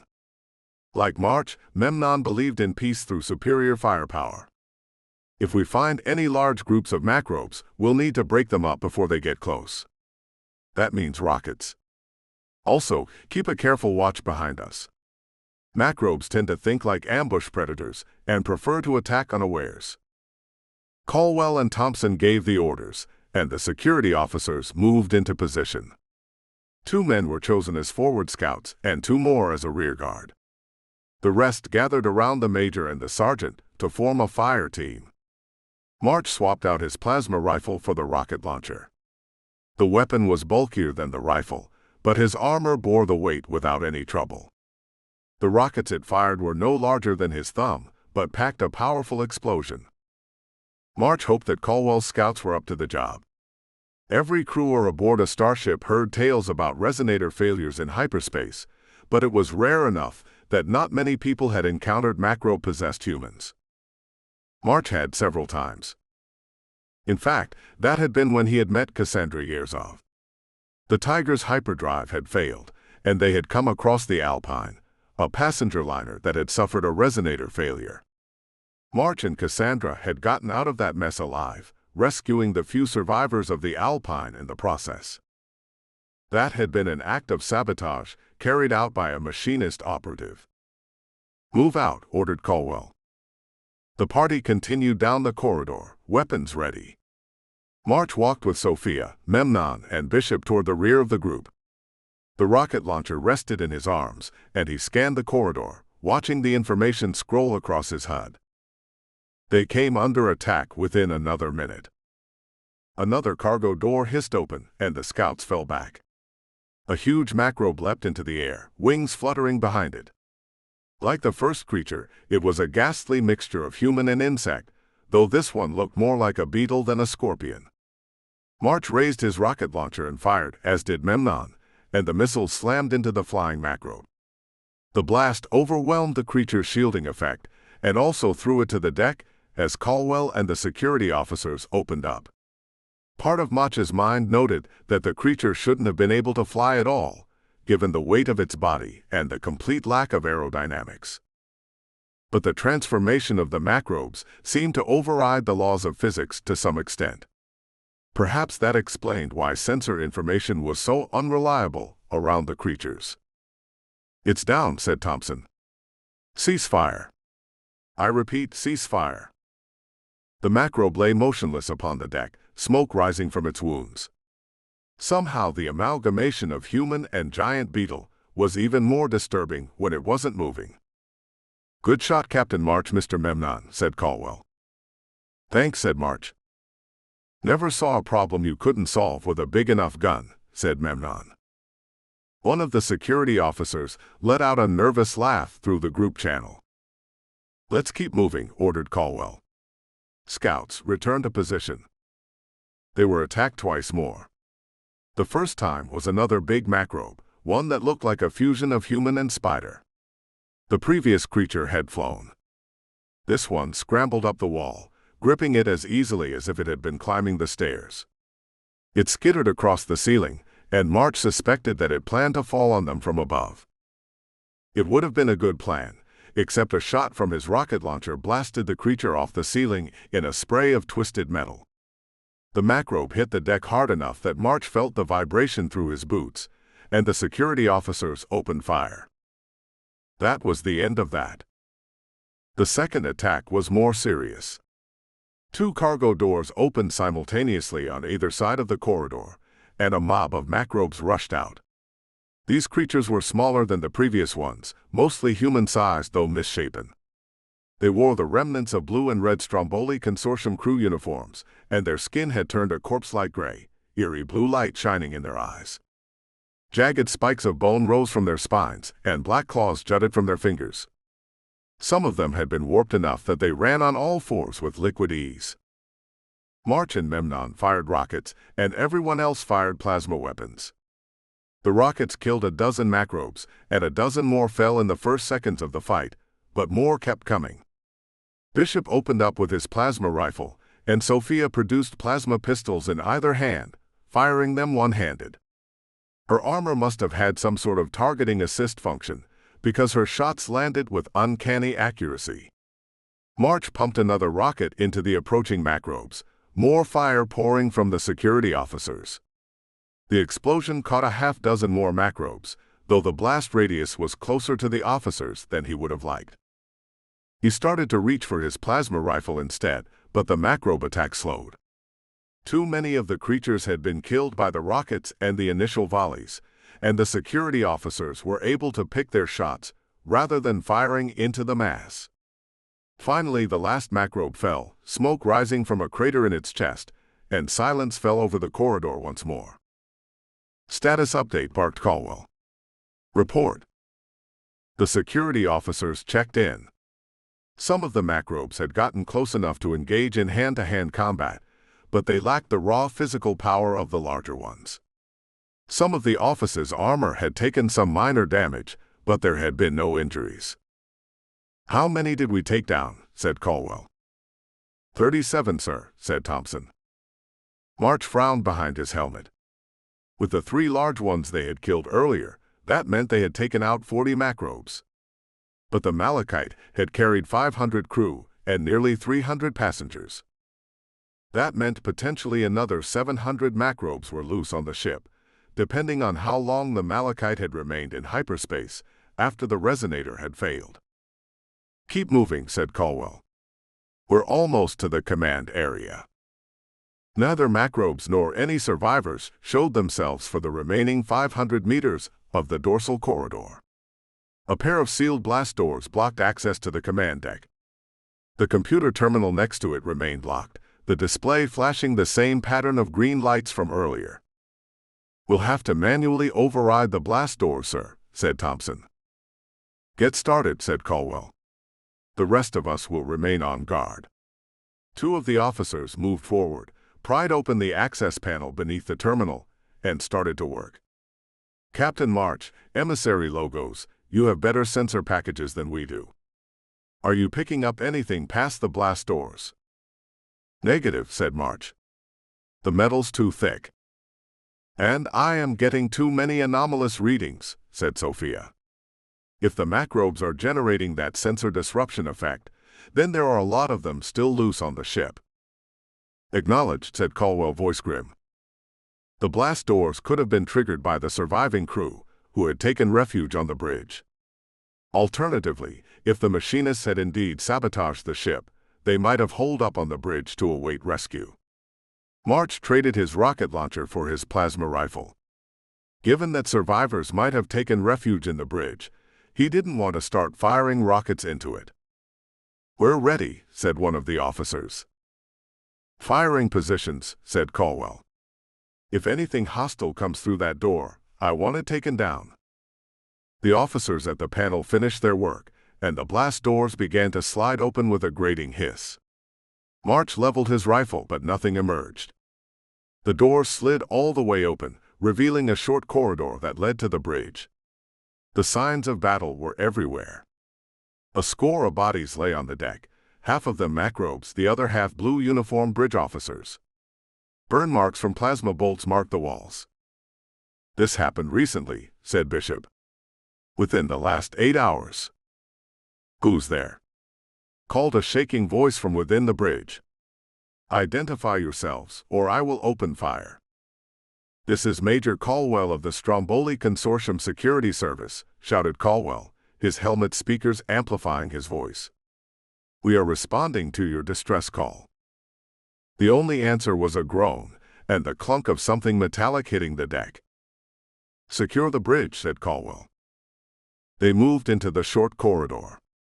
Personnel doors opened on either side, leading into what Mach's HUD told him were computer and navigational rooms, along with the captain's office. The bridge was a large rectangular space with a wall screen that currently showed the vista of the barren moon surface, the harsh red-orange light of the gas giant washing over the ground.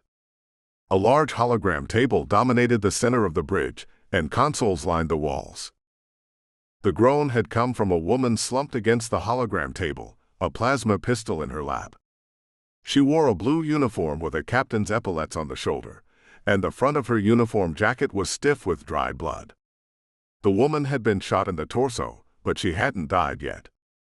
To judge from the pallor of her features and the sweat gleaming on her face, death wasn't far off. Mach's HUD matched her facial features with the crew roster, identifying her as Pauline Romberg, captain of the Malachite. "My lord," said Caldwell, "we've identified a survivor. Captain Romberg. She's badly injured." Romberg looked at them, her eyes moving over the gray armored figures, but she didn't try to lift her weapon. "Treat her," came Horgan's voice. "See if you can stabilize her enough to get her back to the dividend. But if she's lucid, question her. We need to find out what happened." "Who are you?" croaked Romberg. "Major Caldwell of the Security Service," said Caldwell. He beckoned to the side, and an officer came forward, detaching a compact medical kit from one of his armor's hardpoints. "We're responding to your distress call." "Crew," said Romberg. Think the crew's mostly dead." "The child, they were looking for the child." The officer with the medical kit knelt next to Romberg, produced a scanner module, and ran it over her torso. Mach's armor had been conducting its own analysis since he was standing only 12 feet from her, and the software concluded that she had been shot in the stomach and slashed across the ribs. Not enough blood loss and trauma to kill her immediately, but she would die in considerable pain in a few days if she didn't get immediate medical treatment. "Sir, she needs an actual medical facility," said the officer with the medical kit. "The auto dock on the dividend can stabilize her, but we need to get her back to the hospital on Monastery Station." "Can you do anything for her?" said Caldwell. "Painkillers," said the officer. "And the trauma drugs. It will at least keep her from dying of internal bleeding." "Do it," said Caldwell. His voice came from his helmet speakers. "Captain, my officer is going to administer some first aid to you. While he does that, I would like to ask you some questions." "I don't understand this," said Romberg, but she was talking to herself. "Why would they do this? Why not steal the ore? Why come after the child?" The medical officer injected something into the side of Romberg's neck. She flinched and let out a breath, and some of the glassiness faded from her eyes. You're with the consortium?" said Romberg. "We are," said Caldwell. Romberg glanced at Sophia, whose white armor looked quite different than both the standard gray suits of the security officers and the black Herath Foundry's armor that March and his crew wore. "Most of us, anyway. Do you know where you are?" Romberg winced as the medic gave her another injection. "Bridge of the Malachite. Some moon or another, orbiting the 6th gas giant of Harcourt star. Can't remember the coordinates. But you're here, so you don't need them." "Can you tell us what happened?" said Caldwell. "The computer is locked." "The virus," said Romberg. She closed her eyes and let out a shuddering breath. We left Mothro. Load of ore from the consortium mines. About 300 passengers as well. No problems at first, not even any pirates. Then the machinists, they sabotaged the ship. The machinists, said Caldwell. You're sure? Entirely, said Romberg. She grimaced as the medic gave her one final injection. We took a dozen more passengers before we left Mothro. All their documentation was in order. Claimed to be business travelers. But their leader was an iron hand. Know them when I see them. She let out a weak laugh. The metal left arm is kind of a giveaway. He called himself Tarango, but I doubt that's his real name. What did they do to the ship? Said Caldwell. Locked us out with a virus, said Romberg. During our hyperspace jump here. Then they blew up the dark energy resonator. Physically destroyed it. They made no demands. Came Horgan's voice.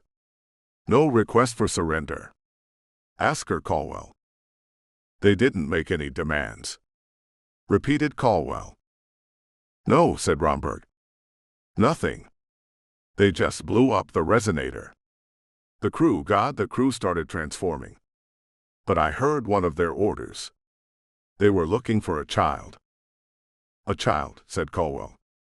I don't think there were any children on the passenger roster.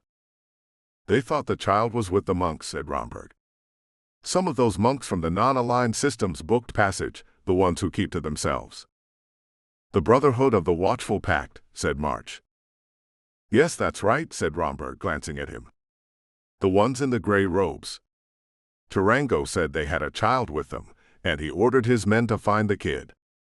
I'm not entirely sure what happened on the rest of the ship. The crew was getting possessed and transforming left and right. I managed to get control of the bridge computer and forced us out of hyperspace. But we came out of hyperspace too close to the moon, and its gravity well caught us before I could get the fusion drive back online. I managed to get control of the ion thrusters before we crashed, and I think the ship landed mostly intact. Then the macrobes broke into the command deck and rushed the bridge. We fought. God, the entire bridge crew is dead, aren't they? You're the only survivor we've found so far, Captain, said Caldwell. God, said Romberg again, closing her eyes. Do you know where the other survivors might have gathered? Said Caldwell. Perhaps it was optimistic to assume there were any other survivors. Engineering deck, said Romberg. I think some of the others were going to make a stand on the engineering deck. I don't know if they made it. She nodded towards one of the dead macrobes lying nearby. That one stabbed me. Shot him a few times for it. Used to be the assistant navigator. Figured I was going to lie here and bleed out. Not today, Captain, said Caldwell. He switched to the group channel. Lord Prince, there were nearly 800 people aboard the ship. If even half of them transformed into macrobes, we're seriously outnumbered. Probably, said Horgan. Suggestions? That shuttle with reinforcements, said March. If the bridge airlock is intact, have it dock here. We can use the bridge and the command deck as a strong point and evacuate Captain Romberg to the dividend for treatment. Meanwhile, we can have the tech crew leave the cargo airlock area, return to the assault transport, and dock at the bridge airlock once the shuttle leaves with the captain. Then they can start working on taking control of the ship's computer. Once we get the internal sensors back online, we start locating survivors and macrobes. Won't the macrobes present scramble any sensors? Said Horgan. They will, said Memnon, but not the cameras. Reckon. I saw 50 security cameras mounted on the ceiling in the dorsal corridor. Bet you've got the rest of the ship wired up with cameras everywhere.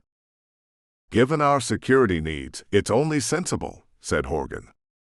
Major, do you have any objections to Captain Mach's suggestions? None, my lord. Then let us proceed, said Horgan.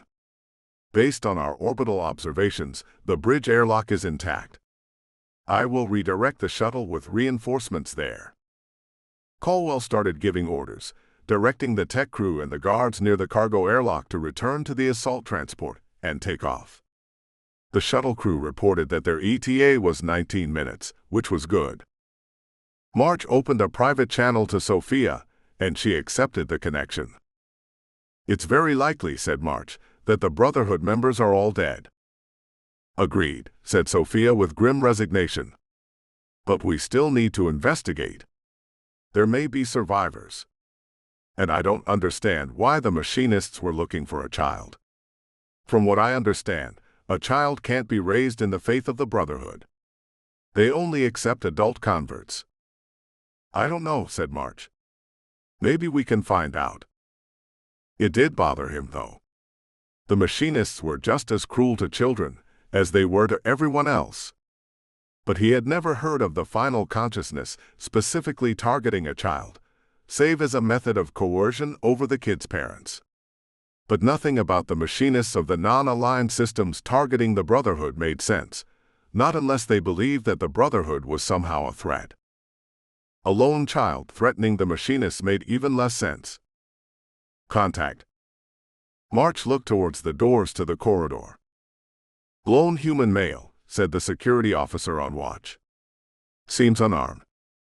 "Seems." "Stay here," said March to Bishop and Memnon. "I'm going to have a look." Bishop and Memnon acknowledged, and March strode towards the corridor.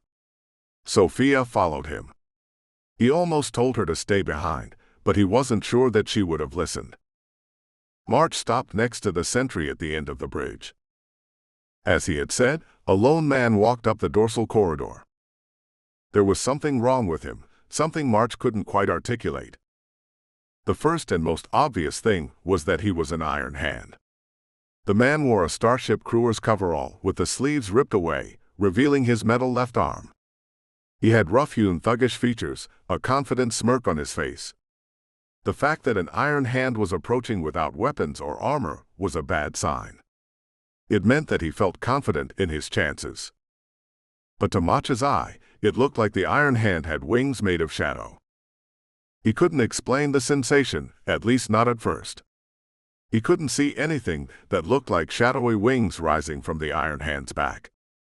Yet March remained absolutely certain that they were there. His remaining machinist implants gave him a certain sensitivity to dark energy radiation.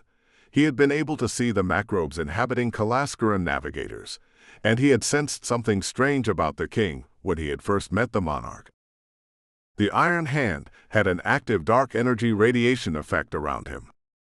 The human mind was unable to properly interpret such sensations, so March's mind was making him think he saw shadowy wings rising from the man's back. Was the iron hand possessed by a macrobe? He didn't look possessed. For that matter, machinist cybernetic implants granted near immunity to macrobe possession. "Stop right there, sir," said the sentry, raising his carbine. The iron hand stopped, his smirk widening, hands spread on either side of him. "You must be Tarango," said March. "That's right," said the iron hand. Like Nico, he spoke with a mild Orodrian accent. "Tell you what. None of you know what's really going on here. You've got the kid with you, yeah? Give me the kid, and I'll let you all walk away. Nobody else has to die today. Least of all you." Footsteps clanged against the deck behind March, and he saw Caldwell step to join him, carbine pointed at Tarango.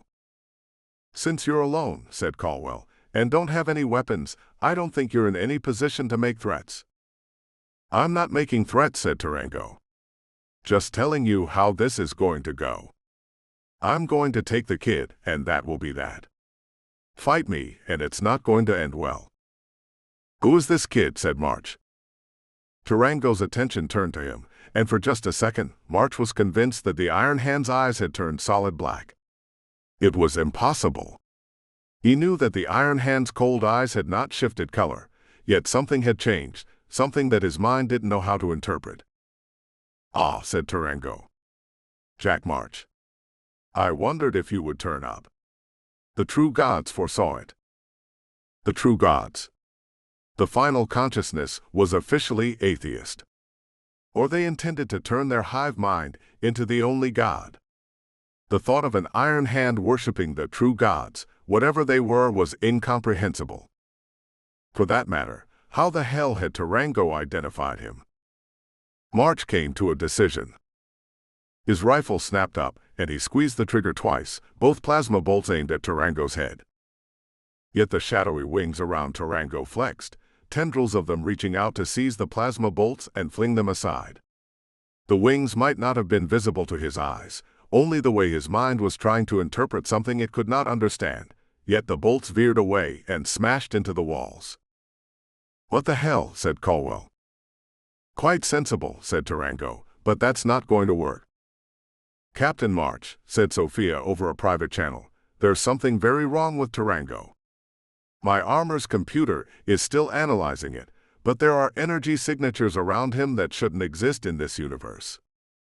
"Last chance," said Tarango. "Give me the kid." "What the hell are you talking about?" said Caldwell. "There aren't any children on the bridge." "Oh well," said Tarango, and he glanced up. A second later, March heard the clang, and he looked towards the ceiling in time to see the infiltrator drones boil out. 9. The monks. March just had time to note the details of the infiltrator drones. They looked like hideous spiders out of a nightmare, or perhaps a fever dream. Human heads, gray skin from loss of blood, with blank white eyes and lolling mouths. Metal collars around their necks, with 8 spidery legs jutting from the sides. All that was familiar, and something he had seen far too many times before. But these drones had an unpleasant new modification. A weapon slung beneath their undersides. A small plasma cannon. He received his answer a half-second later, when a dozen of the drones fired, their darts hitting the sentry. Explosive darts. The cumulative blasts ripped apart the sentry's armor, killing the security officer within. The explosion threw Sophia to the deck and knocked March to one knee. A flashing notification on his HUD informed him that the blast had drained away 38% of his shield power. A lot of things happened at once. "Fall back," yelled Caldwell, retreating backward as he fired his carbine. "Fall back. Get those goddamn blast doors closed." "Damn it," said Bishop. Wait. Caldwell leapt backward, and the blast doors slammed shut a second later, leaving March and Sophia alone in the corridor before the advancing tide of infiltrator drones. Sophia still lay prone on the floor, and something like 20 or 30 infiltrator drones seethed along the ceiling, lining themselves up for another shot. March had only one chance. He ducked and seized Sophia's arm, heaving her across his shoulders. Her armor made her significantly heavier than she would have been otherwise, but March's own armor gave him enough strength augmentation to carry her without trouble. He sprinted across the corridor, and a second later, 5 more darts hit the deck and exploded where she had been lying. The shockwave rocked him, but he caught his balance. March raced towards a personnel door on the starboard bulkhead. If it had been locked, if the computer virus had sealed the door, he was out of luck. But the virus hadn't bothered to lock that particular personnel door. It slid open at his approach, revealing a narrow corridor with a grillwork floor, conduits and wire bundles lining the walls and the ceiling. March raced down the corridor, turned, and leveled his left forearm as the door slid closed behind him. He fired the armor's built-in plasma cannon 3 times, fusing the door's locking mechanism. An instant later, March heard the metallic rasping of the infiltrator drone's legs against the door. "Jack," said Bishop over his helmet speakers. "Jack, are you there?" "I'm here," said March, jogging down the corridor. The schematic of the Malachite appeared, overlaid on his HUD. According to the map, he was in a maintenance corridor that ran along the starboard side of the ship. In another 100 meters, he would come to a junction of 4 corridors, which ought to make for a decent defensible position. "Hang on, I need to get my bearings." March ran until he came to the junction, which was a small square room with 2 maintenance lockers on one wall. He slowed to a halt, breathing a little hard. "What's going on?" "Those damn infiltrator drones are shooting at the blast doors," said Bishop. "Caldwell's setting up a fire party if they break through," said Memnon. "I think the damn coward is going to try to pull out once that shuttle docks." "I doubt it," said Bishop. "There's too much money at stake here. Horgan won't abandon the cargo." I expect he'll order Caldwell to hold the bridge and wait for reinforcements. Or, said Memnon, he'll decide to cut his losses, bombard the habitable areas of the ship from orbit, and then send tugs to retrieve the ore containers. That would be ruthless, and also the sort of efficiency March would expect from a merchant prince of the Stromboli Consortium. Not yet, said March. It would be bad for the consortium's reputation if they started killing paying passengers. If Horgan makes sure there are no witnesses, said Memnon, then it doesn't matter. I imagine, said Bishop, the custodian would be extremely displeased if the consortium killed one of his emissaries. That was an excellent point. The facilities on Monastery Station were a major waypoint for the consortium's shipping to the non-aligned worlds and the worlds beyond the Gloom Nebula, and it would be massively expensive for the consortium to construct its own facilities if the custodian banned them from the Eschaton system. March, came Sophia's voice, faint and scratchy. Captain March. You're hurt, said March. No, said Sophia. She took a deep breath, her voice stronger when she spoke again. No. Just had my bell rung. You can put me down. Very gallant of you to rescue me from the infiltrator drones, though. That's our Jack, said Memnon. Always rushing around to rescue maidens in distress. I'm afraid, Mr. Memnon, said Sophia as March set her back on her feet, that I haven't been a maiden for quite some time. But thank you, Captain March. I owe you my life. You're welcome, said March. Now we need to decide on our next move. I think, said Sophia, we need to head to the engineering deck and look for survivors. There are only 2 of you, said Memnon. All the infiltrator drones are focused on breaking into the command deck, said Sophia. This child, whoever or whatever he or she is, Tarango thinks the child is on the bridge. We know he or she is not. Which means that the child, and any surviving Brotherhood members, are hiding in the engineering deck. March drew breath to ask how she had come to that conclusion, but she was right. It was the only logical place for anyone to hide on the Malachite. The cargo corridors were too wide open, and the passenger and crew quarters did not offer a great many places for concealment, certainly nothing that would foil machinist infiltrator drones. If any Brotherhood members were hiding on the ship, the maze of machine shops, pumps, control rooms, and supply areas in the engineering deck was the logical place. Fine, said March. What do you propose? We make our way to the engineering deck and begin a methodical search, said Sophia. Once we locate any survivors, we contact your wife and have her bring the helix to an airlock near the engineering deck. We exfiltrate with the survivors, retrieve Mr. Bishop and Mr. Memnon, and then get the hell out of here. That's a bad plan, said Memnon. If the 2 of you run into trouble, you'll be overpowered. And Tarango knows where you are, or he has an idea of it. He must have seen you retreat into the maintenance corridor. That's correct, said Sophia. But Tarango is focused on the bridge. He might send some infiltrator drones after us, but we can gun them down quickly. Either way, we need to move now. She's right, said March. Constantine, relay all this to Adelaide. We're going to be surrounded by enough metal that I don't think my armor's transmitters can break through to the helix. Acknowledged, said Bishop. Be careful. I'm always careful, said March. Let's go. Good luck, said Memnon. This way, said March, lifting his plasma rifle. Sophia took her plasma pistols in either hand. Keep an eye on our backs. I will, said Sophia, and then she opened a private channel to March. But there are things I need to tell you alone. What is it? Said March, though this was hardly the time for it. He scanned the walls as they hurried down the maintenance corridor. The long, narrow corridor would make for a nasty bottleneck, but that went both ways. If Tarango sent his infiltrator drones after them, March's remaining rockets could play havoc with them. Unless the rockets detonated something important and flammable in the conduits running along the walls. That might solve all their problems quickly and permanently. Tarango, said Sophia. There's something wrong with him. I could see it. March hesitated. You saw the wings around him too? Wings, said Sophia. Oh. Wait. Yes.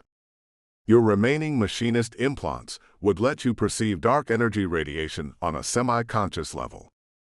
It makes sense your mind would interpret it as wings. You can probably see the macrobes inhabiting Kalaskaran navigators as well. I think that's a Kalaskaran state secret, said March. I'm not going to tell anyone, said Sophia. But my armor finished analyzing the sensor readings around him while I was unconscious. Her breath rasped in his speakers. I think Tarango is under the control of a great Elder One. How? Said March. I don't know, said Sophia. The custodian told us that he suspected the machinists building the pulse in the non-aligned systems were under the control of the great Elder Ones. This confirms it. Remember, the custodian designed and built my armor in the manufacturing facilities at Monastery Station. That includes the sensor package and the operating system, and they recognized Tarango as under the control of a great Elder One. So it's like macro possession, said March. Or is he being remote-controlled like some kind of meat puppet? I think, said Sophia, voice quiet, that the great Elder One has rewritten Tarango's mind through his hive implant. Tarango probably thinks that every single idea the great Elder One gives him is his own. If you pointed it out to him, Tarango would say it was proof of the great Elder One's power and majesty, proof that he ought to serve them. Christ, said March. He had seen all the many ways that humans could enslave one another, but he had never encountered a form of it quite so profound. Those were the true gods he was talking about.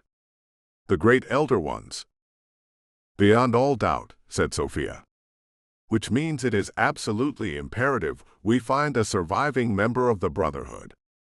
The great Elder Ones only have control over a limited number of machinists, but they were willing to use quite a few of them to chase down a dozen members of the Brotherhood. We need to find out why. Yeah, said March. He remembered the conversation with Adelaide last night. Fighting dark gods from outside the universe. March was a spy and an assassin. This kind of thing was beyond his expertise. Was that why I couldn't shoot him? I expect so, said Sophia.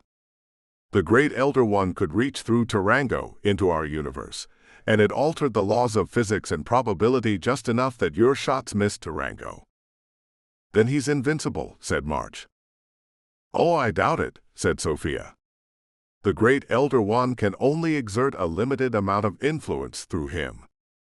If you get enough plasma bolts aimed at him, one of them will get through. A fragmentation grenade might be better.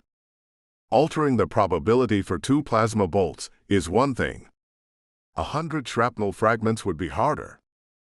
If you say so, said March. He preferred the plan of shooting Tarango until he stopped moving, though he had no objection to firing 3 or 4 rockets at the Iron Hand first. Let's pick up the pace. He broke into a jog, and Sophia followed suit. The Malachite was a long ship, and the bridge was near the bow, and the engineering deck was at the stern, over the ship's fusion drive. They had a long distance to cover. The kilometers reeled past, and March kept watch for either infiltrator drones or macrobes, but nothing appeared. Another 400 meters, he thought, and they would reach a junction box with a ladder descending to the engineering deck. Captain March, said Sophia. I'm getting a heat signature ahead. Human male, I think. She paused. With a high probability of injury.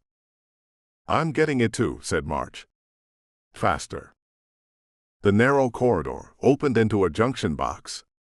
Like the others they had passed, maintenance lockers lined one wall. In the center of the room was a square hatch.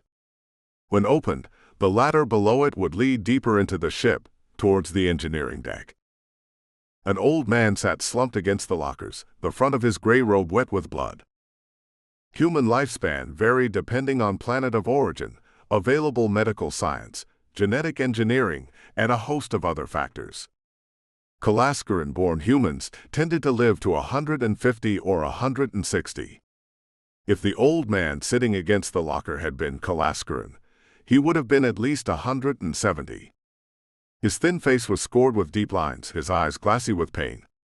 A long white beard hung to his stomach, stained with the blood from his wounds. He raised a shaking hand in greeting, and March noted the design of his robe, which had fallen open at the front to reveal that the old man wore trousers, sandals, and a long undertunic. It was the robe of a member of the Brotherhood of the Watchful Pact. The old man let out a rattling breath, his eyes moving over March without interest. Which was surprising, since Harath Foundry's rangefinder armor looked rather intimidating. But the old man's gaze fixed upon Sophia, and then his eyes went wide. He gave out a little cry and tried to stand up, reaching for her, only to slump against the locker once. The effort proved too much, and the old man began coughing, blood flecks appearing in his beard. "Don't move," said Sophia, her voice coming from her helmet speakers. "You're badly injured." "You bear," said the old man, his voice weak. "You bear the armor of the diligent servant, the one who waits for the return. We tried. We were faithful in our duty, but the machinists were too much for us. We—" Another spasm of coughing went through him. A notification appeared on Mach's HUD. His armor's sensors had analyzed the old man's injuries and concluded they were fatal. He had been stabbed multiple times in the chest and stomach, with probable damage to the lungs and heart. Either he was going to choke on his own blood, or his heart would give out from the stress at any moment. "There might be a medical kit in one of those lockers," said March. "No," rasped the old man. "I am done. Listen to me." He took a long breath, wincing in pain, and gathered his strength. "My name is Brother Christopher of the Brotherhood of the Watchful Pact." "Who are you?" "Captain Jack March. Emissary Sophia Logos of the Custodian." "The Custodian," said Christopher. "The diligent servant. We of the Watchful Pact have kept our duty for tens of thousands of years, with the secret passed from vessel to vessel. But the hour of watchfulness draws to a close. The dark gods stir beyond the walls of the universe." "What does that mean?" said March. "The time has come to fulfill the pact," said Christopher, "to take the vessel to the diligent servant." Despite his sympathy for the old man's wounds, March felt a wave of irritation. Brother Christopher seemed unable to articulate himself in anything but the common aphorisms of his religion, aphorisms that were impenetrable to outsiders. March had run into this before in professions or organizations where the jargon was incomprehensible to people not already familiar with it. One thing he had learned both as an iron hand and an operative of the Silent Order was how infrequently people answered questions with straight answers. "The machinists attacked the Malachite to get at you," said March. "Why?" "The dark gods are controlling the machinists," said Christopher. "They were sealed away long ago, but their time to return is nearly at hand. The machinists have attacked the sanctuaries of the Brotherhood across the non-aligned systems. So many of my brothers and sisters have fallen." His voice fell to a scratch whisper. "So many. Then the great elder ones are using the final consciousness to attack the Brotherhood," said March. "Why?" "To find the vessel," said Christopher. "The vessel," said March. "What is the vessel? Was it some sort of sacred icon? A piece of technology, perhaps, that the machinists needed to finish the pulse? Or a starship of some kind?" "The vessel of our hope and faith," said Christopher. "Passed down from bearer to bearer for tens of thousands of years. The Brotherhood of the Watchful Pact has guarded her for all that time, passed from mother to daughter." "Her," said March. Something clicked in his mind. "A child. You're talking about a child. The iron hand commanding the machinists is trying to find her." For the first time, fear flooded through the old man's expression. "You must save her," said Christopher. He looked at Sophia.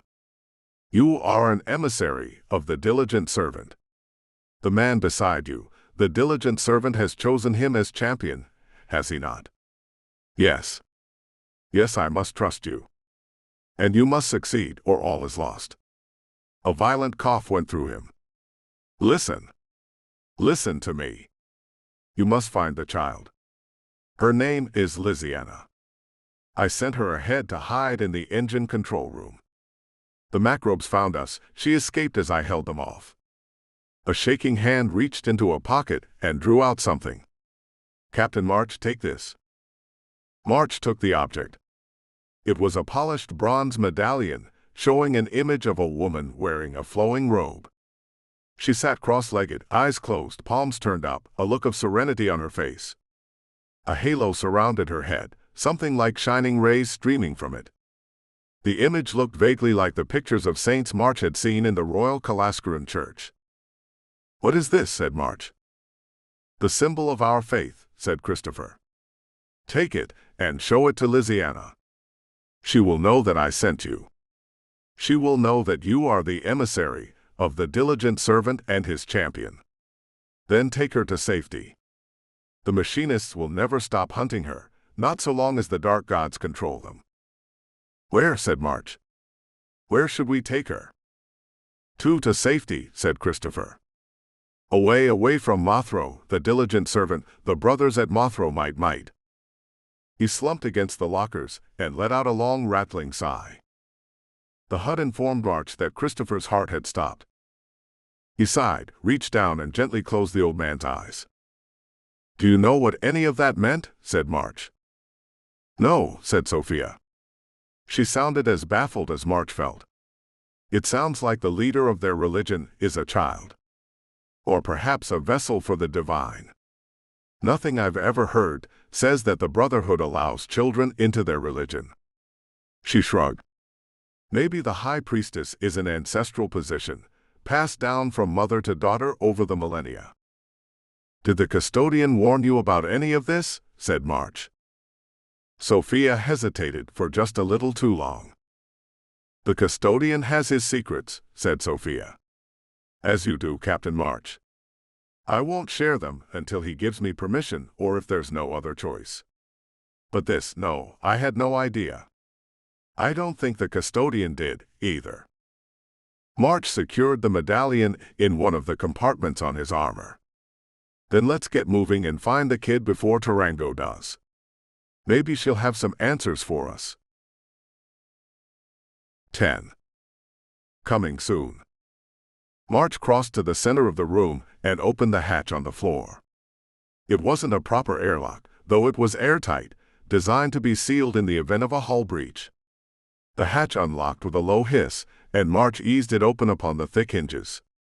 Beyond, a metal ladder descended down a narrow access shaft, the LED panels mounted on the wall, providing only a shadowy light. I'll go first, said March, drawing one of his pistols. He would have preferred his rifle, but the heavy weapon would have been too cumbersome in the confined space of the shaft. Can you get through to anyone else? Said Sophia. No, said March. Caldwell's technicians must be moving the transmitter to the bridge. And with the ship's computer locked, that means we can't use the local network as a carrier signal. Until the techs get the transmitter set up on the bridge, we're on our own. Sophia let out a breath. Splendid. He started down the ladder, Sophia following him. I hope the others can hold out on the bridge. I think they will, said March. Tarango's not getting through those blast doors without heavy weaponry. And he's going to figure out that Caldwell and the others don't have the kid. Once he does. He's coming after us, said Sophia. Yeah, said March. If Lysiana was even still alive. March didn't know how old the girl was, but one small child on a starship full of rampaging macrobes, the odds weren't in her favor. Not even a little. He slid to the bottom of the ladder and stopped, his armored boots clanging against the deck. The shaft opened into a maintenance corridor, but one wider than the hallway above, to allow for drones carrying engine parts to go past when necessary. Massive pipes ran along both walls. 3 dead crewers lay on the deck, their blood congealing on the metal. Both looked as if they had been ripped apart by claws and fangs.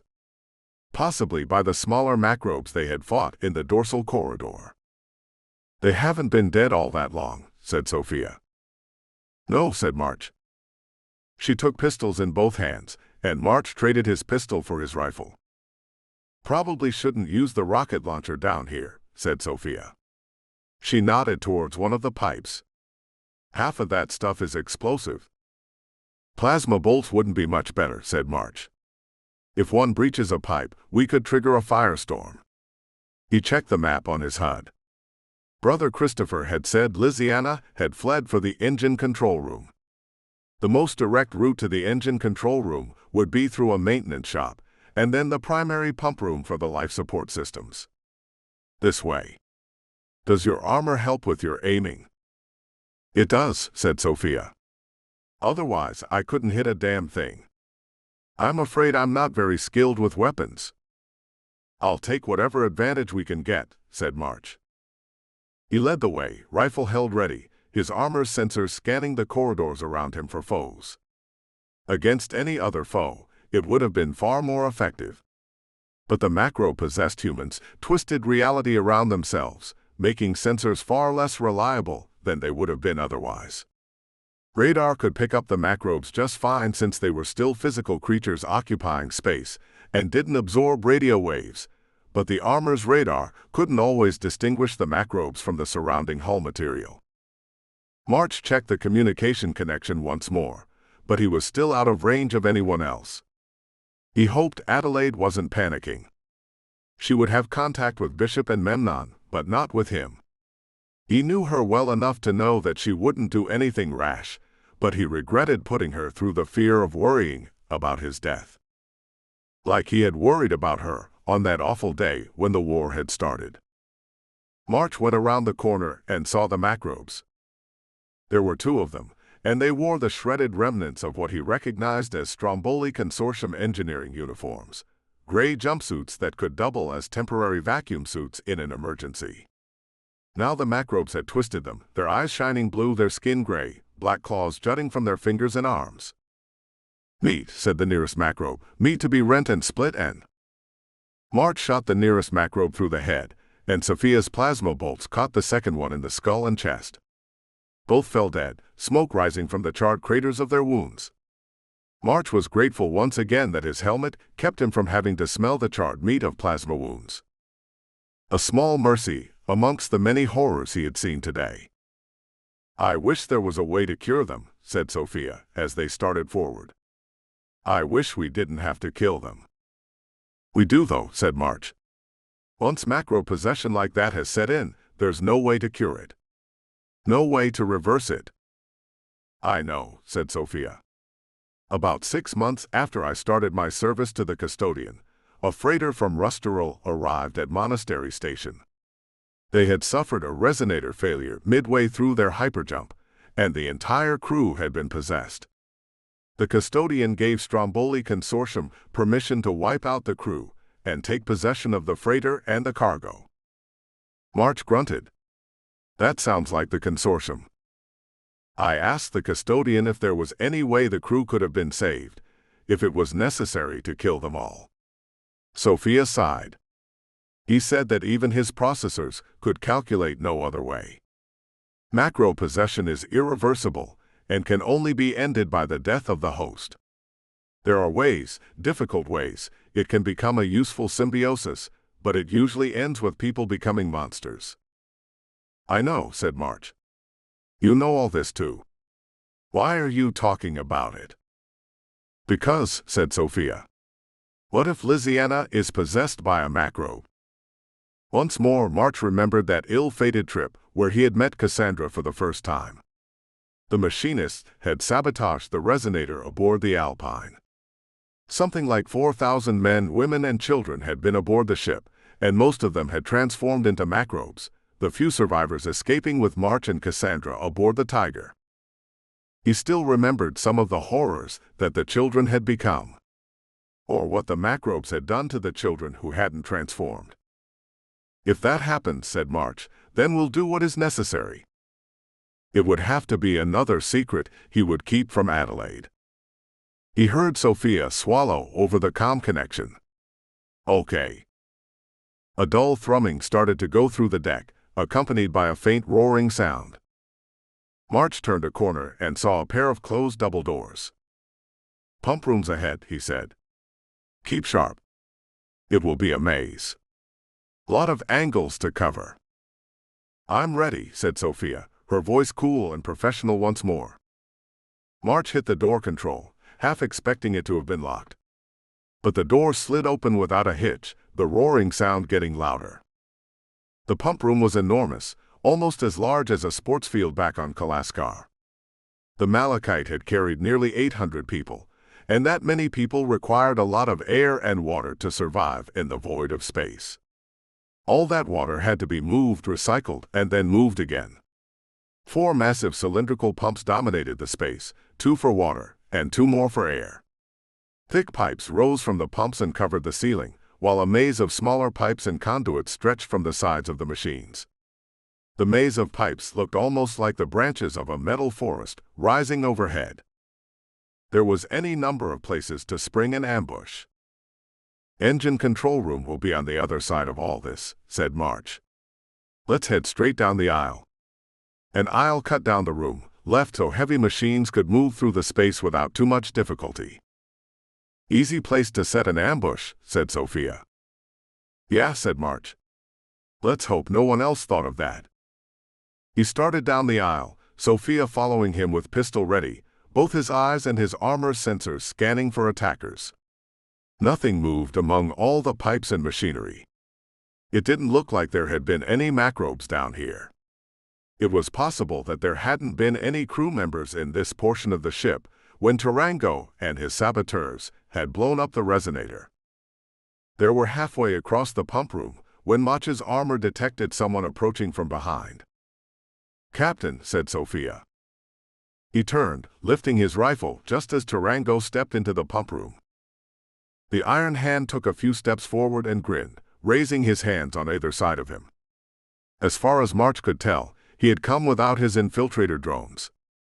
The strange shadows rose behind him, one second seeming like wings, another like masses of barbed tentacles. "You know," said Tarango, "I expected you to attack us from behind. My infiltrators didn't hit the emissary that hard. Once she recovered, I figured that you would start shooting explosives at us from behind. Except you didn't, and you didn't some more, and that got me to thinking. Maybe he's not as confused as he seemed. Maybe he knows what's going on." He took a step closer. "Maybe you know where to find the vessel." "Maybe," said March, "you shouldn't take another step forward." "Oh, come on," said Tarango, though he didn't move. "We both know you can't shoot me. You tried that already. Course, if you shoot enough rockets at me, that might do it. There are limits to how much I can warp reality in this universe. But that should cheer you up, shouldn't it? I can't have my infiltrator drones start shooting at you in here.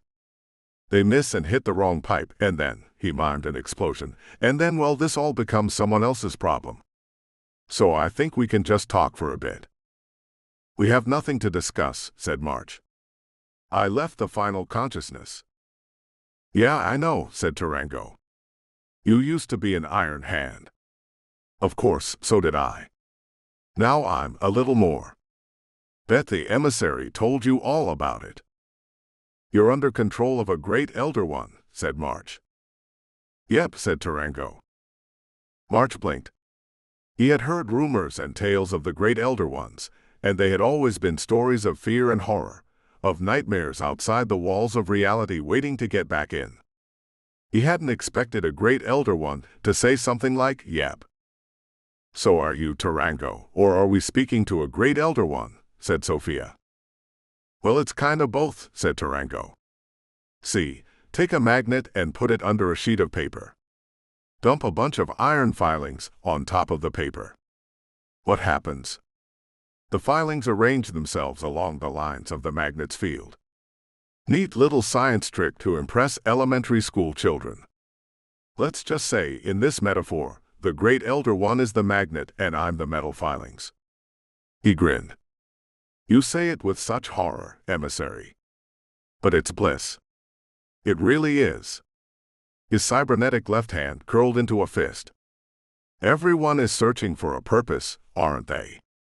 And everyone always fills it with something different. God, the final consciousness, their family, their children, some holy cause or something. Career, drugs, alcohol, and every one of them as meaningless and hollow as the others. "And what is your cause?" said Sophia. Tarango's smile widened. "Fixing the mistake." "So you've betrayed the final consciousness," said March. Tarango scoffed. "The final consciousness? Captain March, you were part of the hive mind. You realized what I realized. The final consciousness was an error and nothing more. A few embittered university professors found some of our relics, and they used our technology to create a hive mind devoted to their feudal political obsessions. The final consciousness is nothing but a horde of locusts, moving from world to world, leaving ruin in their wake and calling it enlightenment." "Great," said March. "Defect and join the kingdom of Kalaskar." "Kalaskar was a mistake too," said Tarango. He waved his hand of flesh. "All of this was a mistake." "All of what?" said March. "This universe. It should never have existed. Matter in this form should never have been created. We realized it was all a terrible mistake, and it should never have come to pass. That was the reason for our war with the custodians' creators, the ones you call the harmonious scholars. They sought to preserve the life of this universe. We wished to free it from its suffering for all time. By destroying everything," said March. "To return this universe to the way it should have been," said Tarango. "To give it the peace of silence and the serenity of darkness, as all things should possess." "I think I would prefer the harmonious scholars," said March. "Since they don't want to kill everybody." Tarango laughed. "I know what happened to you, Captain March. It was the same thing that happened to me. They keep you awake for the surgeries that transform you into an iron hand. You're awake as they saw off your arm and install the cybernetic one, as they drill into your skull and install the hive implant, as they cut open your chest and crack open your ribs to install the other augmentations." The pain of the memories flashed through his mind. "What does that have to do with anything?" said March. "Because you know as well as I do that this universe is ruined and cannot be repaired," said Tarango. "The final consciousness ruled for centuries of misery and horror before they found you. How many other empires have risen and fallen before it? It is the nature of the universe to create suffering. And we shall end it all and return the universe to silent darkness, as it should be." "The pulse," said March. "The cognarchs of the final consciousness think it will destroy Kalaskar," said Tarango. "And it will, they're right about that. But that's just the beginning. The pulse will open the way for us, and we'll return to this universe. The harmonious scholars all died out a long time ago. This time, there won't be anyone to stop us, and we'll free you all from the prison that is reality." "Good speech," said March. "Thanks," said Tarango. "We don't actually need linear speech, you understand, since we're going to destroy time as well. But it is occasionally enjoyable." "But what about the girl?" said March. "Why are you going to kill her?" Tarango didn't move, his expression unchanging. But the wings of shadow roiled behind him, seeming to become tentacles for a moment, and March had the impression of fury. "What does it matter?" said Tarango. "You shouldn't even be here." "Why do you want to kill her?" said March. "Didn't the Brotherhood tell you?" said Tarango. "No, because you killed them all," said March. "Or your macrobes did." "Yes, of course," said Tarango. The wings shifted behind him, seeming to become a web of tentacles for an instant. "I should have realized. The meddlesome custodian, the mad artificial intelligence, the harmonious scholars left behind to guard their dead planet and all their toys. He sent you to find the girl, not the Brotherhood. Tell me, emissary, has the custodian realized what the girl really is?" "Why don't you tell me who she is?" said Sophia. "See if our stories match up." Tarango nodded, pleased. "Then he doesn't know. Tell you what, Captain March. One iron hand to another. We'll make a deal. I'll let you go. I'll let the emissary go. I'll let your entire crew go as well. I won't even try to stop you when you look for the pulse, though you know you'll never find it. And you don't even have to bring me the girl. You never even have to see her face. Just get out of my way, and I'll let you go. And then you murder this little girl, said March. Because if you don't get out of my way, said Tarango, the shadow wings starting to darken, then I'm going to kill you. But I'll kill you last. I'll kill all your friends in front of you first. And that woman you love. The one woman who actually managed to catch Jack March's cold dead heart. You'll get to watch her die in front of you. Piece by piece. You know the kind of deaths we can inflict on people. The kind of deaths we were trained to give to the enemies of the final consciousness. You'll get to see your woman suffer that. Maybe she'll beg for you to save her first. Thought you were going to give everyone peace, said March. We are. The peace of oblivion. We can do it all at once, or one screaming death at a time. Your choice. Or, said March, I just kill you here and now. That plasma rifle won't do you much good, said Tarango. Maybe not, said March. You might have a harder time with a rocket launcher, though. Or if I just walk up and punch you. I'm wearing powered armor. You're not. Isn't it funny, said Tarango, that so many things don't get decided by rational argument or persuasion or even bribery, but by who can hit the hardest? One of the many reasons this universe needs to be destroyed. But they say you should never bring a knife to a gunfight. You shouldn't, said March, calculating the shot in his head. He didn't think that the pipes near Tarango carried anything flammable. If March drew the rocket launcher and shot a few rounds at him, that might take care of the iron hand. Then again, if March was wrong, and the rocket explosion breached one of the pipes carrying pressurized oxygen or hydrogen.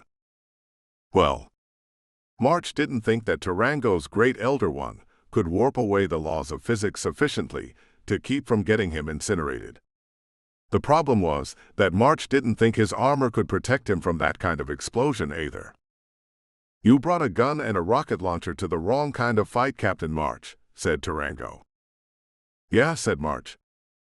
You humans are all so afraid of the macrobes, said Tarango. You ought to be afraid of yourselves. The macrobes are completely harmless, for the most part. It's only when they fuse with a human consciousness, when they see the sewer that is your subconscious mind, that's when they go insane, and the human and the macrobe warp together to become a monster. He shook his head. You should never have left your universe to enter hyperspace. Or better yet, this universe never should have existed. So what, said March. Tarango grinned. The shadows behind him roiled. We are the lords of the macrobes, said Tarango. Imagine their joy when they found that one of their lords walks among them, to take command of them, to liberate them from the burden of free will. Dozens of points of blue light flared in the gloom behind him, spreading across the pump room. Macrobes. Dozens and dozens of macrobe-possessed humans. You see, said Tarango, I was pretty sure I couldn't change your mind, but it was enjoyable to pass the time with conversation while I waited for my new friends to arrive. He winked and pointed his finger at March. With shrieks of madness and rage, dozens of macrobes rushed across the pump room. The larger ones, the creatures like the scorpion and beetle-like things they had fought in the dorsal corridor, moved down the central aisle between the pumps and the primary pipes. The smaller, more human-sized ones leapt through the maze of pipes, scrambling along them as easily as squirrels darting along tree branches. Move, said March, and he sprinted across the pump room, Sophia at his side. 11. The vessel. The macrobes were fast, but the augmentations to March's armor made him faster. Sophia kept pace, her legs pumping. Behind them, he heard the clangs as claws and pincers struck the metal deck, the shrieks and wailing cries of the macrobes at Hunt. March's HUD helpfully informed him that it had detected multiple inbound hostiles, and the local radar map showed a wave of red closing in behind him. He spotted the double doors at the far side of the pump room. March skidded to a stop before them and slapped at the door control. If the door was locked, they were finished. They might kill quite a few macrobes before they fell, but they would be overwhelmed and killed. But the door started to slide open, and March and Sophia darted through. "Get the door controls," shouted March, spinning to face the pump room. His plasma rifle came up to his shoulder, and he started shooting, firing as fast as he could pull the trigger. Macrobe after macrobe fell, but there were hundreds in the pump room, and March would need several shots to punch through the shielding effect surrounding the larger creatures. Sophia pulled a switch on the terminal next to the doors, and they slammed shut perhaps an inch in front of the muzzle of the rifle.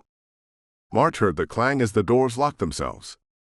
Sophia leveled her plasma pistol and put 3 shots into the terminal. A second after that, something struck the doors with a bang, and a faint bulge appeared in the thick metal. The larger macrobes could punch their way through the doors. Probably sooner than March would have liked. "That's not going to stop them for long," said Sophia. Another bulge appeared in the door. "No," said March. They were in another wide corridor, with narrow personnel doors on either side. "Let's move. Engine control room should be at the end of this corridor." They broke into another sprint as the sealed doors shuttered and clanged behind them. March glanced at the map overlay on his HUD. If the girl was alive, they needed to grab her and get to the nearest airlock so Adelaide and the Helix could pick them up. But they might not have time to wait for the ship. If March could find a radiation suit and get Liziana into it, they could brave the surface of the moon. Except some of the macrobes, depending on the extent of the mutations to their human hosts, likely had no further need of air and might be able to feed off hard radiation. The corridor ended in another set of double doors. March hit the control, and they hissed open. He and Sophia darted through, and Sophia closed them, once again locking the doors and fusing the control mechanism. March shot a quick look around the engine control room. It looked a great deal like the Malachite's bridge. In fact, it had likely been designed as a backup bridge in case the primary one was destroyed, allowing the engineers to pilot the Malachite and control its systems in the event of an emergency, though that redundancy hadn't saved them. It lacked the hologram table of the bridge, with 3 rows of consoles facing a wall screen.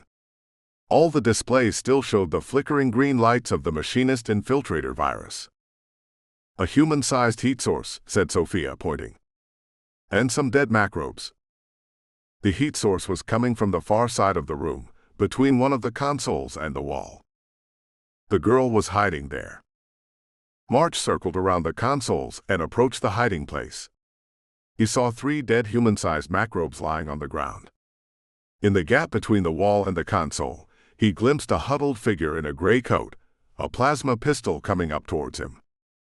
He jerked back as a plasma bolt sizzled past his head a second later. "Damn it," said Sophia. "Wait," said March. "Wait." He realized what had happened. If a terrified girl had been hiding next to that console all day with a plasma pistol, she had shot 3 macrobes. Then 2 figures in powered armor approached, faces concealed beneath helmets. Little wonder she had reacted by pulling the trigger. "Liziana," said March, activating his helmet's external speakers. There was no response. A clang came from the doors. March looked back at them and saw that a bulge had appeared in the thick metal. The macrobes were hammering their way through. "We don't have time," said Sophia. "Stun her and carry her out. We can explain it to her later." That seemed like a logical course of action. In fact, given how quickly the macrobes had broken through the doors to the pump room, that might have been the only safe way forward. But something in March recoiled at the thought of stunning a terrified child. "Liziana," he said again, and he unsealed his helmet and pulled it off. "What the hell are?" started Sophia, though her voice cut off as he drew off his helmet. "Liziana, my name's Jack March," said March. "Brother Christopher sent me to find you. Please don't shoot me." He stepped around the console, drawing out Christopher's pendant as he did so. The girl stared up at him, her eyes wide and terrified. March first thought she was 5 or 6 years old, but he realized that she was probably about 10 but small for her age. The girl wore a blue jumpsuit and boots, though she also had a long gray coat that looked a bit like the robes that Christopher wore. She had blonde hair so pale it was almost white and enormous green eyes. "That is Brother Christopher's medallion," said Liziana, her voice trembling. "He's dead, isn't he?" "Yes," said March. "I'm sorry." She let out a shuddering breath, tears starting in her eyes. And then a change came over her expression. All the emotion drained away, and she tilted her head to the side, regarding him. "I apologize for firing upon you," she said, voice cool and formal. "The black armor caused me to mistake you for a macrobe, given the relatively dim illumination in here. Logical decisions are often difficult when based on insufficient information in the heat of the moment." "It's all right," said March, unsettled. Liziana nodded, and then the terror returned to her face. The switch from fear to icy logic to fear again would have been unsettling in an adult, let alone a girl of 10. "What do you want?" said Liziana. "Why are you looking for me?" "To get you to safety," said March. "The macrobes are after you." Several more clangs echoed through the room. March didn't know how much longer the doors could stand up under that pounding. "Captain March," came Sophia's voice flat and filtered through her helmet speakers. "We need to go now." Liziana looked at her, and then back to March. "Listen to me," said March. "We have to get off this ship now. We have a ship of our own. We'll take you back home to your family." "I don't have a family," said Liziana matter-of-factly. "I never knew my father. My mom died when I was a little girl. That's why I'm here now." "We'll take you wherever you want," said March. "But we have to leave right now." Liziana stared at him, frightened, and then that look of detached logic came over her features once more. "The chances of survival are substantially higher in your company," said Liziana, rising from her crouch, the gun in her right hand. "I will go with you." "Good," said March. "I need to put my helmet back on. Please don't shoot me." To his surprise, a ghost of a smile went over her face. "That would be rude." March pulled his helmet back on. It locked to the rest of his armor with a hiss, his HUD booting back up. A burst of static came over the speakers, and then a tinny voice filled his ears. "Jack," said Adelaide. "Jack, are you there? We're picking up your signal." "Adelaide," said March. "Oh, thank God," said Adelaide. "Where are you?" "Engine control room," said March. "I've been circling the helix back and forth over the malachite, trying to find your signal," said Adelaide. "Constantine told me what happened." "Listen," said March. He looked at the map overlay. "Can you dock the helix with starboard personnel, airlock D47? It was the closest one to the engineering deck. I'll explain later, but we need to get out of here now. And have Axiom and Helen waiting with weapons. We might be followed." "Checking," said Adelaide. Yes, there's enough clearance above the ground that I can get the port cargo airlock lined up with it." "Get moving," said March. "The 3 of us will meet you there." "Copy." After a second she said, "3 of you? You found a survivor." "Yeah," said March. "I'll fill you in later." He turned to Liziana. "You should follow me. Our ship is coming to dock with one of the airlocks. We'll get aboard and get you out of here." And then March decided he would recommend that Prince Horgan evacuate his people from the malachite and bombard the ship from orbit. It was probable that Liziana was the only survivor who hadn't been transformed into a macrobe, and bombarding the ship would get rid of the macrobes and of any machinist operatives controlled by the Great Elder Ones. "I will," said Liziana. "Sophia," said March. "Bring up the back. The airlock is this way. Let's." The screech of tortured metal filled the room. March pointed his rifle towards the doors, expecting to see a mob of macrobes pouring through them. But while the doors were bent and warped, they still held beneath the pounding. The macrobes hadn't broken through yet. They hadn't even managed to get the doors pried open. Above. The noise had come from above. Air ducts, March thought. He just had time to raise his rifle when the first macrobe came out of the hole it had ripped into the ceiling. His plasma bolt caught the creature through the head, and it fell to the deck with a heavy clang. Sophia shot 2 more, but a dozen of the creatures boiled out of the ceiling. Liziana began screaming at the top of her lungs, but March barely noticed because one of the macrobes slammed into him, the impact knocking him over. He felt no pain from the landing, his armor cushioned him too well for that. But the mutated thing clawed against his armor, and if he gave it enough time, it would breach the metal plates and start ripping into his flesh. March punched his right hand into the side of the fanged head. The strength augmentation of his armor drove the blow, and his gauntleted fist landed with enough force to drive the macrobe's head 90 degrees to the side. The creature went limp, and March threw it off and sprang to his feet. Something like 20 of the human-sized macrobes were in the room. Sophia was firing her pistols with both hands, keeping the creatures from Liziana, but they were about to get surrounded. When that happened, it was over. Liziana had no armor, and one of those macrobe's claws would have no trouble slicing her open like a melon. The girl screamed and screamed, not even firing her pistol in her terror, which was just as well because she probably would have accidentally shot March. He fired twice, killing 2 of the creatures, but there were too many of them. No. Liziana drew herself up. All the fear had vanished from her face and voice and posture, and she suddenly seemed commanding, somehow confident. These universes should never have been traversed, she said. You should never have been brought here. I dissolve your bonds to this place. Be at peace once more. The macrobes froze in place, all of them staring at her. And to March's astonishment, Liziana started to glow. It wasn't the sort of glow that he could see with his physical eyes, and his armor sensors detected nothing from her.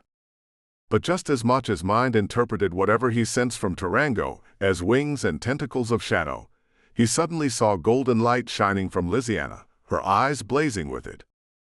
Almost like the image on Brother Christopher's medallion. The macrobe stared at her, frozen. Sophia looked back and forth, pistols held ready.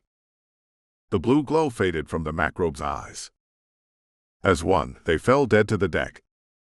Liziana let out a shuddering breath and dropped to one knee, her chest rising and falling as she wheezed. Sophia kicked one of the fallen macrobes. Its claws rasped against the deck from the impact, but the creature didn't move. They were all dead. What did you do? Said Sophia, her shock plain. I don't know, said Liziana. The fear had returned to her face, accompanied by bewilderment and exhaustion. I don't know what happened. I don't know what happened. I'm so scared. I'm so scared.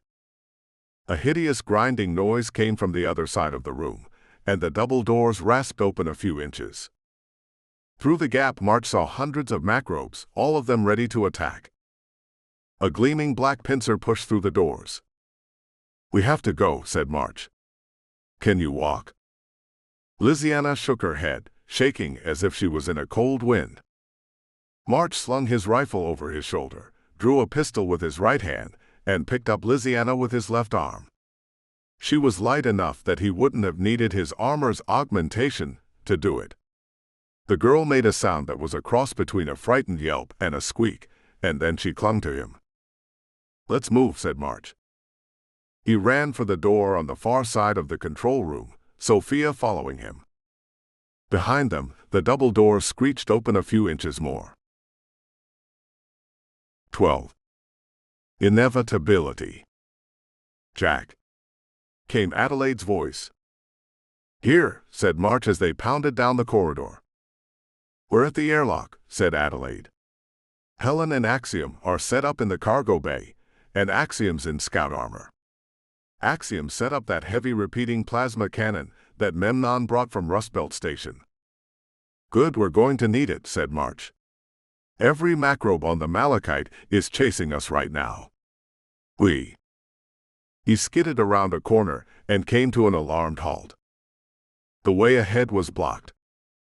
The Malachite had reached the moon's surface so cleanly that March had almost forgotten about the ship's forced landing.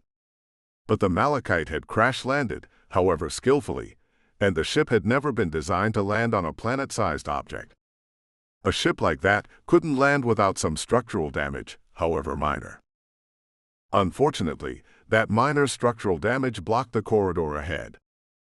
The deck had buckled upward, and the ceiling had collapsed, a tangle of girders and debris filling the corridor. With his armor, March could probably have cleared the obstruction, given enough time. But they didn't have that time. They had maybe 45 seconds until the macrobes caught up with them. "Now what?" said Sophia. "I don't want to die," whimpered Lysiana. "I don't want to die." March mouthed a curse inside his helmet and looked at the map overlay. The main route was blocked, but there was another path to the airlock. It was dangerous, and not one he would have considered under any other circumstances. But if they stayed here, the macrobes would overwhelm them. March and Sophia would kill dozens of the creatures first, but in the end, they would be killed. Lysiana, lacking armor, would probably die long before that. To his surprise, March suddenly thought of Martel's world, of the family that had taken him in when he had been dying of his injuries. He had been an iron hand then, but they had still taken him in and treated his wounds. Several of the children had been Lysiana's age, and they had all died a few weeks later when the machinists burned the planet, the atrocity that had led March to break away from the final consciousness and join the Silent Order. The rage in his heart turned cold and determined.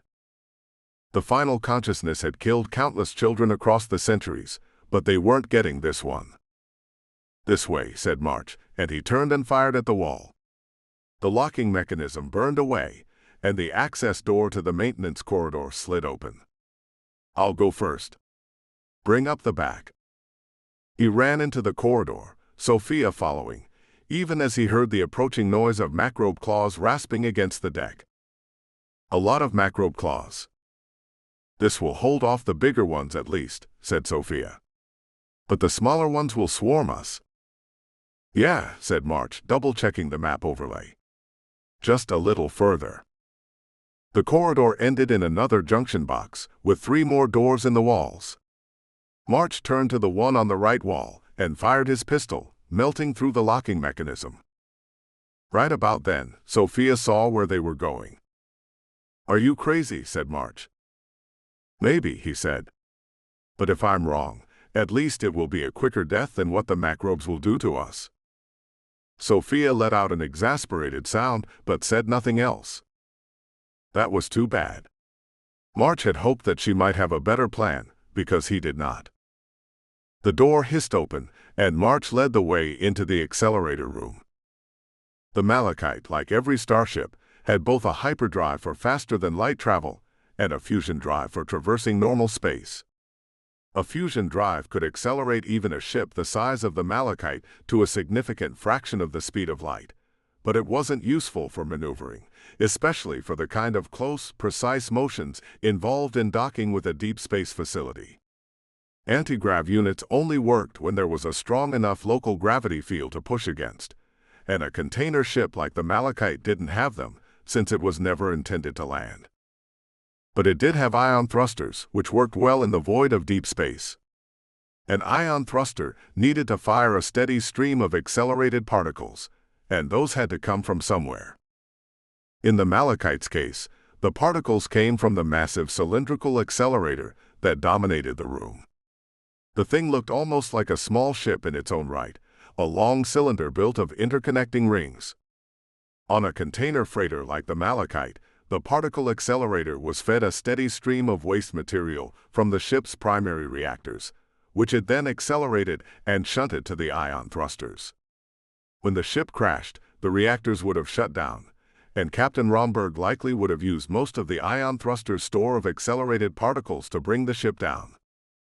But there should be some left in the magnetic containment lines leading to the individual thrusters.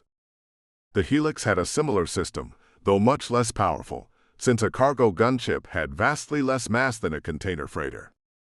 A cluster of a dozen lines, each as thick as the trunk of a full-grown oak tree, broke off from the front of the accelerator. Each one of those lines would have a considerable amount of energy trapped in it. March ran towards the nearest line, slapping his pistol back against its hardpoint. He reached instead for one of his grenades, placed it against the thick metal of the line, and then added all his remaining grenades as quickly as he could. The grenades were connected to his armor's operating system, and March configured the weapons for a shaped charge. The blast pointed inward towards the line. "Wait," said Sophia. "You're not." "Yeah," said March. A notification appeared in the HUD that the grenades were linked to his armor and awaiting his command. "Move." They turned and started running past the accelerator, the grenade notification still flashing in the corner of March's HUD. About 3 seconds later, the macrobes poured into the accelerator room. "One last chance, Captain March," shouted Tarango, smiling as he strode at the head of his army of macrobes. Somehow the wings of shadow that rose behind him seemed darker, like fractured windows into the void of space, tendrils slithering around him. "You know you can't outrun us to your ship. Put down the kid, and I'll let you and the emissary go." "Don't let him have me," whispered Lysiana. "You don't know what he really is." "I'm getting an idea," said March, pistol leveled as he and Sophia backed away. "You know I'm right, Captain March," said Tarango. There must have been something like 300 macrobes behind him, boiling out of the access corridor like steam from a breached high-pressure line. This universe was a mistake, and we're going to rip it down and put an end to all suffering. All your suffering, too. It's inevitable. You have only the tiniest inkling of what we're doing. You don't know where the pulse is, and you're not going to be able to find it before we kill you." "Yeah," said March. "Maybe all that's true. There's a hell of a lot that I don't know." He took another step back, and Tarango and his pets moved forward. "But I do know one thing you don't." "Oh," said Tarango. The wings of shadow leaned forward, almost seeming to reach towards Lysiana, like a predator about to spring upon its wounded prey. "And just what's that?" "You should have taken a closer look at that accelerator," said March, and he sent the detonation command to the grenades. Tarango frowned, looked at the accelerator, and his eyes went wide. "Are you insane?" The grenade went off and the line ripped open. March and Sophia were already sprinting for the far side of the accelerator room. The particle cannon on Sophia's ship was a vastly more powerful and advanced version of the accelerator, capable of firing bursts of particles that could take down a capital warship. The particle burst that ripped from the damaged line was only a tiny fraction of that same power, and far more dispersed. But it hadn't been aimed at an armored and shielded capital warship. It had been pointed at Tarango and his mob of macrobes, which proved to be more than enough. Blue light filled the room, waste energy from the released particles, and Tarango and the macrobes were simply ripped apart from the blast, charred fragments of both Iron Hand and macrobe falling in all directions. The sight, under any other circumstances, would have been horrific. At the moment, March focused on running absolutely as fast as he could, because in another few seconds, the magnetic containment on the accelerator would suffer a cascading failure, and the room would be flooded with enough radiation to kill Lysiana. The only consolation was that the radiation burst would overwhelm March's armor and kill him a few seconds after her, so he wouldn't have to regret his mistake for very long. He tore across the room, using every bit of speed the armor could give him, conscious that if he tripped and fell, it would do as much injury to Lysiana as a major traffic collision. A shrill alarm filled the chamber, accompanied by flashing red lights. The magnetic containment was about to collapse, and when it did, radiation would flood the chamber, and the doors would automatically seal. March leapt through a doorway, Sophia a half-step behind them. Maybe a second later, a heavy blast door slammed shut behind them, cutting off the wailing radiation alarms. March let out a breath, checking his HUD. They had gotten out before the containment failure, so Lysiana avoided any radiation exposure. "Hey kid," he said. "You okay?" Liziana lifted her head from his shoulder and looked at his helmet, her green eyes wide and frightened. "I'm not hurt," she said. The cool mask fell over her expression once more. "That was a masterful display of tactical improvisation," she said in that aristocratic queenly voice. "You are to be congratulated." With that, the tired, frightened look returned to her face, and she rested her head against his shoulder once more. "Okay then," said Sophia. "You hurt," said March. "No," said Sophia. "You remember when we first met, and you escaped from that machinist fleet at Monastery Station?" "Yeah," said March. "That wasn't the sort of experience that one forgot." "At the time I was impressed by how you outwitted the machinists," said Sophia.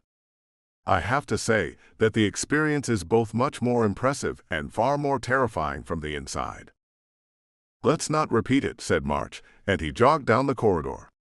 Most of the macrobes would have been cooked in the containment rupture, but none of the big ones were there, and they might have had an alternative route. March wanted to get to the helix and get the hell out of here before anyone else came after Liziana. Then he could figure out what to do with her. Or what she really was. Most 10-year-old children could not destroy macrobes or effortlessly shut off their emotions in a moment of crisis. No other foes showed themselves, and a few moments later they reached the airlock. March kept his pistol trained on the corridor as they cycled through it, and he stepped into the cavernous hold of the helix.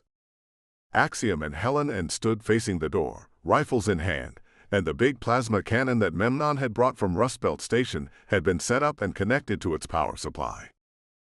Axiom's helmet turned towards Liziana. Maybe like March, she had glimpsed something like that shining aura around the child. "Adelaide, we're on board," said March. "Let's undock before the macrobes follow us. Are Constantine and Darius all right?" "They are," said Adelaide. "They're furious at Caldwell, but safe." A tremor went through the deck as the helix undocked and maneuvered away from the malachite. For the first time in hours, March let himself relax, and he reached to take off his helmet. "Jack," came Adelaide's voice. "Who is that little girl?" He paused halfway to his helmet. "I don't know," he said at last. 13. Strays. March and Sophia had escaped from the malachite with Liziana, but they still had quite a few problems to handle. He hurried to the bridge with Sophia, while Axiom and Helen remained in the cargo hold, in case they needed to dock again. March wasn't sure what to do with Liziana, so he kept carrying her. For her part, the girl had no inclination to be set down, watching everything around her with wide eyes. The lift took them to the command deck, and March jogged down the corridor to the bridge. Adelaide was at her usual spot at the co-pilot station, and Cassandra was at the engineering console. "How are we doing?" said March. "Caldwell and the reinforcements have set up a strong point on the Malachite's bridge," said Adelaide. "They've been able to find survivors, some of the crew. When you and Sophia were cut off, I think the rest of the infiltrator drones followed you. What was that radiation spike in the engineering section?" "Captain March," said Sophia, her helmet retracting itself into her shoulder plates, "detonated one of the ion thruster lines." "You did what?" said Cassandra, dark eyes wide as she looked up from her screens. "It was the best I could think of at the time," said March. He put Liziana down on the deck and straightened up. "Stay here. We'll figure out what to do with you as soon as we can." Liziana nodded, and March pulled off his helmet with a sigh. Adelaide got to her feet, looking at Liziana. "What's your name, honey?" said Adelaide. The girl hesitated, and then smiled as she looked at Adelaide. "Liziana." "Do you want something to eat?" said Adelaide. "I bet you're hungry." Liziana gave a timid nod. "Do you have any macaroni?" "I like macaroni." "We have lots of macaroni," said Adelaide. "Come on, and I'll make you something to eat." Liziana followed Adelaide from the bridge to the lift. It occurred to March that out of everyone on the ship, Adelaide was the only one who had any experience looking after children. Cassandra, Helen, and Axiom didn't have any children. Bishop had been divorced several times, but none of the marriages had produced kids. Memnon might well have illegitimate children in every spaceport in the kingdom of Kalaskar, but as far as March knew, he had never met any of them. But Adelaide had spent a lot of time as a child looking after her younger siblings, and then babysitting her nephews and nieces as an adult. She had wanted children herself quite badly, but the machinists had taken that from her. Belatedly, it occurred to March that having Adelaide watch Lysiana might have been a bad idea. He intended to take Lysiana to Mothro and return her to the Brotherhood of the Watchful Pact. If Adelaide bonded with Lysiana during the trip, returning the girl to her rightful guardians might be painful. But they needed to return Lysiana to her legal guardians. Because however good Adelaide was at looking after children, March was entirely certain that she had never babysat a child who had the power to kill macro-possessed humans with an act of will. "What now?" said Sophia, as March seated himself at the pilot's console. "We pick up Constantine and Darius," said March, adjusting the antigravs and sending the helix floating towards the Malachite's bridge airlock. "Then we have a chat with Prince Horgan and figure out what to do with Lysiana." "I think," said Sophia, "that we had better take her back to Mothro and find a chapter of the Brotherhood." "We," said March. "My mission from the custodian was to speak with any survivors of the Brotherhood aboard the Malachite and discover why the final consciousness was hunting them," said Sophia. "I think it's clear the great elder ones were after the girl." "Why though?" said March. "Good question," said Sophia. "Besides, we will have a better chance of accomplishing our missions with 2 ships instead of 1. "Agreed," said March, and he steered the helix towards the Malachite's bridge. Picking up Memnon and Bishop proved no problem. Once they were aboard, March called Prince Horgan. "Tarango is dead," said Horgan. "Yes," said March. He had given Horgan a highly edited version of what had happened once he and Sophia had been separated from Caldwell's party. He had some method of controlling the macrobes. "We killed him, and most of the macrobes with that radiation burst in the accelerator room." "Very clever," said Horgan. "I suppose I ought to charge you for that, but most of the Malachite will have to be broken up for scrap anyway. The security officers have been overwhelming the larger macrobes, and we found a few survivors." "How many?" said March. 23, said Horgan. "All crew." 23, March reflected, out of nearly 500. All the rest would either have been killed or transformed when the macrobes possessed them. "I understand you found a survivor yourself," said Horgan. "Yes," said March. "A girl who was the ward of the Brotherhood passengers. Tarango sabotaged the Malachite to kill her." "Why?" said Horgan, baffled. "I don't know," said March, which was entirely true. For whatever reason, the final consciousness decided that she was a threat. "She must be a figure of importance within the Brotherhood," said Horgan. "An ancestral high priestess or something of that nature. The machinists must have decided to eliminate her. Foolish of them. That kind of activity will draw the attention of Thunderbolt, and she'll wipe out the machinist presence in the non-aligned systems." March doubted they would be that lucky. Tarango did wait until the Malachite was out of the non-aligned systems to sabotage the resonator, he said. "Based on what I know about Thunderbolt, she won't react to anything once it's out of her area of influence." "She is insane, but her insanity has rules," said Horgan. "Just as well we Lithabati never developed AI the way that you humans did. It has saved us much trouble." "Agreed," said March.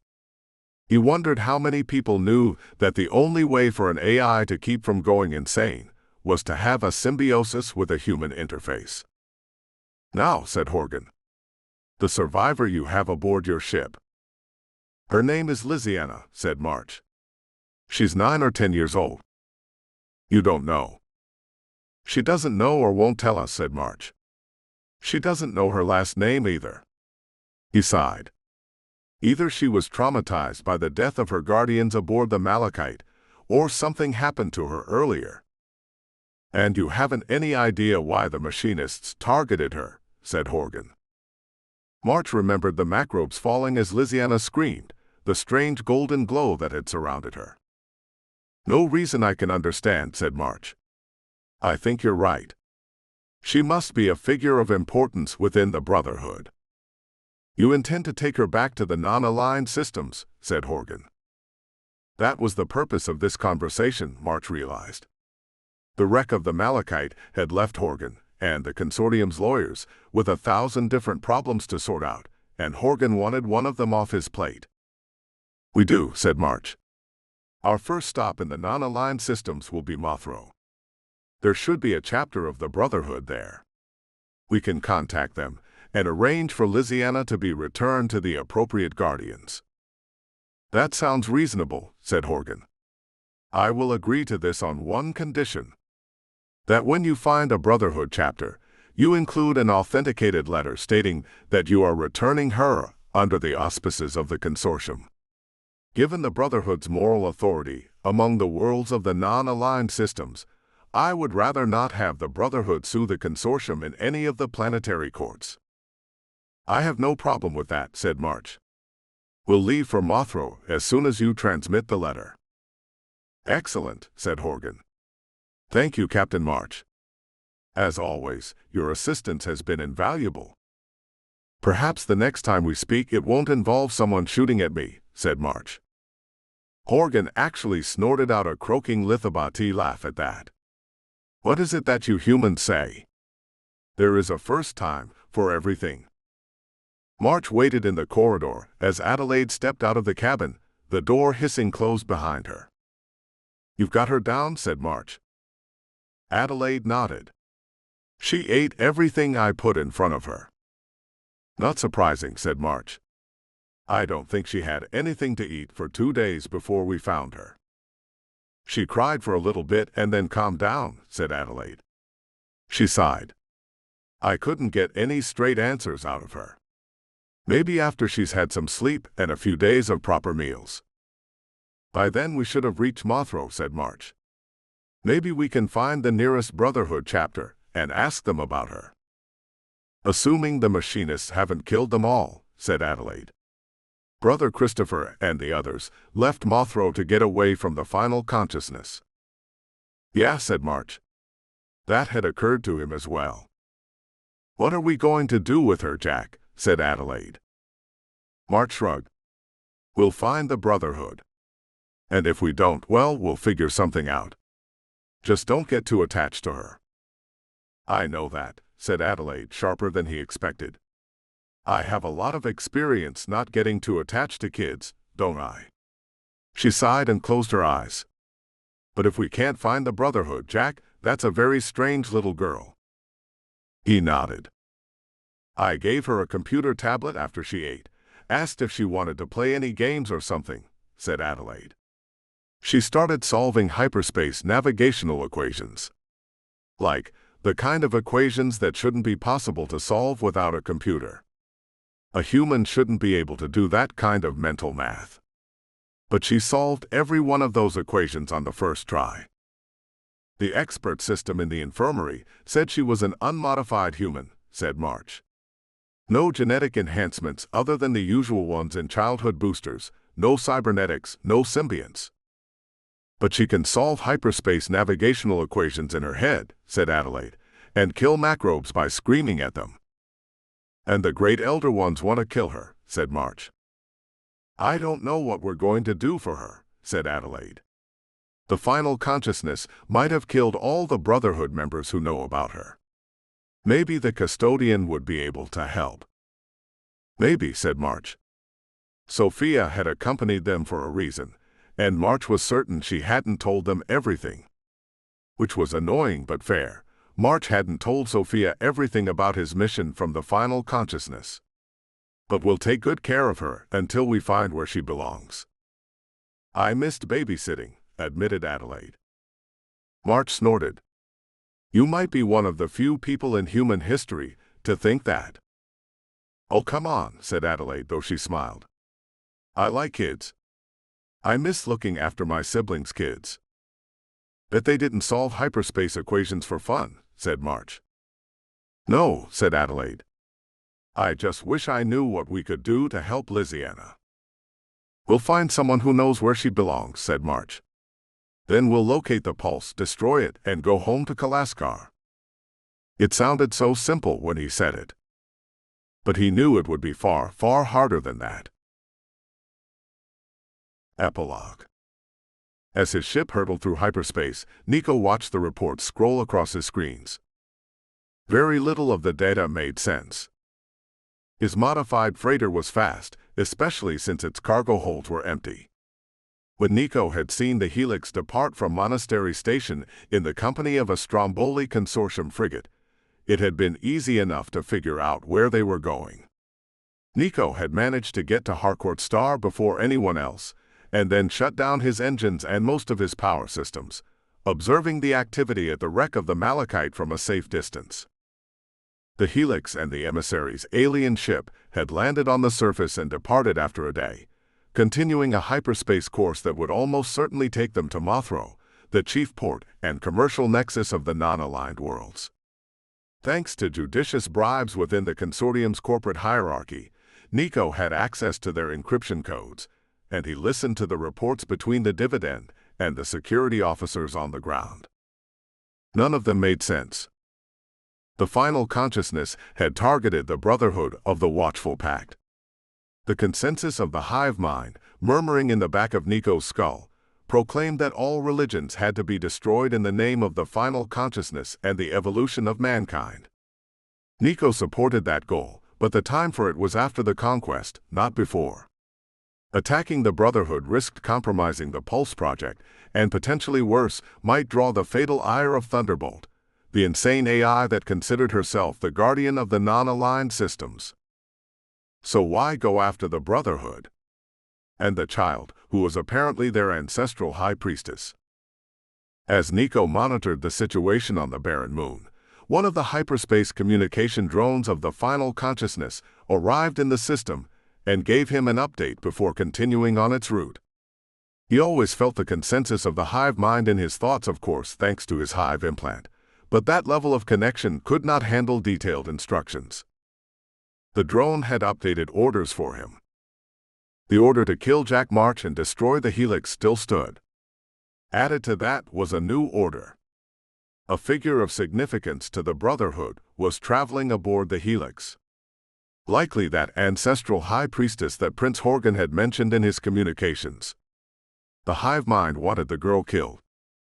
It wanted her killed even more than Jack March. Odd that. Still, orders were orders, and all of Nico's targets were traveling aboard a single ship. He set a course for Mothro and entered hyperspace. If he pushed his ship, he ought to arrive at the Mothro system a good 16 to 18 hours before the Helix. That was just enough time to arrange for a very warm welcome. The end. Thank you for reading Silent Order, Reckhand. Jack March's next adventure will be Silent Order, Thunderhand, coming in 2023. If you like the book, please consider leaving a review at your ebook site of choice. To receive immediate notification of new releases, sign up for my newsletter, or watch for news on my Facebook page, Twitter, or Instagram.